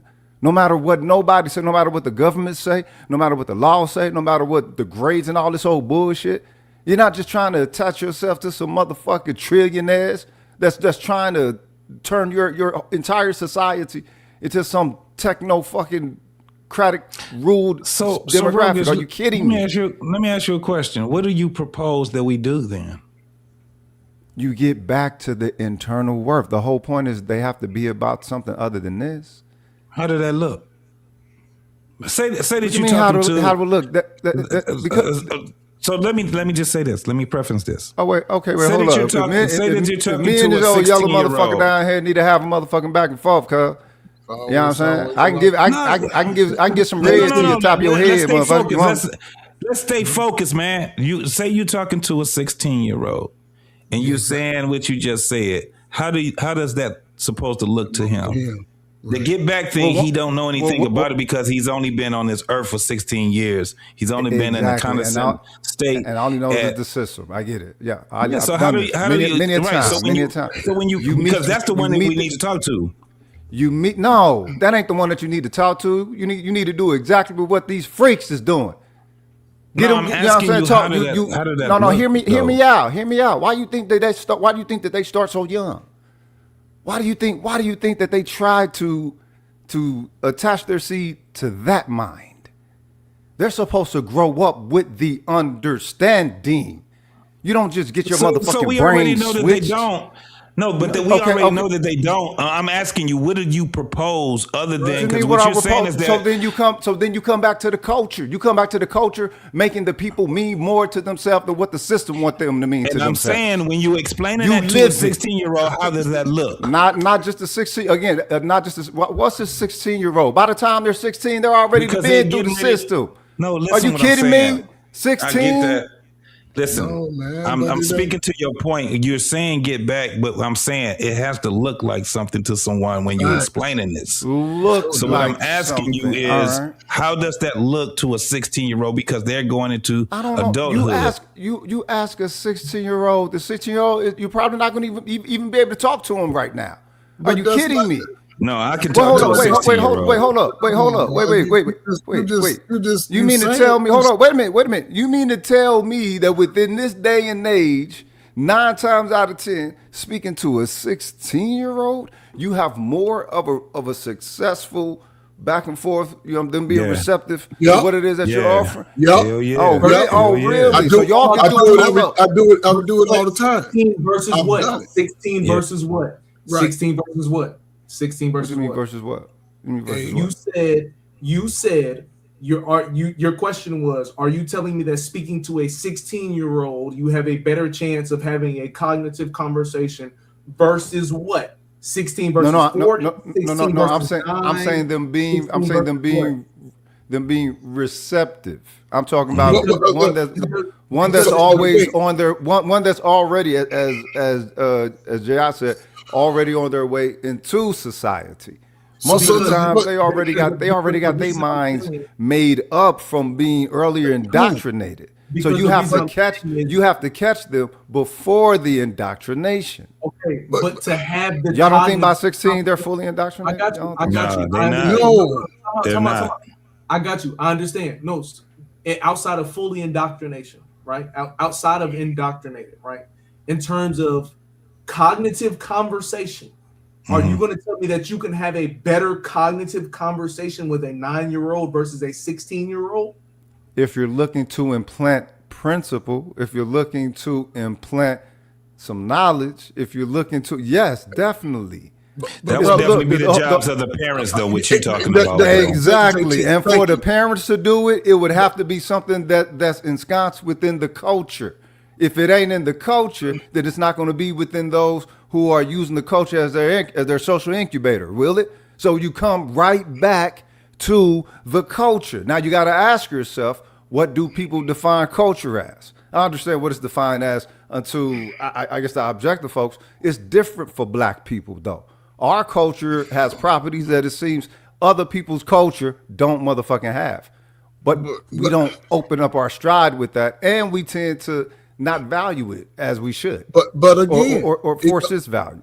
But it goes back to what everybody said earlier. Be right back, fellas. The young black boy don't get to grow up with their father as every other culture in America.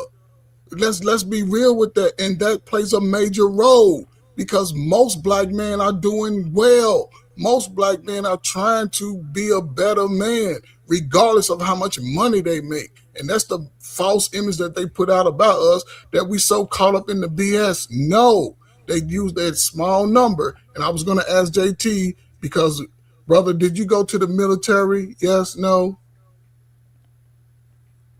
So here's what I would say. You said JT? Who any of us, did you go to the military? Yeah.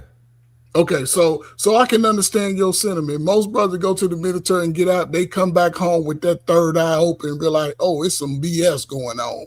I understand that. I got brothers that's been in the military and we come back with that third eye once you see outside of different. But also, and this is where my military approach take, right? Because I'm going to put you in the position to be successful first. I'm going to show you what the success is like. And it may be outside of my knowledge. Because if we all were in a platoon, let's just say we was a squad. When we all have to brainwashing made you mission first. Wouldn't we all have to pull a mission in that squad?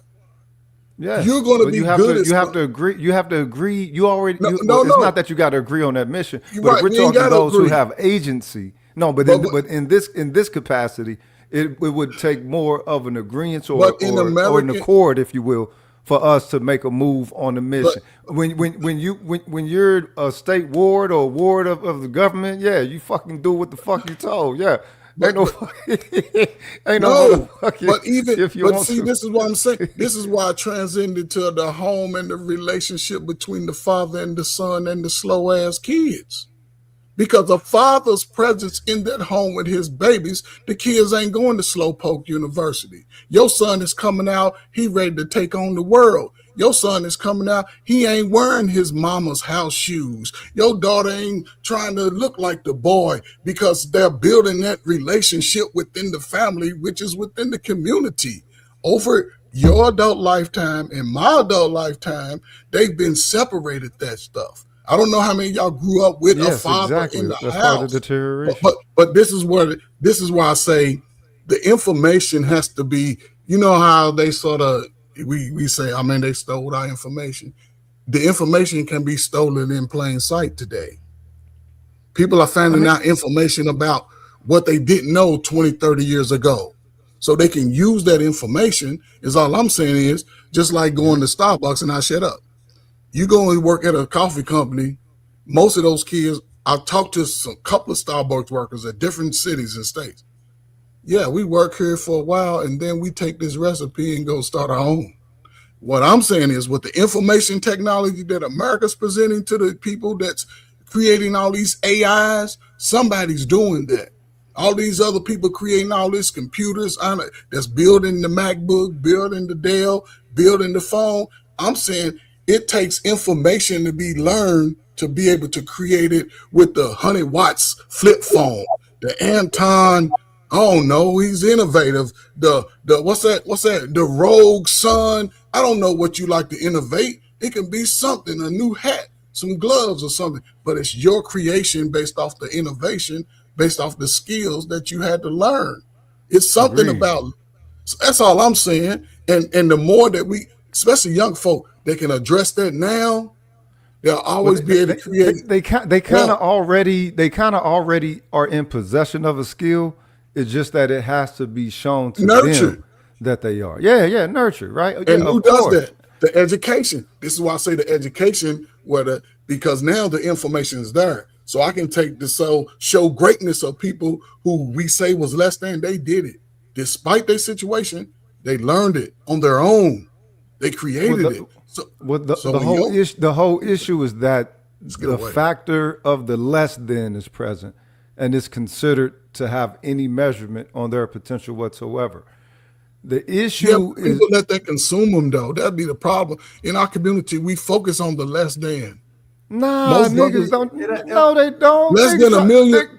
Hold on. That's why they say make. That's why they say make it out the hood, right? That's why they say make it out the hood. The most negative stuff every day on this space. It generates a continuous cycle of the negative stuff about Black people all day.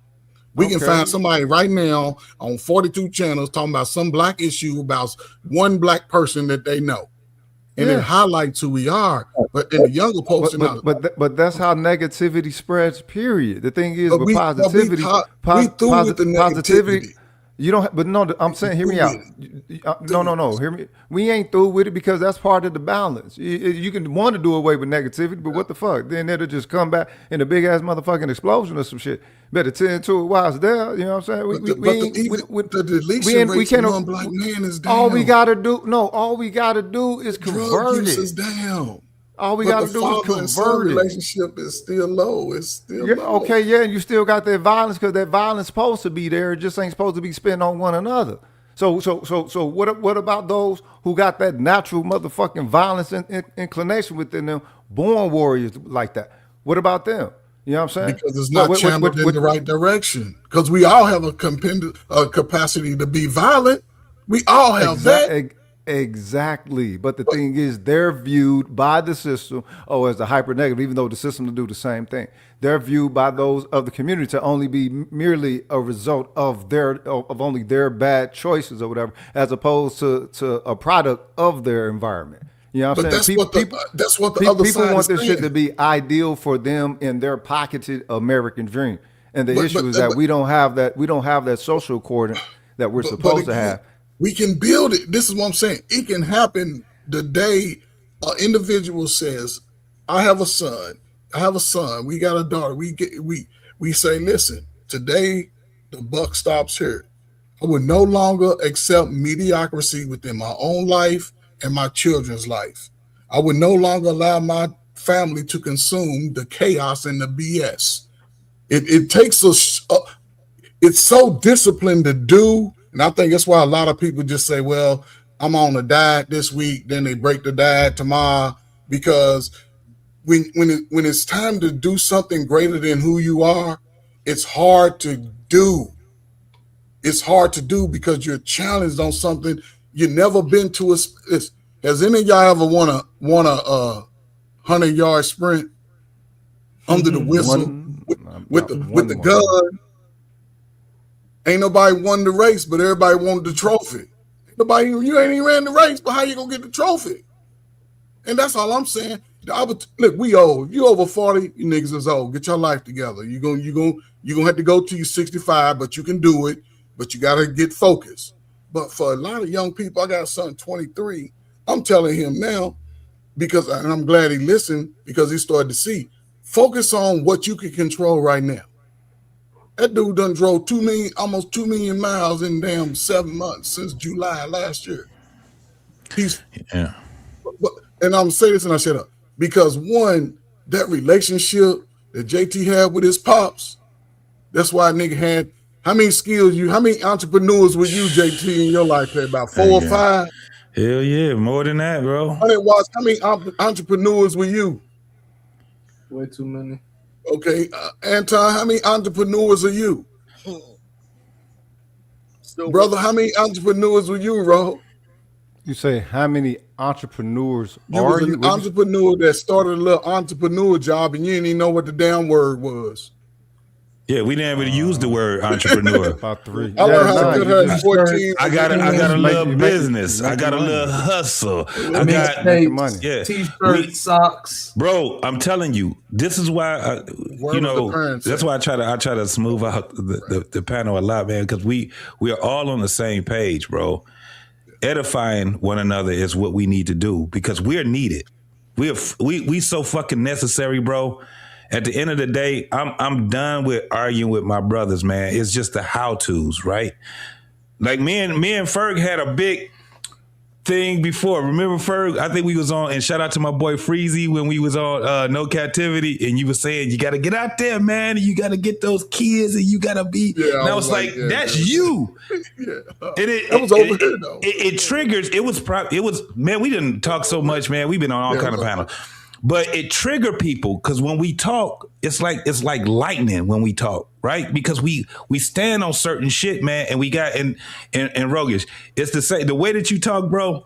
It's the same way that I talk. You know what I'm saying? I have passion in how I talk. And a lot of people, when you got people that ain't even on that level, they'll look at you. They look past what you're saying, and they always look at, he hollering on the mic and all. Fuck that. I see it. I pay attention to it. I'll be roguish. There you go. There you go. It's the same thing, right? We got a homeboy, Angry Man. The nigga name is Angry Man. I know Angry Man. When he talks angry. Okay. I'm just saying, us as men, the thing is that we're not a caricature of ourselves. We are this. This is what changes the game. When we're talking like this is what we're talking on right now, dog. It's not a local platform. This shit is global. Trust me when I tell you. We got so much shit, dog. I was just looking at some shit that we did 5 years ago, and I'm like, God damn, this shit is crazy. Motherfuckers be bringing up shit, tagging me, and they out here tagging me on some shit what I said 3 years ago, right? They want to argue with me about some shit that I said 3 years ago. So this shit is documented. The thing is this, we All of us, and including all the other men, we are necessary. You know that you're necessary because you wouldn't speak the way that you speak if you didn't know that you was necessary. But we have to understand that there's a you, there's a Rogish, there's a 100 Watt, there's a Coach Ferg, there's an Anti, there's a JT, Black Man Unfiltered, there's a P Smurf. All of us, we're needed in this community. And we got different ways on how we look at how it should go. Only thing we got to do is apply it.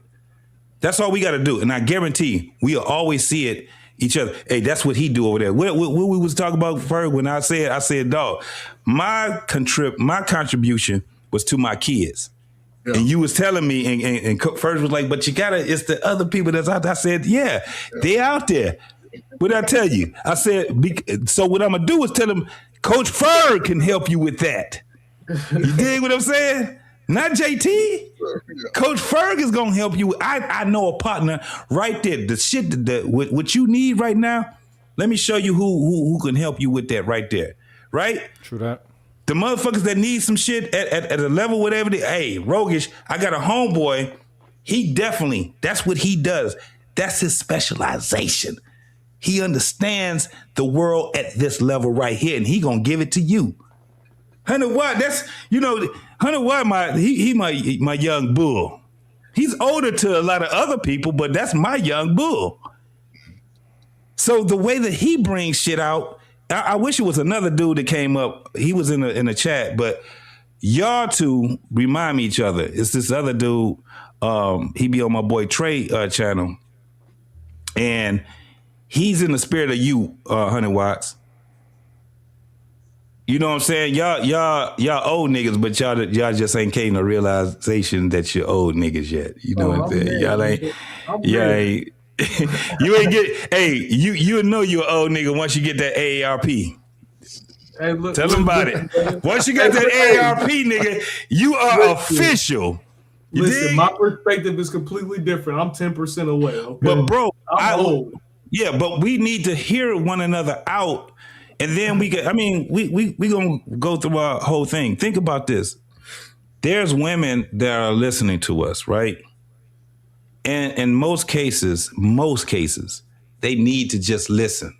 They need to be the fly on the wall. Now you have women that come up on these panels, right? And when they start getting into spiraling sessions with us, they find out how, how devastating this shit can be for them. Because they would come up on this motherfucking panel with egos. And then they find out, oh, these niggas don't play. Why? Because if you put your hat in the ring with me, I'm not looking at you as, oh, well, I just got to be this because she's a woman. I'm going to be, I'm just going to handle her with cotton gloves. No. You put your hat in the ring with me. You didn't talk to me as a woman. You talked to me like you was another nigga. You talking to me like you one of these niggas. Guess what happens to them? Talking like that? No, guess what happened to them? They end up getting their feelings hurt, right? So now they ain't listening to the motherfucking thing. That's why when I look and I say I see women that be in the chat, I just be like, yeah, that's probably where they need to be right now. Now there's spaces where we give them where, yeah, we need to have some women input on this right here. When we're talking about relationships, men and women, we try to figure out what they're thinking and things like that. That's cool. But understand this.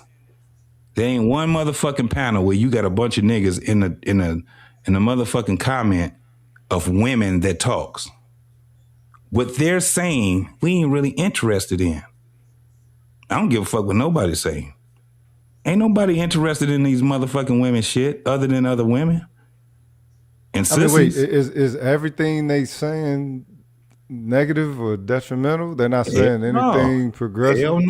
Hell no. A lot of this the craziest part though, Rogish.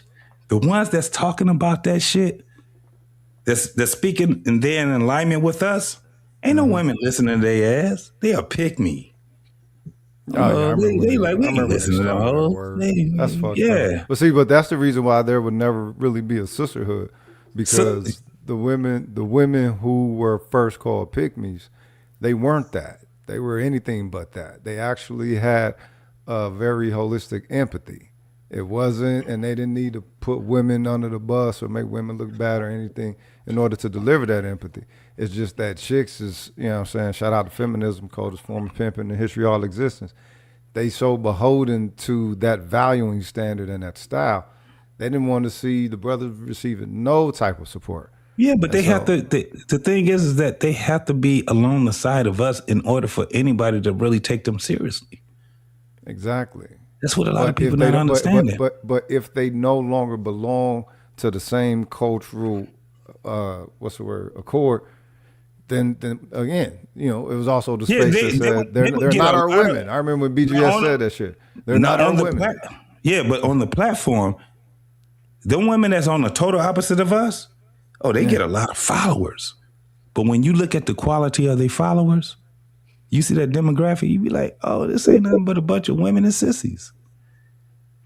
That's all we see. But when you see women that are definitely about what they, and they really believe in what they say, and there's very few of them. Trust me. It's a lot of posers. A lot of posers. They done got to the point where, what's that thing they put on their head? Jihad?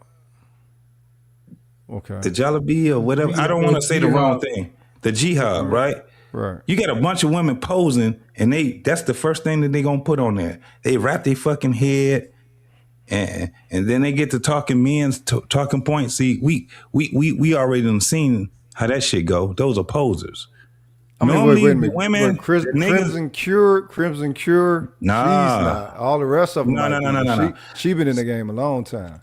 Let me tell you something. Crimson Cure does not stand alone. She has men that has verified.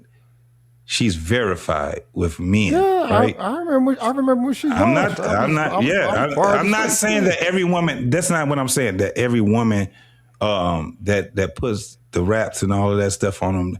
I'm not saying that. I'm just saying that there's very few of them that has that rap. Right. That's very verified. Like, this is what. Think about how when we are on social media, how we are verified, right? As far as men, it is very hard for a man to get into this game and to be verified by other men if he's on his game. Very, very hard. It's like it's a slow process for us to get our followers up, right? You know why? Because most motherfuckers that sit back and follow because you said some good shit one day, you say something again the next day, them motherfuckers is unsubscribed to you. It's not an easy thing for us. We have to be consistent than a motherfucker, bro. I know motherfuckers that's been in this game for so goddamn long, bro. They ain't got half the followers that these goddamn dudes, like we already, what's the other word they call these motherfuckers? Panderers, right? Okay. Panderers, they would get a bunch of fucking followers and subs, right?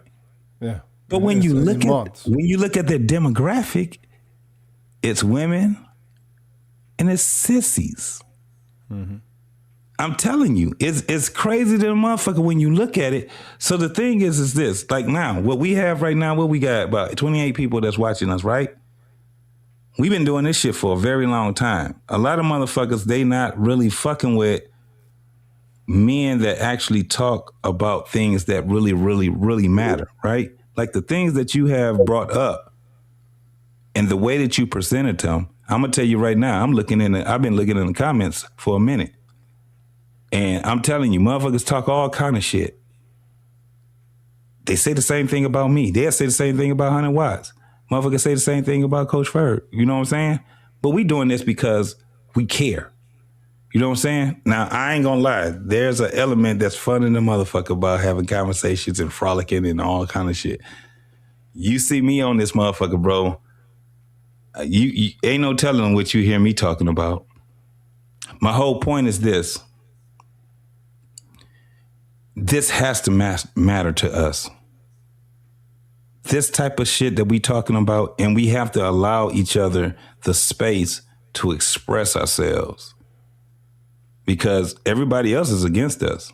As a black man, ain't one motherfucker on here right now that we ain't got everybody against us. Everybody on this motherfucking panel. I don't give a, you go on, dog, my ears to the motherfucking YouTube streets. And I can tell you right now, there are panels that I just won't go back on, right? I hate the fact that a lot of those in the demographic is that they're a lot younger. I ain't trying to hear you old niggas. That's what we hear. Am I lying, coach? No, man. You tell the problem I got with the old heads, you like, see, nigga, you act like you ain't about to be an old head. Yeah, you got 2 more Christmases, nigga, and you old. What we talking about? That's why I bypass the 40-year-olds, man. They the ones that's blocking the blessings, man. Them niggas in first generation cracker baby, Right. JT. They blocking the blessings. This nigga a season and a half away from an AARP card. And he talk about the old heads. Nigga, you just don't realize you old. You old. Oh, you nutty babies. The whole thing is you used to want to grow old. Like when the fuck did that happen that black men didn't want to get old? Crack era, man. The crack era changed that game, man. That's fucking crazy. My granddaddy used to be 6'4". My granddaddy is damn near 5'10" now. he about to meet his 100th birthday. Damn, that's some good shit right there, man. For real. I know. Hey, look, I know that's where I'm going. When I see him, I know that's where I'm going. And you know what? He took care of himself because he about to be 100. He's 99 years old, and his 100th birthday is this year. That man took care of himself. He didn't overindulge in shit. But when you talk to him, he'll tell you all kind of shit. When I see his pictures, I was like, yeah, ain't nobody really fuck with my granddad. He was 6'4". Yeah, ain't nobody fuck with him. He stood in dark skin. He took care of his always family. maintained that fucking afro. You know how them old men with the little chops right here, and they had the little fro, and they had the little mustache. Yeah, and man, come on. And he stood. He talked. JT, whose father was he? My mother's father. Oh yeah, he took care of his family, man. He took care of his my grandfather gave my mother away to my father. Yeah, that's some shit right there. My grandfather bought my father a car. Because he told my father, you can't be with my daughter and you ain't got no transportation. Mm-hmm. He made sure my father, he ain't had to make sure my father had a fucking job. My father had a job since he was 14 years old. He had to teach himself how to read. Son-in-law's a car. And he got a woman that actually edified him when it came down to education, right? They got married on their prom. So they JT, said, fuck the prom, they went to the marriage. They went to the wedding. So if he'd be 100, then he came was second generation, third gen. He was early. He was shit.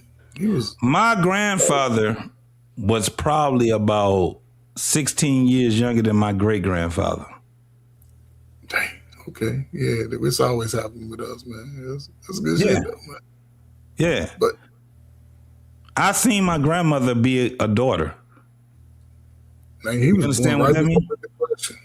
Golly. Wait a minute. Wait. I seen my grandmother be a daughter. Yeah, that one right there. That's some good shit, I saw my grandmother be a daughter. Don't be fucking up the gene. Don't be fucking up the lineage, JT, man. It's on you. No, I saw my grandmama be a daughter. I saw my granddaddy tell my grandmama, that ain't happening. This is what you need to do. This is the thing. And I seen her look at her father and say, Daddy, huh? I seen my grandmother revert back to being a little girl again when she talked to her daddy. I saw my mama be a daughter. You know what I'm saying? I understood that. I ain't never seen my father be a son, though. I ain't never saw my father be a son. My father he was young. He had to do what the fuck he needed to do. And he took care of 7 motherfucking siblings. Damn. So the things that he did and he told me to look out for because he didn't want me to deal with the things that he had to deal with. Yeah. One of the things my father used to say, I'm going to get your ass out of school. Yeah. I'm going to get you going to graduate. Graduate. Yeah. I guarantee that shit. And when I walked across that stage, let me tell you what my father didn't do. Hoop and holler. Yeah. Call the fucking scene. He didn't do all that dumbass bullshit. What my father did was shake me on my hand and say, welcome to adulthood, son. Some shit you got to start doing now. Now that you got that, now you can get out here and do the rest of this shit right here. And I want you, what you want to do? You going to college? Oh, you going to military? Oh, you going to military? Yeah, oh, that's a good thing right there. Good. That song, yep. Good. His whole thing was good. Yep, good. That's what you need to do. All that other celebratory bullshit. Now, don't get it twisted. My daddy was very celebratory because when I graduated, I had a graduation party. 250 people showed up to that. 50 of those folks was my motherfucking family members. I only graduated with fucking 70 people. 20 of those folks was my elders. My great, not my great, but my grandmother, both grandmothers, his mama and my mama's mama, and my grandfather, all 20 of them.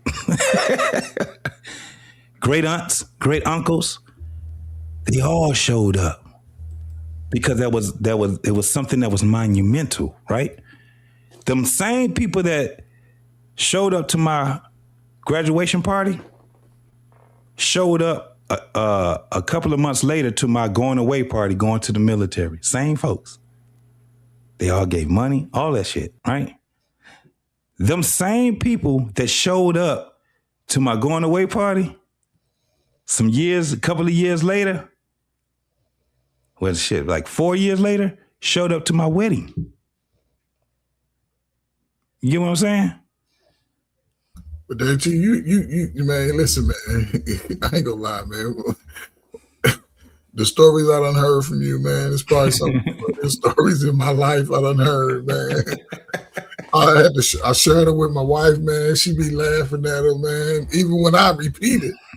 Mm-hmm. And just hearing how, man, you know, I heard you talk about your father early on, and how the encouragement that he gave you, man, to not be afraid of challenges and stuff like that, and the love your mom showed, man. I can relate to that. You know what I'm saying? Yeah. My father raised 7 girls, and I was probably the wildest kid my parents had, but I didn't fall into the traps of the neighborhood. I knew everybody, but I had enough sense to stay out of trouble, taking pride in graduating high school, going to college, going to the military, going back to school, then going back to school. So I've always embraced that in the way I work with people, work with young, and I work with every population that you could think of. Mm-hmm. I've had them crying at my desk, table, in my arms, whatever, but still saying, hey, okay, there's still a way. There's certain, and this is why I take the approach sometimes, because certain ways, if you do the right steps and you learn this in the military, you're not going to fail. Mm-hmm. But you can't avoid taking those steps. At all. You know what I'm saying? So that's the easy, you know, some of the easiest way. Listen, go beyond me. It ain't about what I feel about it. It's about what the reality is. So outside of me being around you, when you face with this reality, there's certain decisions you must make. Yeah. And if you don't make them, or you say, oh, it slipped my mind, then you can suffer the consequences outside of your control. Wait. So you said some crazy ass. It slipped my mind. So that's an old school thing. And that was our shit. And I just remember, and that's why I never would say it again. It slipped my mind because I just remember. I told my father, he said, why didn't you do it? And I said, it slipped my mind. He said, I'm gonna slip your ass. Yes. So you had to think in real time on the go. Yeah. You know what I'm saying? You let that shit slip your mind one more time, and I'm gonna slip your ass. Look, he didn't do nothing but hurt your feelings. That's it. That's hurt.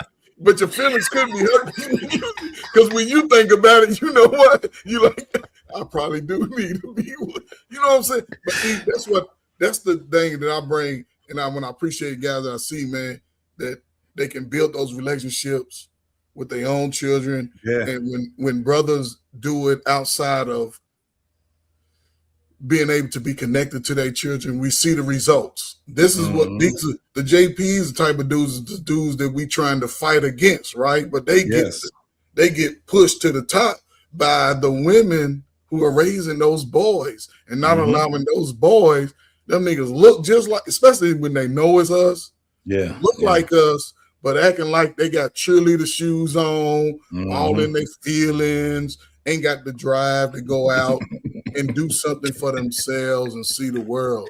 So I'm always fight that, man. You don't bow down to nothing, because where you are today, you can change that 10 times in a different direction in the next 3 to 5 years. You can have a whole new life if you dedicate it. But salute to y'all, man. I'm glad y'all getting older, man. Seeing the grade come in. I know some of y'all don't want to let it go, man. Let it come on in, man. I ain't letting it go. Hey, look, you see how this shit looking right now? Oh, yeah. You just got to go to the barber. Come Monday. I am the barber. Come Monday. It's about to, but I have to, this is the thing. I love letting my beard just grow out, bro. I didn't let this motherfucker grow so long. One time, I was like, I'm not cutting it. You know how we do it, man. It's just certain shit. Let it grow. I can't let mine grow inside. Oh yeah, if you got ingrown, nah, you definitely can't fuck with that, because that shit is painful. Yes, it is. That shit is painful as shit, bro. And it irritates the hell out of you. You're like, I got to get this thing out of me.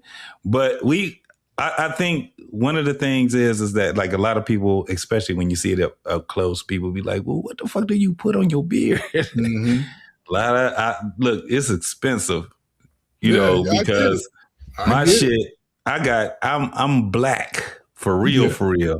And you're right. This shit will coil the fuck on me. Dog, if I don't take care of this shit, man, this motherfucker look like I got a bunch of spiders having a meeting on my face. Ain't no doubt about it.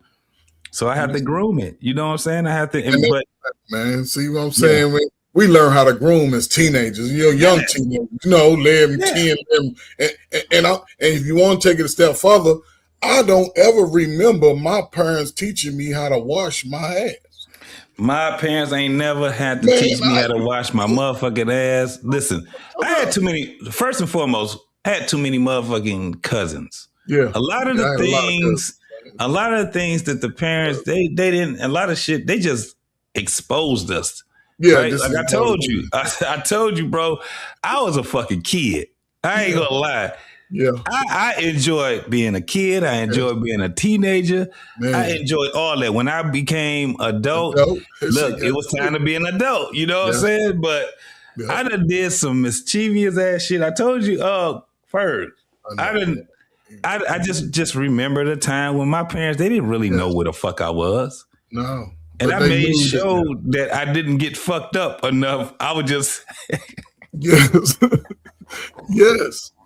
I had a bike, nigga. That's like having a car. Man, it was like having a car. It was like having a car. I was all over the city. All over, JT. I'm with you, man. I used to drive. We used to ride our bikes across the Ohio River, and that bridge is almost a mile long, right? Right.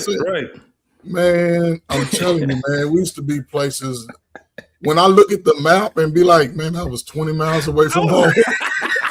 What was I doing?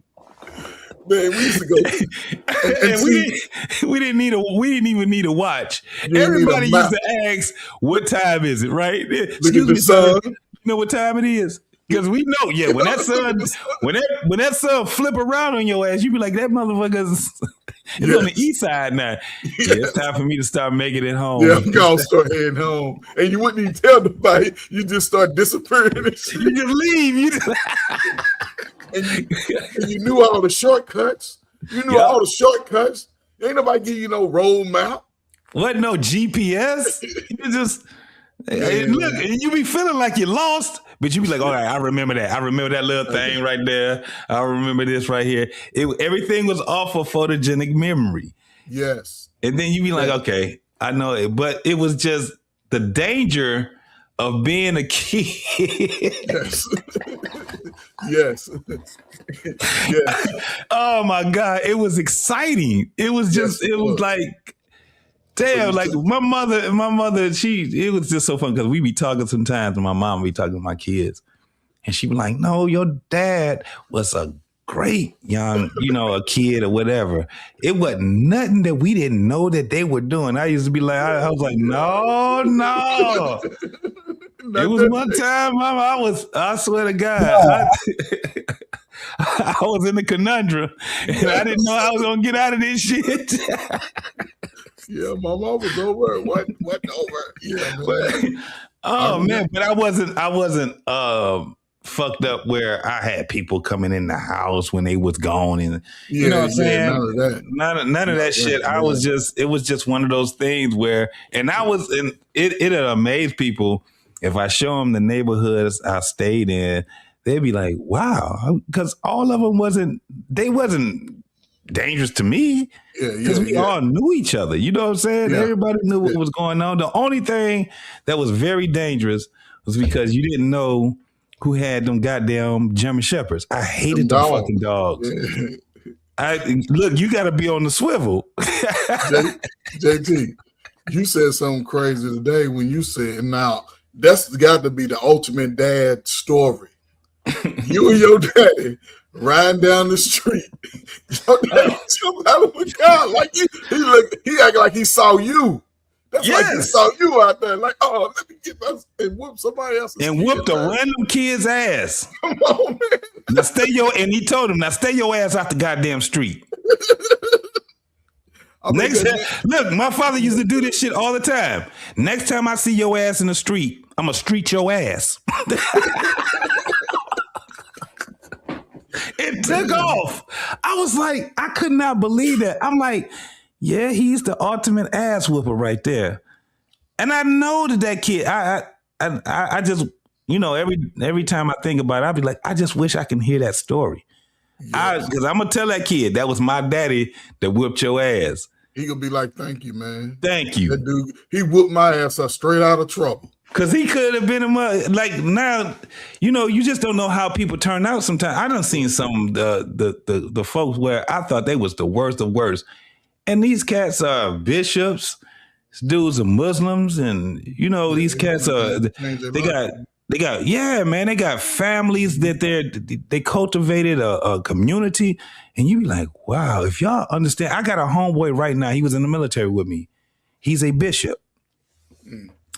And he's with his second wife, but I just remember when we first met, bro, he used to drink a lot, but he couldn't handle his liquor. Yeah. And I remember his wife, because me and him was really, really close. And his wife at the time, she had called me because I dropped him off at his house, right? He stayed we was in the South. We was in Georgia. This one I was at Fort Stewart. Okay. So I dropped him off. He was when I pulled off, he was walking in the door. I don't know how the fuck this motherfucker got back outside. He was in a trailer home too. He got outside. His wife called me and told me, he said, listen, JT, I need you to come back over here because you dropped my husband off. Now his ass is butt naked and getting ate up by these goddamn ants. And I can't get it because he was big. He like 6'4". Okay, he stepped in the handbed. So he was sleeping butt naked. Yeah, I guess he was. I don't know what he was trying to do, but I had to drive. That's how good of a friend I was. Imagine it wasn't no cell phones and none of that shit. Yeah, wasn't no. So I was already at home when she called. Yeah, it's 3:00 in the fucking morning. What the fuck is that on my phone? I remember. Right. No, there was no. Matter of fact, there was no caller ID. Yeah, no caller ID. Yeah. You just pick up the phone and say hello. Yeah, that's it. Hopefully, it was somebody that you wanted to call. Right. No, at 3:00 in the morning, that shit don't sound like a good phone call. That's 3:00 in the fucking morning. But she told me, I went back over there. I'm like, I had to get him. She was like, I'm trying to get him up. And the whole thing was, we got him up. But I'm like, nigga, I'm not touching. He naked. And it was just crazy. So when I see him now, because I see him on Facebook and we talk to each other, this man's a bishop. he has a, he didn't had at the time he had a kid. His kid was a baby at the time. That kid is in the military right now. I think he's in special forces or some shit like that. Then he got a daughter also. Special forces. But man, when I see him, man, and I see how his life, I'm like, I need to go and give my testimony for this brother. You know what I'm saying? Yeah. Like the type of man that he is right now, I'm like, man, he wasn't nothing like that. And he was very funny. He was very charismatic. Like, if I can explain the type of person he is, he was Bernie Mac and Samuel L. Jackson all rolled up in one. But I seen it in him. Let me tell you how. Because me and him used to go down to the flea market, right, and sell incense. Incense, oils, and mixtapes. Because I used to, I started selling mixtapes. Running buddy. That was your running buddy. That was my homeboy, for real. We was making money together. Yeah.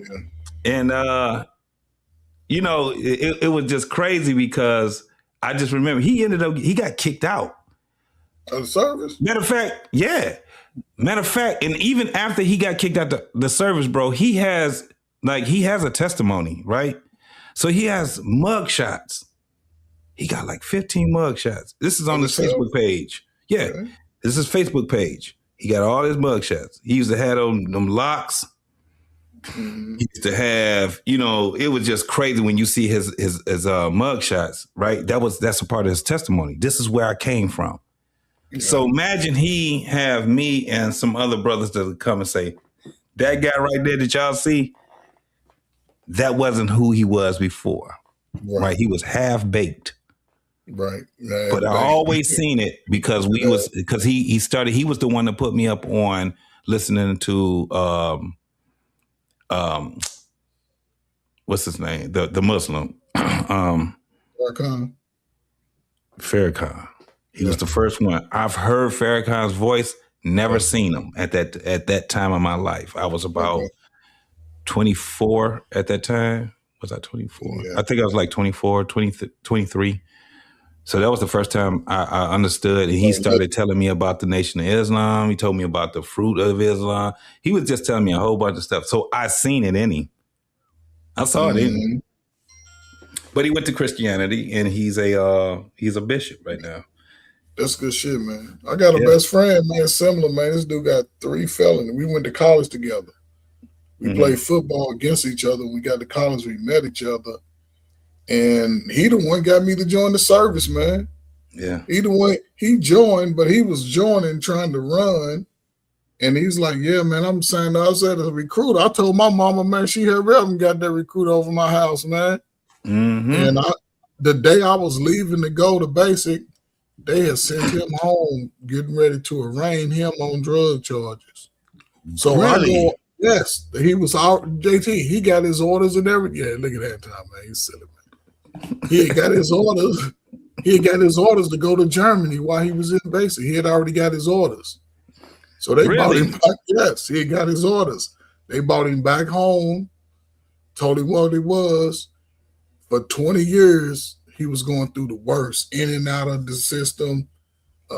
Had children, man. He got an escape charge. He got 3 felonies, right? And while I'm going through the service, doing everything, he gets out.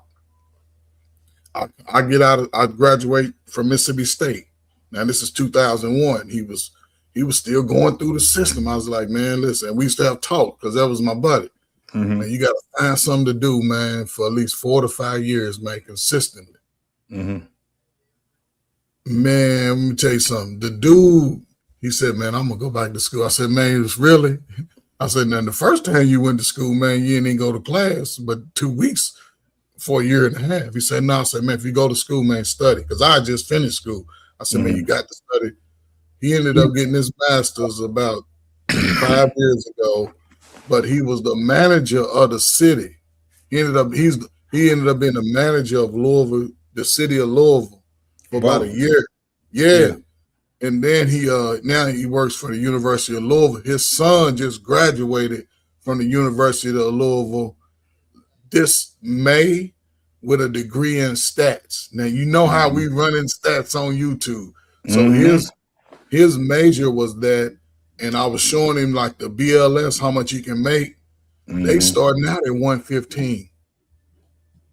Starting out, and his girlfriend graduated from the University of Kentucky that morning. She's what she say? She's one of them old chemicals, something. She's something about chemical engineer. Engineers. Yeah, she's in there, and they honor her. I said, man, y'all in the perfect position. But just to see where people start, and this is why I say now people can make we already understand it's BS in America, but you got to take advantage of what it has, right? Yes, you got to navigate through it. Yes. When you're younger, we older, right? Yeah. So again, you put in your work time. You can sit down. We done earned. Next is the ones that can say, because a lot of my friends that didn't go to college, they was retiring at 52, 53, 54. Because they worked 30 years. Yeah. You know what I'm saying? I'm trying to be all you can be and do all that and still work and be able to put myself in positions to say, you know what, at 54, I can sit down and I don't miss a beat. Yeah. I don't miss a beat. Now my wife, she'll be 55 in August. I said, well, you gotta be looking to either sit down, retire. She done looked at her numbers based off her retirement and her little Social Security. That's what it's about right there. Yeah. Like, I'm gonna go ahead and do that because we gonna get more, but I'm just saying, she gonna be okay. Me, give me the little stuff I want. I don't want nothing else. I don't need to go all everywhere and share everybody where I've been. Yeah. Because we do that.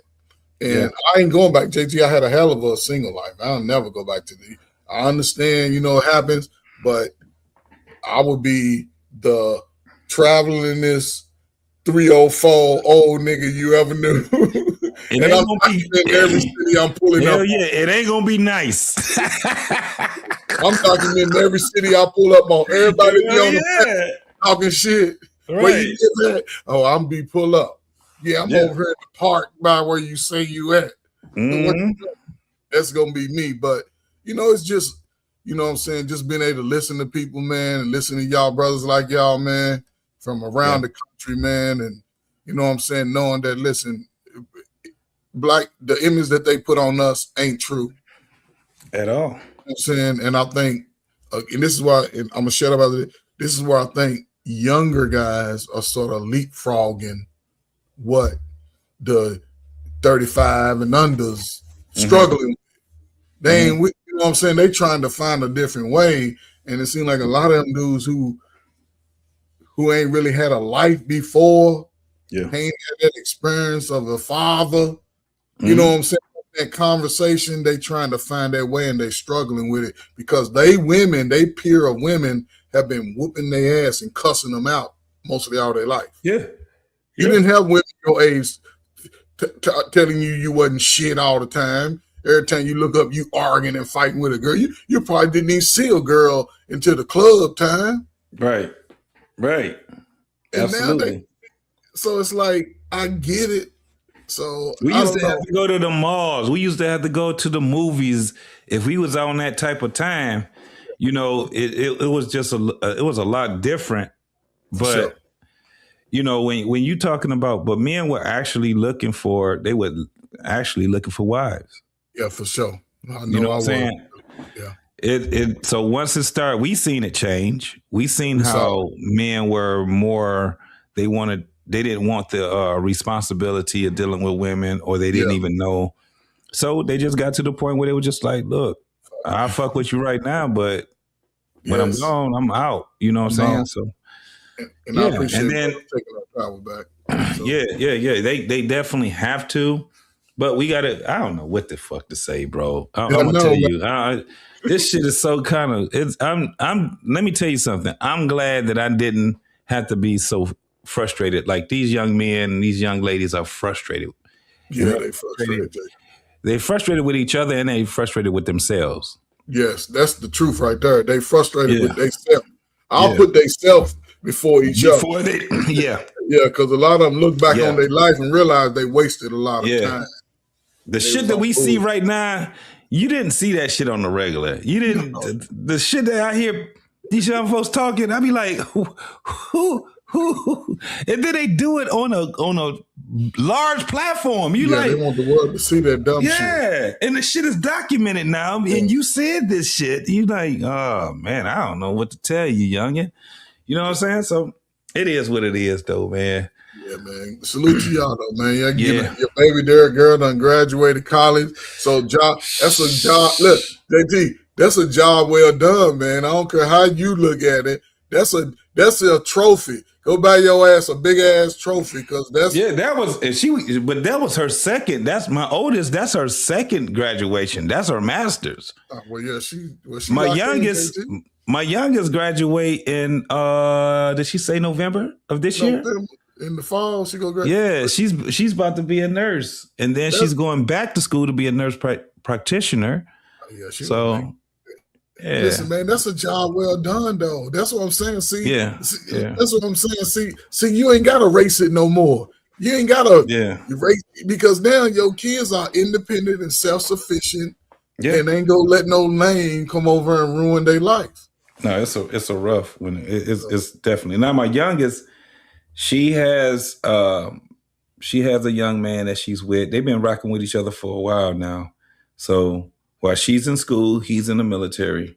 Oh well, yeah, he in the military. Yeah, you know, but he's in reserve, and so when I talk to him, it's not really going the way that he wants it to go. Yeah, because reserve don't move like that.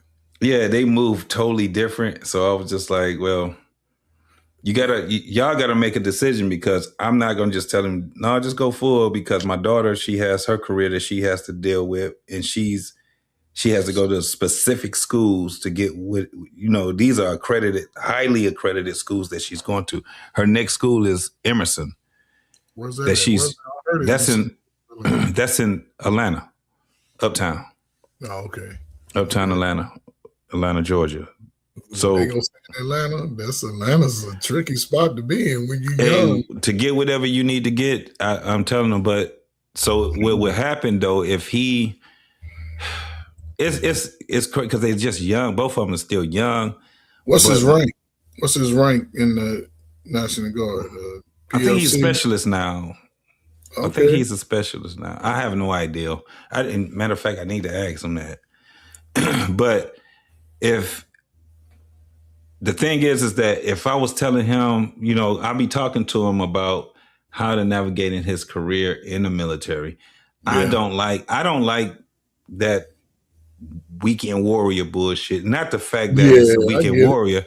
It's like, you can't focus. You miss out on a lot. You know what I'm saying? So much. Yeah, you miss out on a lot to really get focused and advance whatever vision that you see for your future. I get it, man. Yeah, that shit that they on. I'm like, how do y'all even get accustomed? Like, it's not a lifestyle that they're in, so it's hard for me to talk to them. I'm like, being in the military is a lifestyle, homie. Yeah, it's a lifestyle. It's a lifestyle. Everything, especially if you on base.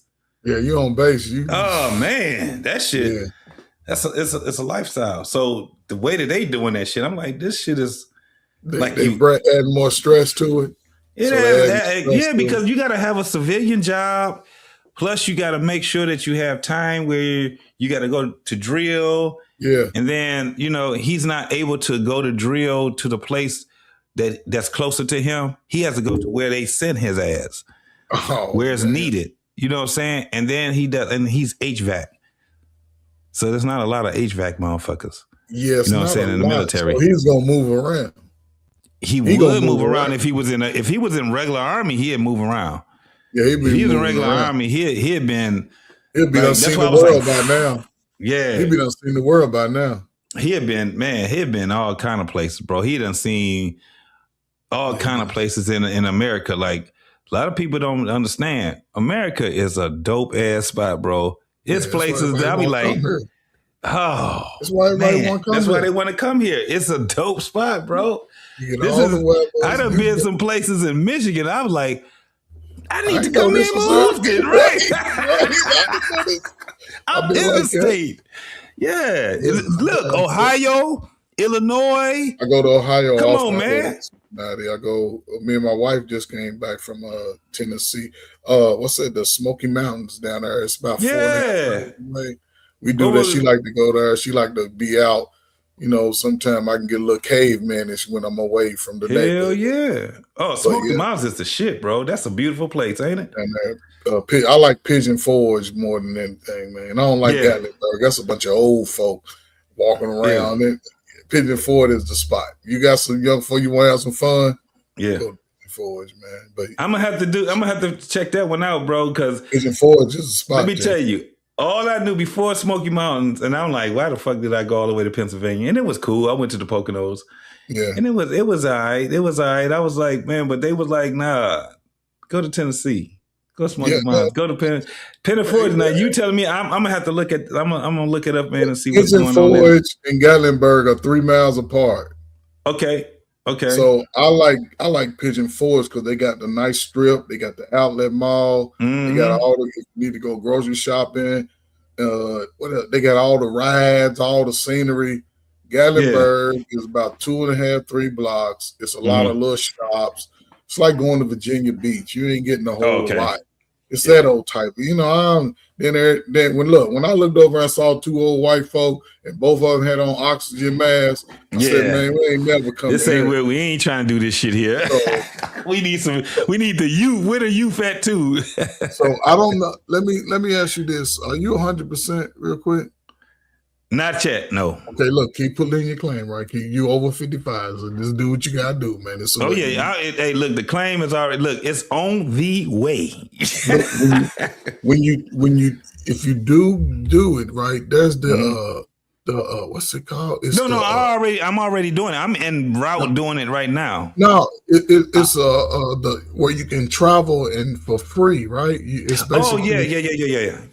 I got it in ID Me. The hotels. It's the hotels that American Forces Travel is what I'm talking about. And you okay, I got you. AT, when I tell you traveling at $40 a night for 4-star rooms, $50 a night a week, a whole week for about $400 a whole week for $400, and I'm talking about. What's it? The little breakfast, the continental breakfast, and everything. What's the website? Because I got a bunch of websites. It's American Forces Travel. That's what it's called. You got JT. You got a DOD number, don't you? Yes. Absolutely. Oh man, you can use that because that's what they asked for. That's the only way you can use it. I mean, just check it out. See what you say. You can put it anywhere, any little zip code, area code, location. American Forces Travel, and it sometimes it asks you to sign in or something. Yeah, I thought I did that. That's why I'm looking at it now. Check it out when you get a chance, man. A lot of stuff that I do is I use ID Me, and it just pulls everything up.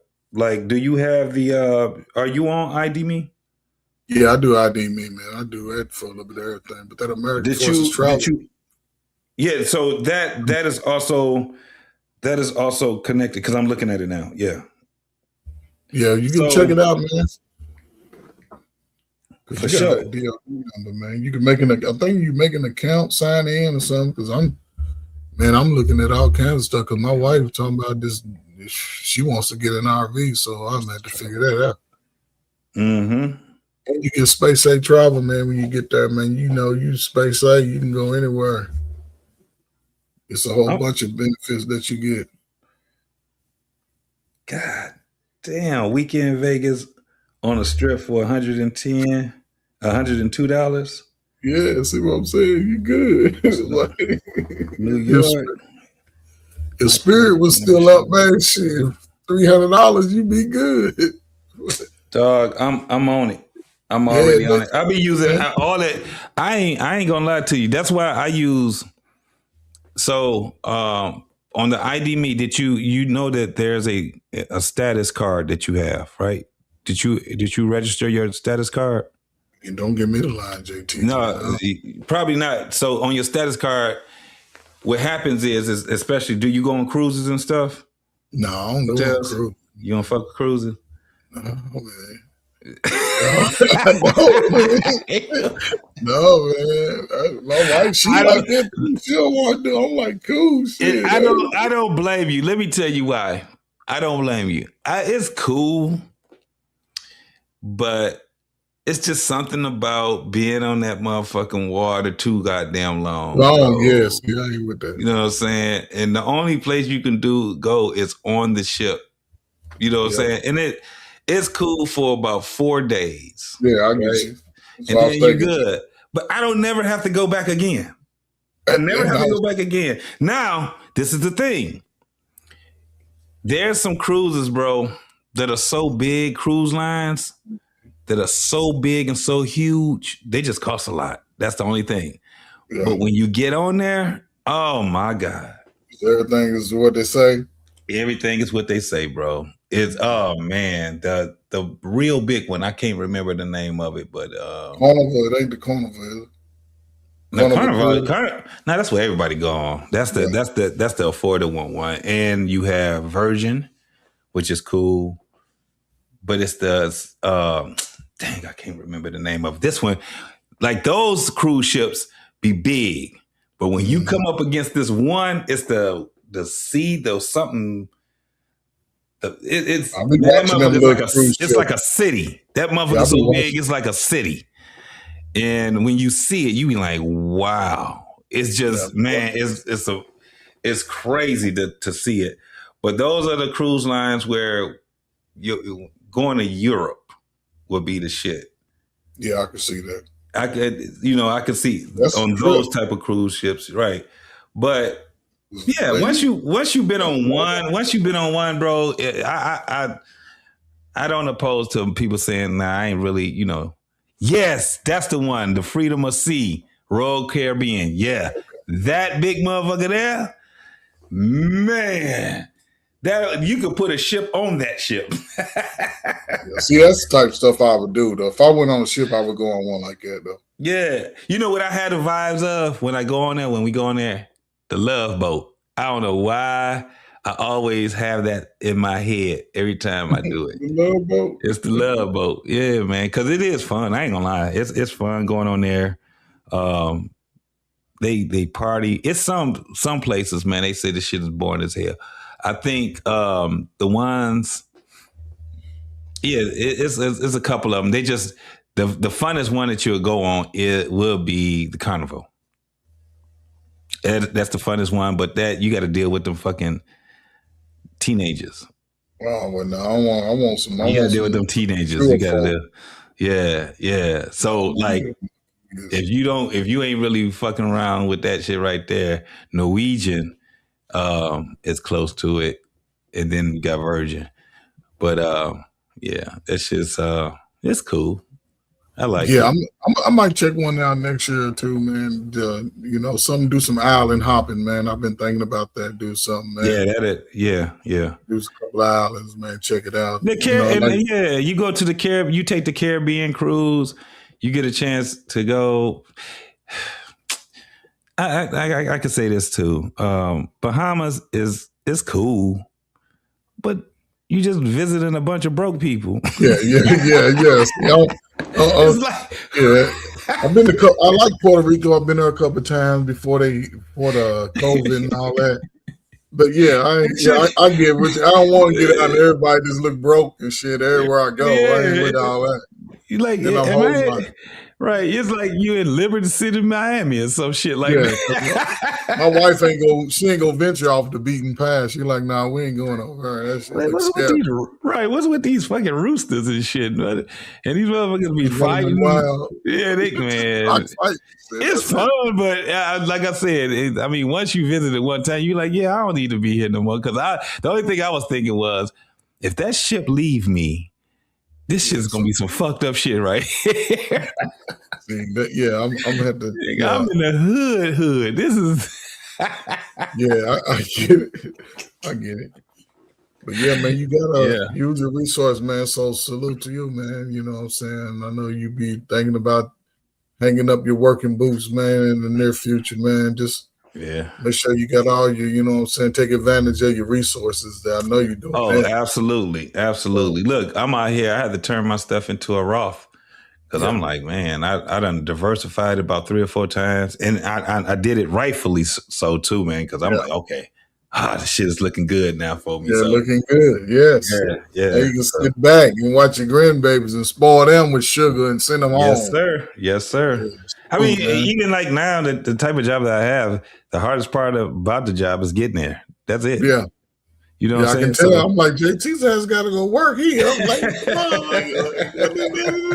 work the hardest part is getting there. That's it. Other than that, man, I done did the job so long where I'll be training people. You know what I'm saying? So it's you know, once you done got to that. And the craziest part though, Ferg, was a large part of my life, I was a mechanic. And what was you working on? Diesel, track. Diesel. They ended up sending me to school. I started working on turbine engines. So I started working on N1 engines. I started working on helicopter engines, and there's a couple of other engines I was working on. But which was cool, man, because the greatest thing about being a mechanic is that you get a chance to test drive all that shit. Yeah. Man.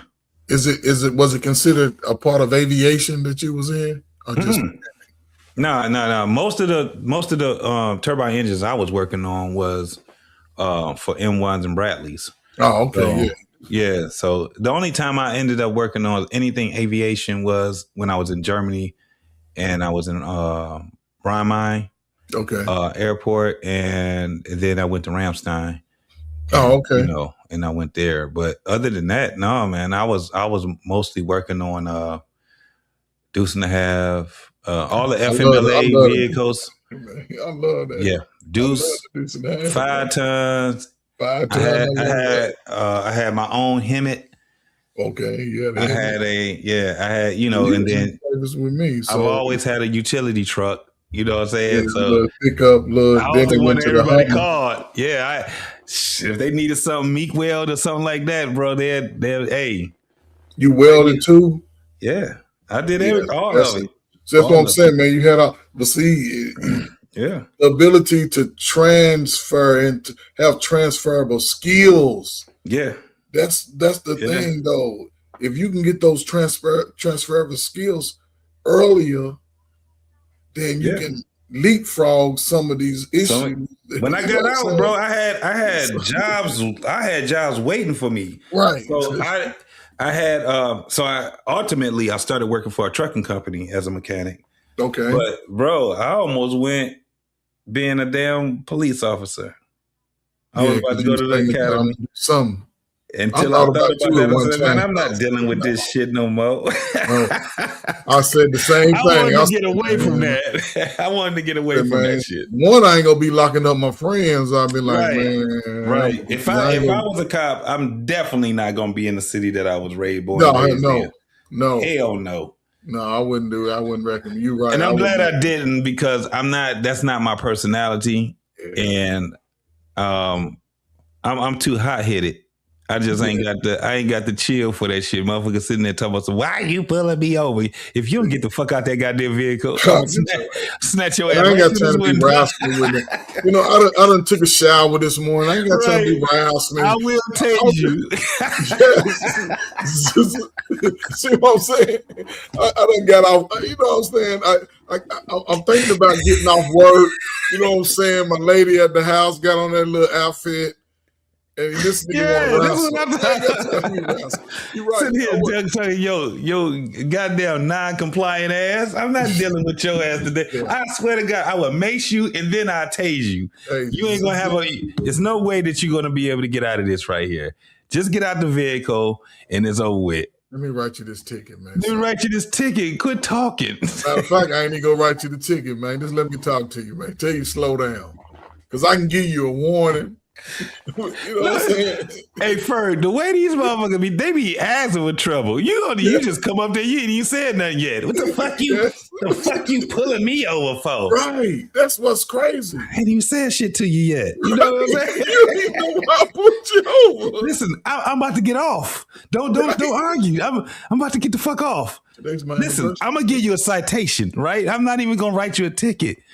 But quit talking shit to me. You know, and then it gets to a point where they done said too much.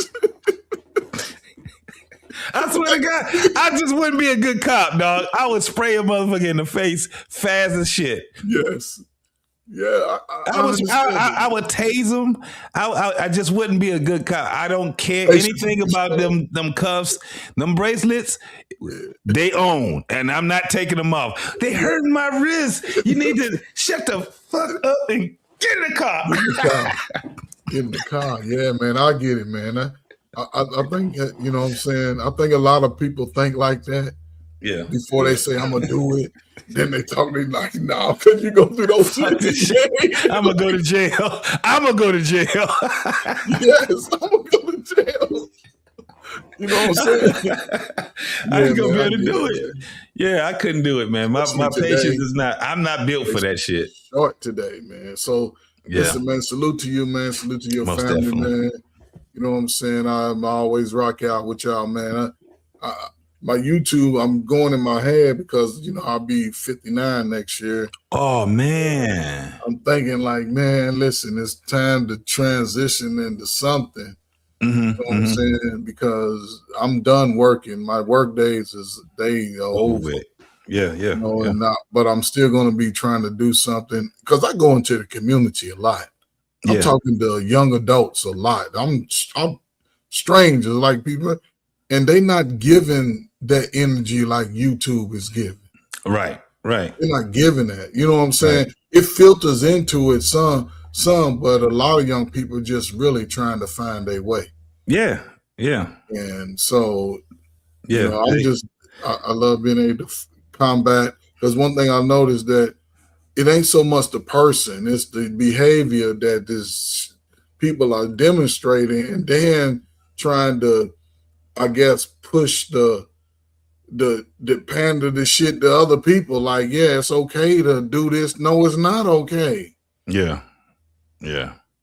Because it's certain things in our community that are going to really just like you say now, the family ain't there, right? So if the family ain't there in the next 15, 20 years, what is going to be there? How that going to look, right? It's what like, going to be there? Damn. What's going to be there? Can you imagine? The ones that ain't even here, that's what I'm saying. I be thinking about the ones that's not here, Coach. They ain't even here on this earth yet, but they will be. How that look for them? Yes. That's why when I hear people, we got to get back to what? They like, what the fuck is they talking about get back to? Right. The ones that's here, the ones just turned 8. Right. What the fuck is up with that? Get back to what? It's fucked up. Yeah. That's why you would hear a lot of these young folks, they be like, man, the old folks, they don't really understand us. And I get it, because we had talked to them as if they've been here. Yeah. And we had used certain language, and they be like, nigga, I don't know what the fuck you talking about. Yeah. You know, I always use, and we about to get off though, but I always use Martin Luther King and Malcolm X. One of the reasons being is because it's just so many people that don't know who Martin Luther King is. And I'm talking about people that's my age. Yeah. I'm like, damn. Like, I just remember, you know, you 58, right? I was 2 months old when they took him out. You was 2 months old. Think about this. Under that legacy. So for the rest of your life, it seemed like it happened last year. Yeah, like I knew him. I felt like I knew him. Yes. Like he was my uncle. Like that's my uncle. You know what I'm saying?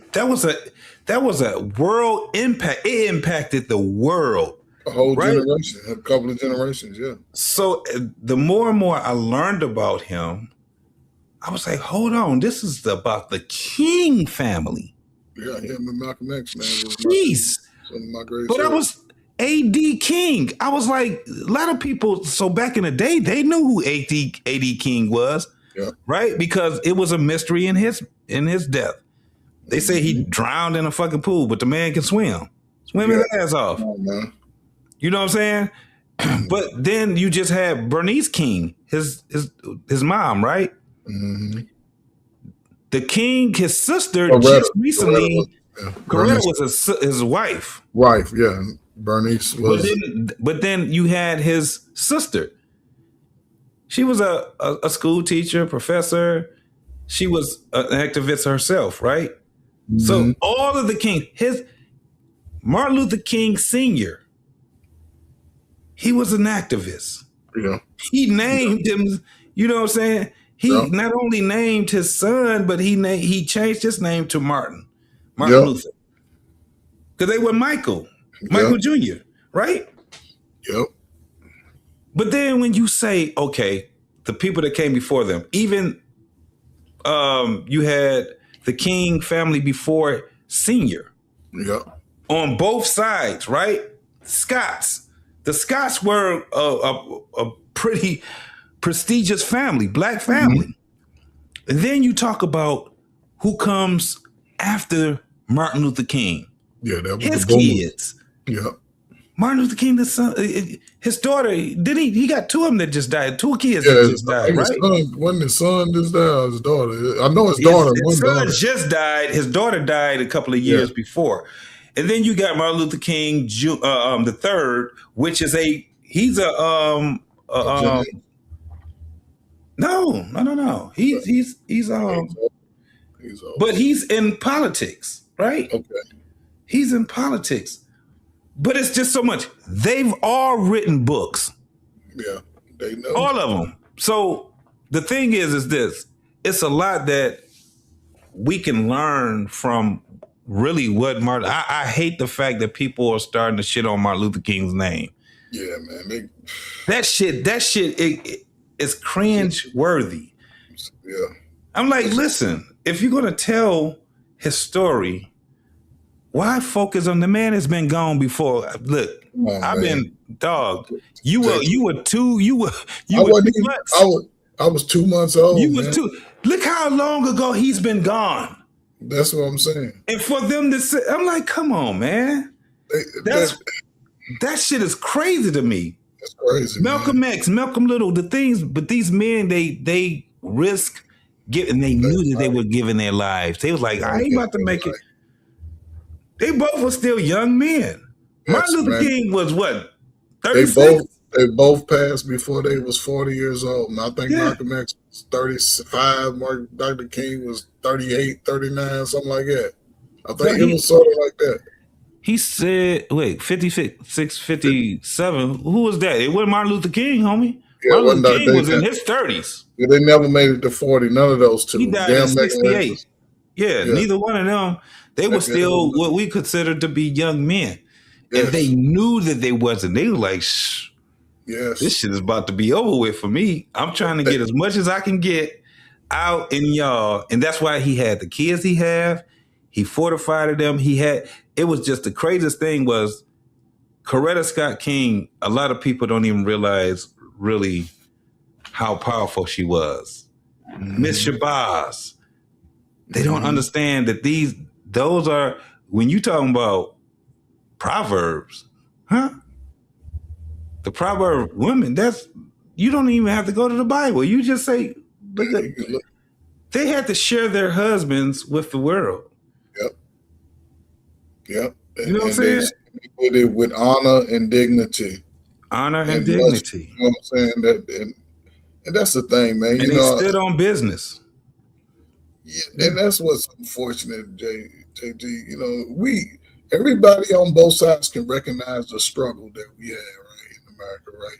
But those who stood out amongst us and said, I would take got you, Braxton. Yeah. We somehow we found a way to shit on their legacy, right? Yeah, that's crazy. And the fact that no one of this modern time is willing to put their life in that position at all. And listen, I'll say this. Maybe I'm overstepping, overreaching, but I'll say the way that they're pushing the image of us, Michael Jackson, Dr. King, they all could be white in the next 65 to 100 years, and nobody ever even raise a fuss about it. Absolutely. That's what it's getting to. That's what it's getting to. Because it's like they went from Martin Luther King's birthday to King Day. Yep. A lot of people ain't gonna even know what King Day is. They made it a holiday, but it's gonna be it's shit. There's people right now that don't even know what that holiday is about. Oh, some nigga named King. Yes. Right.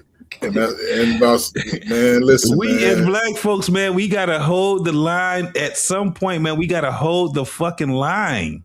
JG, we're the last of those history bearers like that. Yeah. Once we go, these dudes that run around thinking they eat him in their 40s, a lot of them dudes, they gonna struggle. Because a lot of them ain't taking the opportunity to expand who they are. I think that's how society is gonna correct itself.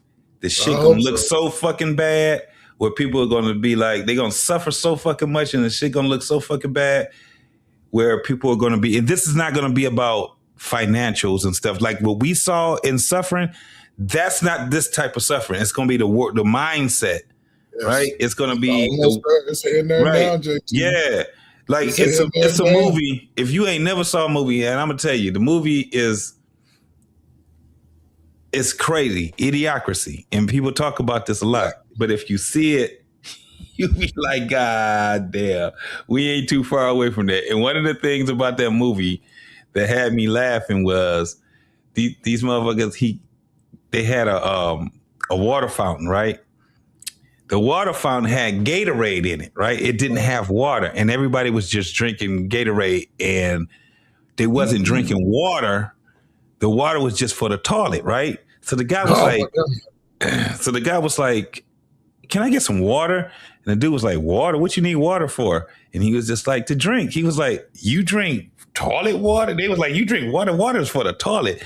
He was like, "Well, what do you guys drink?" He's like, "We drink Gatorade." And so he was like, Gatorade? He said, "Yeah, for the electrolytes." So that was the whole thing. Motherfuckers didn't even understand what Gatorade. So they had a Gatorade, like they was putting Gatorade on the grass. The grass was dying and shit like that. But this whole thing of electrolytes was what was pushing this whole narrative. I said, that's how people do now, right?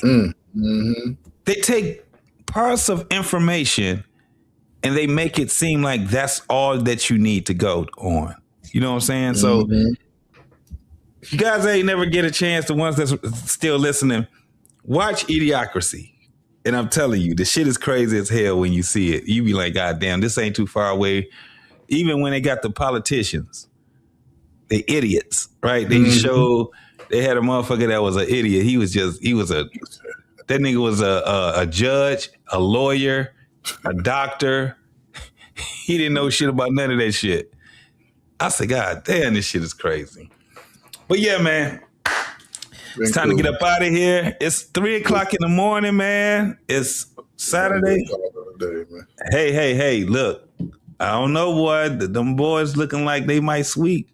Man, it's scary right now. This shit is scary as hell. I'm like, man, I think it's good for the NBA. I do. Yeah. Because I didn't pick everybody that sort of made a prediction so far, at least 6 games, 5, 6. But to come in San Antonio and get 2 like that, the way they did in the fashion that they did, San Antonio seemed to get rattled. You know what I'm saying? And they move as Wemby moves. And so they're going to have a tall task. But again, thing about the sports guys, man, they can get New York and get back to New York and then be flipped the same. Just like what happened, right? Just like what happened in San Antonio, that can happen right there with them. You're right.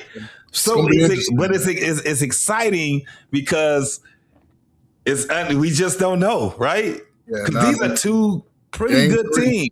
Yeah, game 3 go tell the tape. If New York win game 3, then it's over in 5. It's over in 4. I'm gonna tell you right now, they win game 3. That game 4 gonna be off the chain. Yeah, it's gonna be wild. They're gonna And probably both of the games are in New York, right? Both of them are.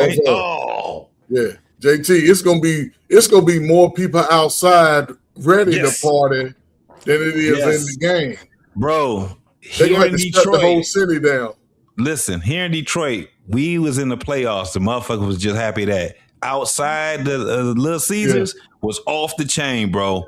Downtown was off the chain. It was the same way in Cleveland. Because you got to remember, too, Cleveland and Detroit, they kind of like the same shit. Yeah, kind of the same. 2.5 hours away from each other. So imagine, when it happened, when we was playing Cleveland, everybody in Detroit was in Cleveland. Yeah. And then when they came to Detroit, everybody that was in Cleveland, they came to Detroit. So it was just fun. Just, you know what I'm saying? That's how we looked at it. We was like, win, lose, or draw. It's just fun. You know what I'm saying? Yeah, that atmosphere. Yeah, it was the same thing with the Lions when we played Indiana. We was outside when it came down to going to Indiana, bro. That's a 3.5 hour drive. Yeah, you think they ain't going? Come on, man. Yeah, it's the same thing with Chicago when we do Chicago. Yes, back and forth. It's just a back and forth, right? And we love each other, though. That's the craziest part. You know what I'm saying? You got some idiots that want to fight and all that, but we in the spirit. It's a good rival. It's a good rival for the cities and things. Yeah, like that. man. That's good stuff right there, man. Especially when you got cats that's out there that's tailgating and stuff like that, man. Ain't nobody out there trying to fight and nothing like that. We out here trying to have a good time. What you drinking? We got to go in that cooler right there. Get you a beer. It's on and popping. Give a damn. Hey, wear what you wear, but we gonna talk that shit with each other. You know what I'm saying? But you know, let me tell you, the only motherfucker that was actually doing some real fighting was the white boys. Yeah, they get drunk. They can't handle They get drunk and they want to start talking too They much get shit. brave and shit. You know what I'm saying? Getting to cussing each other. And don't let them be on the opposite team. Right. They on the opposite team. They ready to fight everybody. Well, come on, motherfucker. Yeah. They be knocking each other out and shit, man. It's crazy, man, for sure. It's a show, man, but it's all Man, good. salute, man. Listen, man. Yeah, I man. appreciate you, man. I ain't gonna lie, man. Shit, BMU, everybody, man, listening in, man. Yeah. Hey, man, it's Friday, man. Y'all singing niggas, man. Besides you old niggas, all you young niggas that's supposed to be the man, they get outside, man. Find you something soft, man. Yes, Find you sir. something cuddly, man. You Hung don't need up on. Just find one. That's it. Just find That's one. it. Stop looking at all the big booties that y'all like and all the ones with the weave. Y'all like the little baddie. Y'all like him. They like him little dirty looking. Right. Kids think they cute them. They don't like Mess the around ones. and right, you mess around and get the worms messing around with their ass. Yes. Don't do it, Get you a little softy. Yes, sir. And if you my age, man, ain't nothing wrong with a little fupa. Ain't nothing wrong with it, man. Stretch mark. Hey, look. Ain't nothing right. Move it on out the way. It'll give you more leverage. It'll give you more leverage. You know what I'm saying? It'll balance you out a little bit. Right. You know, but you can't have Ain't nothing wrong with a little fupa. saggy titty. There ain't nothing wrong with that. Ain't nothing wrong with it. It's good. Yeah, I bet you it smell good. She got that Bath and Body Works all on her. Boy, hey, look, leave it alone. Yes, sir. Look, man, I'm out of here, man. All right, brother. I'll holler back at you later on, my guy. Yeah, JT, man. Be safe, bro. Most definitely. You too, man. I holler. Yes, sir. All right, y'all. We about to get up out of here. I'll holler back at everybody later on. It's a done deal. We out of here. Matter of fact, I ain't played this in a... No, hold on. I'm gonna put this one out here for y'all. It ain't gonna last long. Where is it at? Yeah, they got all kind of shit on here. Let me see. Man, I'm not even about to do all that. We about to get up out of here. I'll holler back, y'all. Peace.